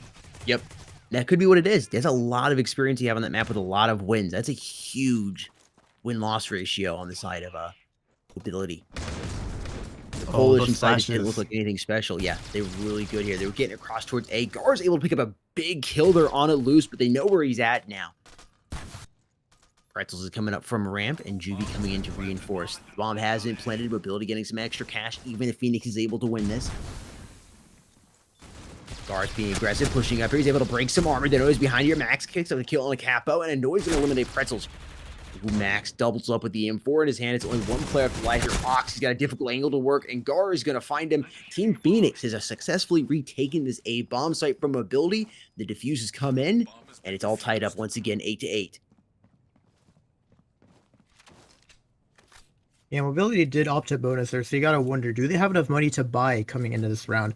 I think, yeah, it's looking like they will be able to buy up the SGs or the AKs, whatever weapon they go for, and have some utility to work with as well for the most part. Now the question is, where do they choose to go from here? I mean, they've only lost 1 round on this house so far, but it was on A, so it looks like they're going to try and see if they can have some better luck on the B side. Now, Ohana's getting super aggressive. I love this play from him. I wonder if Mobility anticipates it or not. I mean, they're playing very passively here towards the bottom of heaven. It's almost as if they're very paranoid about Ohana potentially pushing up. He's going to choose to back up, though, instead of pushing through that smoke. Maybe at least hold a bit of an off angle on this box here. Oh, and some warning shots are being fired. Ohana, he's going to choose to back up and just play it safe. You know, the flash is coming in there, but no one on Mobility is going to really contest that with the flash coming out. As of right now, I think they're just trying to wait out this utility, right? I mean, the smokes have been used on Heaven. At this point, it's going to be much harder to hold it if it's no longer smoked. 55 seconds here. Mobility needs to start making a move. Moving down here towards B. Looking at this player, their number 6. Annoys the bomb carrier. He's moving around here. You're going to regroup with his teammate Capo. And they're going to choose A as the side of choice. I think they know what they're doing here. On the side of Phoenix. I think they've called it. Look at the players rotating over here. Oh, man. Juvie in that smoke. Oh, Ox is oh, no, he didn't get the kill. I thought he was going to win that gunfight versus him, but he didn't. I thought Ox was going to be able to even that up with a huge pick on a Juvie there, but he couldn't make it happen. They're going to have what is that, dude? Max just spams through the smoke, tags Annoy up, is able to drop it loose. Oh, yeah, he's dead. Can't even get that bomb plant, I don't think. Actually, Gar lets him plant just because of the whiff shots, but that little flick headshot there is nice to see from him. But Phoenix secured the lead back. Man, like we said before, I mean, we don't really know who. Again, I think my prediction was it's going to go to Mobility, but it's going to be close. Now, again, it is too close to Car right now, but definitely we're going to end on a close game. I mean, 9-8 at this point, it's just neck and neck, back and forth. And, yeah, I don't know. This could go either way. Yeah, it really could here.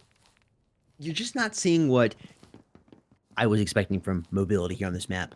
Phoenix just seems to be a little more awake, a little more aware, and just way more in the zone than mobility is. Looks like we have a fast AXU coming out for this eco round. Capo lurking over towards mid with a deagle as well, so should be interesting to see if he can find any value with it. They have yet to cross A though. I mean, no actual smoke to help them on the site cross. So they're going to have to deal with Pretzel on this lake peak, and it's going to be tough for them to take him off this angle. And surely now by now, it's not smoked off. Oh, but Ox is able to get 2 there. 3! Tripling up with that gun is going to be huge. Now Capo's made his way into vents. Oh, and he's going to get spotted out. Juvie gonna win that gunfight, but not before he loses his armor in the meantime. This could actually be a huge round for mobility. I thought for sure their broken buy would not work out, but you never know. I mean, Ox, a great performance by him on that A side take. And now we have a retake on our hands here. Max is coming in from spawn, Juvie from vents. A lot of utility on their side as well. 2 flashes for this retaking. Yeah, Juvie's gonna go for a flash over the top there. And Ox is going to get hit by it. Not much he can do there. Annoy able to find one, but now it is a 1 versus 1. Max does have a flash as well. He's going to use it. Force Annoy to back up into that cubby. But Annoy has a flash of his own. Maybe he can use it to try and take some site control back from him. The tap is going to come out on the bomb now. Oh, and that timing. Oh my gosh. What is going on right now? Annoy's going to win that gunfight ultimately onto Max. And mobility take the tie back. I'm telling you, it's neck and neck. Back and forth over and over again. It really is. Like, what is going on? I'm wondering how long it's going to be before a team gets a little momentum and forces an eco out of the other. But even looking at the cash, it's so similar here. I guess Phoenix has the slight edge, but it's not by much. Oh yeah, 100%. And Capo, look at this. Super 90 from him, and he's made his way into vents. I want to see him do the work here. Come on, he's already pushed up in their spawn practically.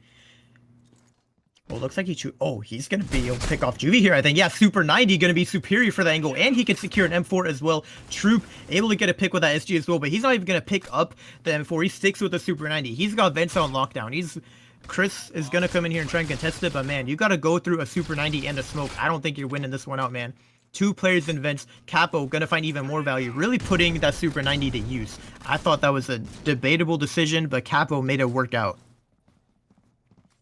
And I think these players are just going to save. Mobility taking the lead back here. And we're getting closer and closer to the end of the game. And Mobility taking the lead here is definitely something they need if they want to win this map. Again, single elimination we have here today. So the loser of this map gets sent home. So definitely both teams are fighting for their lives right now because they want to stay in this tournament. I love that it's all come down to this. Mobility has retaken the lead 10-9. But the way it's been going, Team Phoenix is just going to win the next round here, round number 20, and take it back, that tie game. We'll see, though. You know, Capo, he didn't even pick up another gun, right? He stuck with the Super 90 the whole time. Makes you wonder, is he going to do it again? Are we going to see him just storm into vents now? Maybe this time Phoenix will actually contest mid in the beginning and not allow that to happen, but no, they're not going to. Capo looks like he hung back and spawned. I don't know, maybe it was an AFK situation. I don't know what's going on right now. It looks like the bomb is just AFK in the back there. Eventually going to go and regroup with the teammates. I think that might have been a mistake from Capo. I don't think he meant to stick with that Super 90 because it's going to be hard for him to find value with it. Illuce is pushed up very far, though, towards mid, but he's going to choose to back up. Going for... Oh, man, I thought he was going to get a headshot there on that vents there. That would have been pretty big if Ohana got dinked there. Oh man, Ohana with this backstab. Illuce has no idea. He's dead. He's dead from behind in 3, 2, 1. Surely, any second now. Oh man, yeah, he turned and Ohana said it's time to strike. He's able to drop a mid player. That's pretty big. Presto holding an interesting off angle. He's forced off of it though because of those flashes. He's going to flash in return and see if he can deny that, but no, Troop is going to drop him. Now, Mobility have evened up the body count again here. Oh, but the double kill in response from these players. And Capo kind of just has not really able to find much value. I mean, the Super 90, what can you even do in this situation, right? He can't do much. Now, the smoke and the flash come out from his teammate, and Capo's able to cross the side. I tell you what, he could actually... Oh, that nade is going to be huge. If he can find value on those Tunnels players, it'll be big, and he's able to get one, get a second. How is the Super 90 finding picks here? He's going to jump spot there and find Max over towards Tunnels. Now the bomb is going down while Annoy holds it for him. Only one bullet in that Super 90, but it doesn't matter. Annoy to clean it up. Wow, what a 2v4 take by Mobility there. I don't know how they won that round, but Phoenix, they could not afford to lose that one.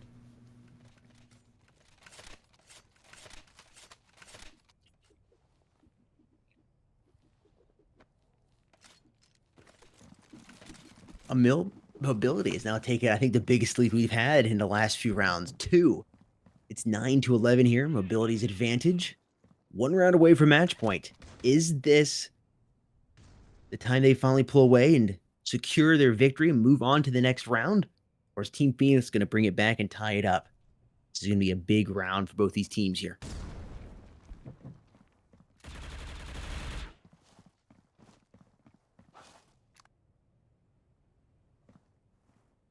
Tell you what though, 9-11 is not the score you want for Phoenix. I mean, they're down by 2.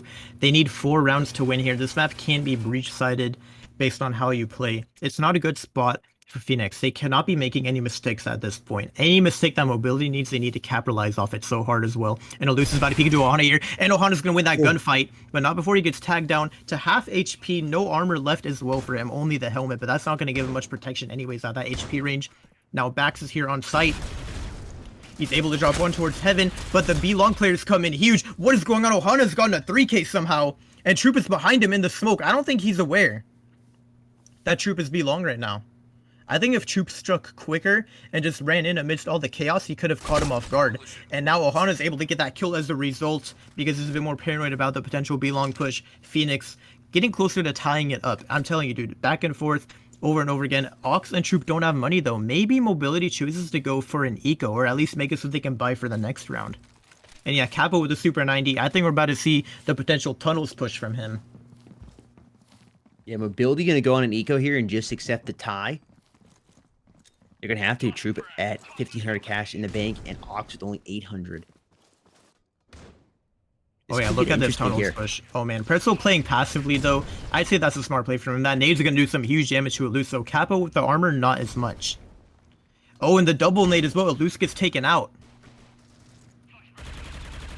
Oh, and Kappa was gonna get dropped also. Yeah, this round is probably going in favor of Phoenix. And we're gonna be looking at most likely a tied scoreboard heading into this next round. Annoy, at this point, you want to try and drop some guns before the round ends. That's probably my #1 goal. Troop's going to get dropped quickly. Annoy there, still hiding out in the smoke. He's not even able to find one. Ohana doubles up there.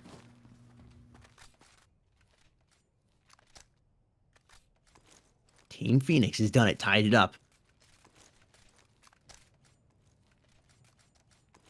We might just get round number 25 here. That'd be crazy. 4 round 25s. I mean, it's possible.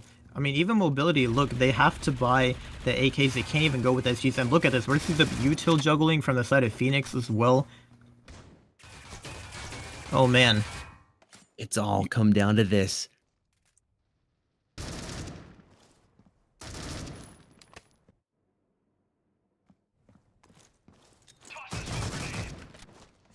Breach looking like they're going to go this A site, but they could easily move back around where the bomb is located right now. They haven't committed to anything just yet.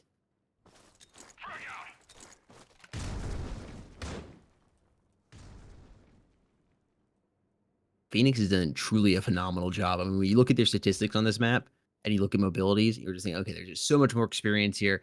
Phoenix has proved myself wrong. Again, I was kind of favoring mobility coming into this just because of the map situation, the experience that mobility has on it, but shows it really. And again, that's kind of just what happens. Kind of just happens when, you know, the players, you know, they're all, it's like, it's always different teams for them. Like, the rosters are never consistent. So those stats could also just very well represent like players that don't even play for them anymore. Presto will find one, but the flash comes in. All the utilities coming in for this ASQ. Juvie makes his way.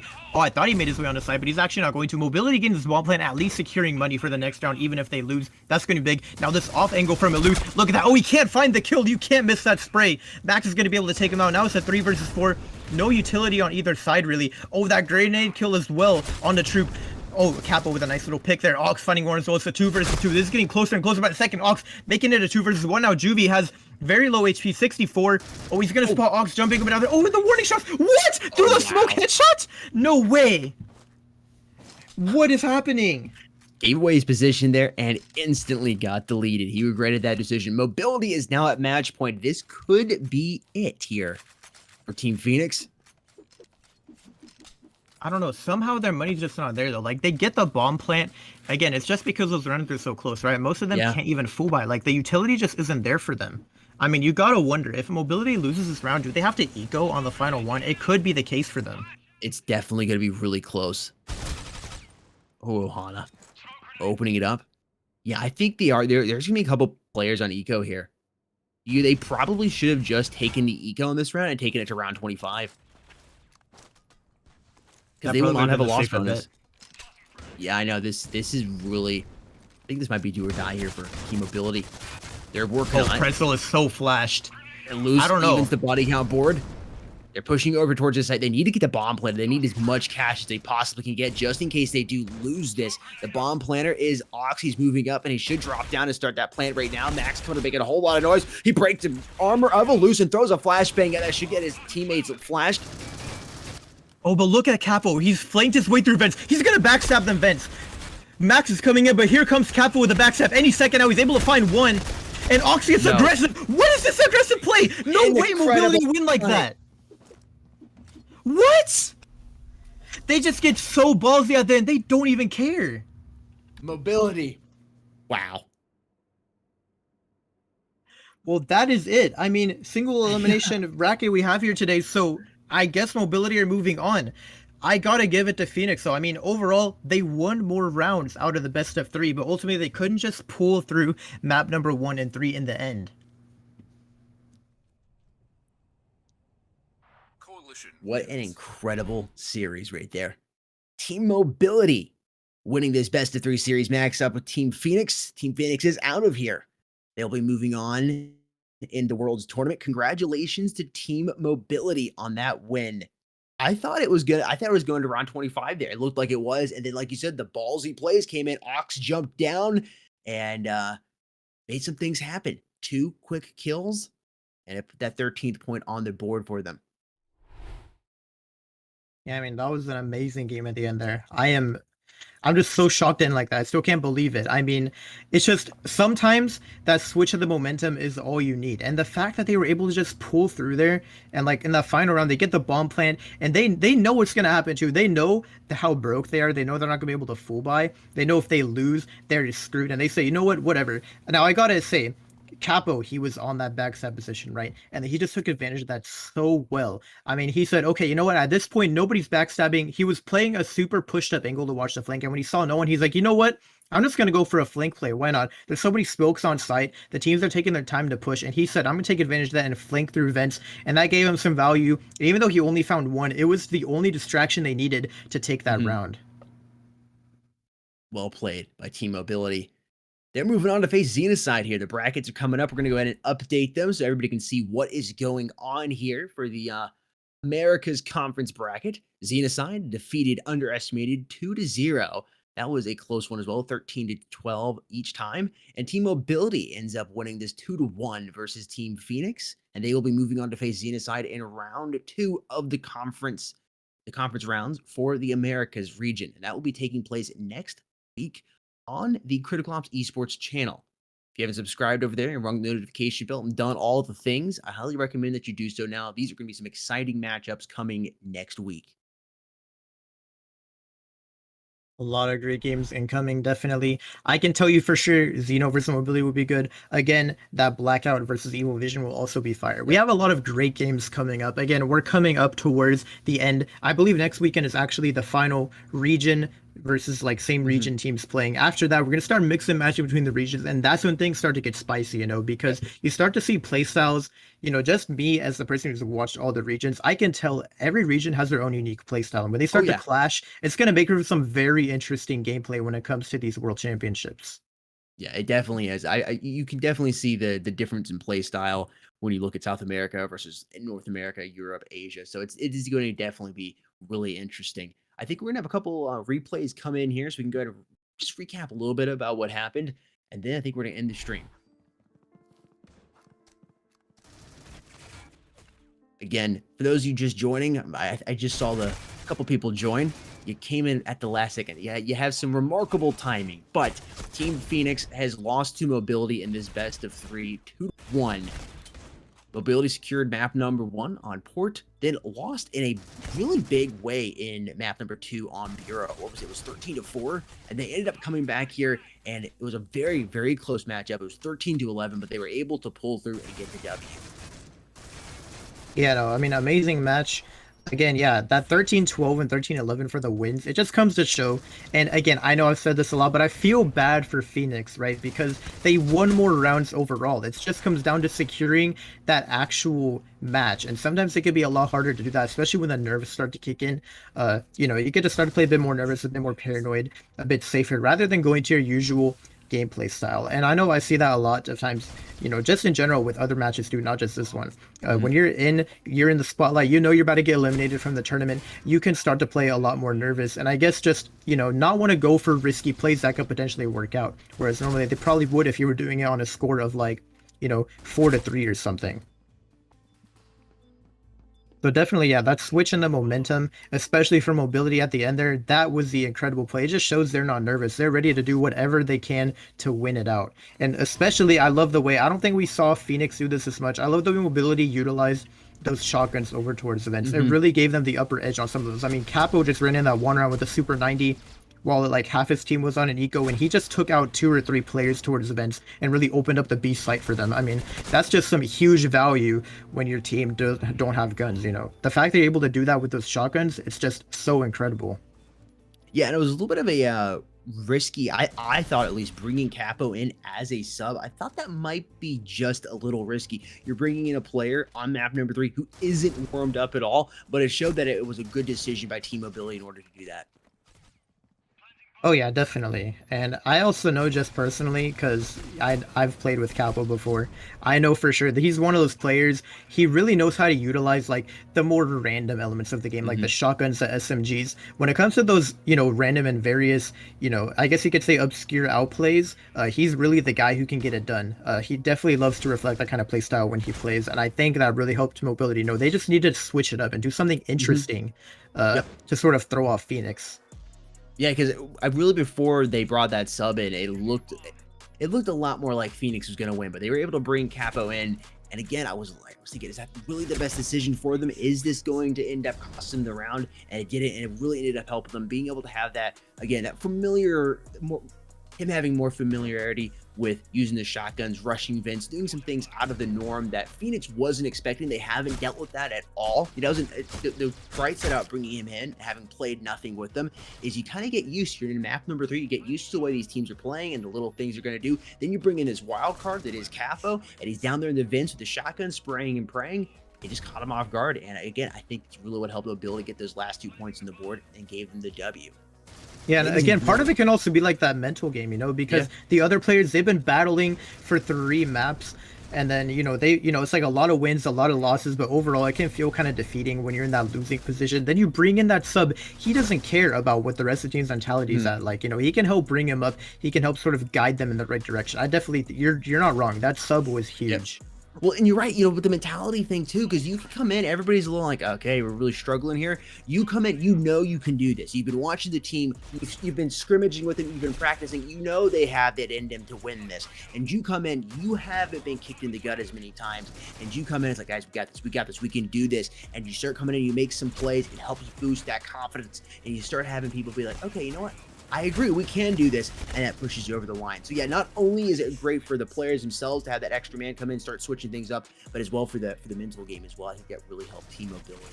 Well played to them. They have secured their spot in conference round 2 and will be moving on to face Team. I'm having a Xenocide. Yep, I don't know why I forgot Xenocide's name twice. I keep wanting to call them a different name. Ladies and gentlemen, thank you so much for hanging out with us tonight. We have had so many amazing matches this weekend. If you're just joining or you joined for just the North America stream, I highly recommend you go check out some of the lives, the video on demands here on the Mobile Esports YouTube channel. And you definitely should do so with a shaker full of G Fuel. If you haven't ordered G Fuel yet, now is the time to do so. You can get 20% off anything on gfuel.com. That's right, 20% off anything on gfuel.com by using that code esportsmobile at checkout. And 20% isn't good enough for you? Well, that's fine, because there's certain boosted items right now for the holiday season where you can take an extra 10% off your total purchase. That's right, up to 30% off select items at gfuel.com. Whatever your case is, whatever you're looking for, Cody Sports Mobile has you covered at gfuel.com. Not only to get the amazing product that is G Fuel, which, by the way, makes an amazing gift for the holidays for family and friends, great stocking stuffers, or even something to wrap up and put under the tree. Code Esports Mobile has you covered. 20 to 30% off at checkout. You get to save some change on the amazing product that is G Fuel, and you also get to help us out here at Mobile Esports, which we do so greatly appreciate. Well, ladies and gentlemen, next week we will be live on the Critical Ops Esports channel for the next upcoming Worlds matches for conference round number 2. If you haven't subscribed over there, go ahead and search up Critical Ops Esports and subscribe to that channel. Make sure you ring the notification bell and subscribe over here if you're new here, and follow on social media. Go to Twitter and join the Discord server. That is the best place to go ahead and get notified, because sometimes YouTube, let's be honest, most of the time YouTube just does a horrible job with notifications. Mantis, before we get out of here, you got anything else you want to say?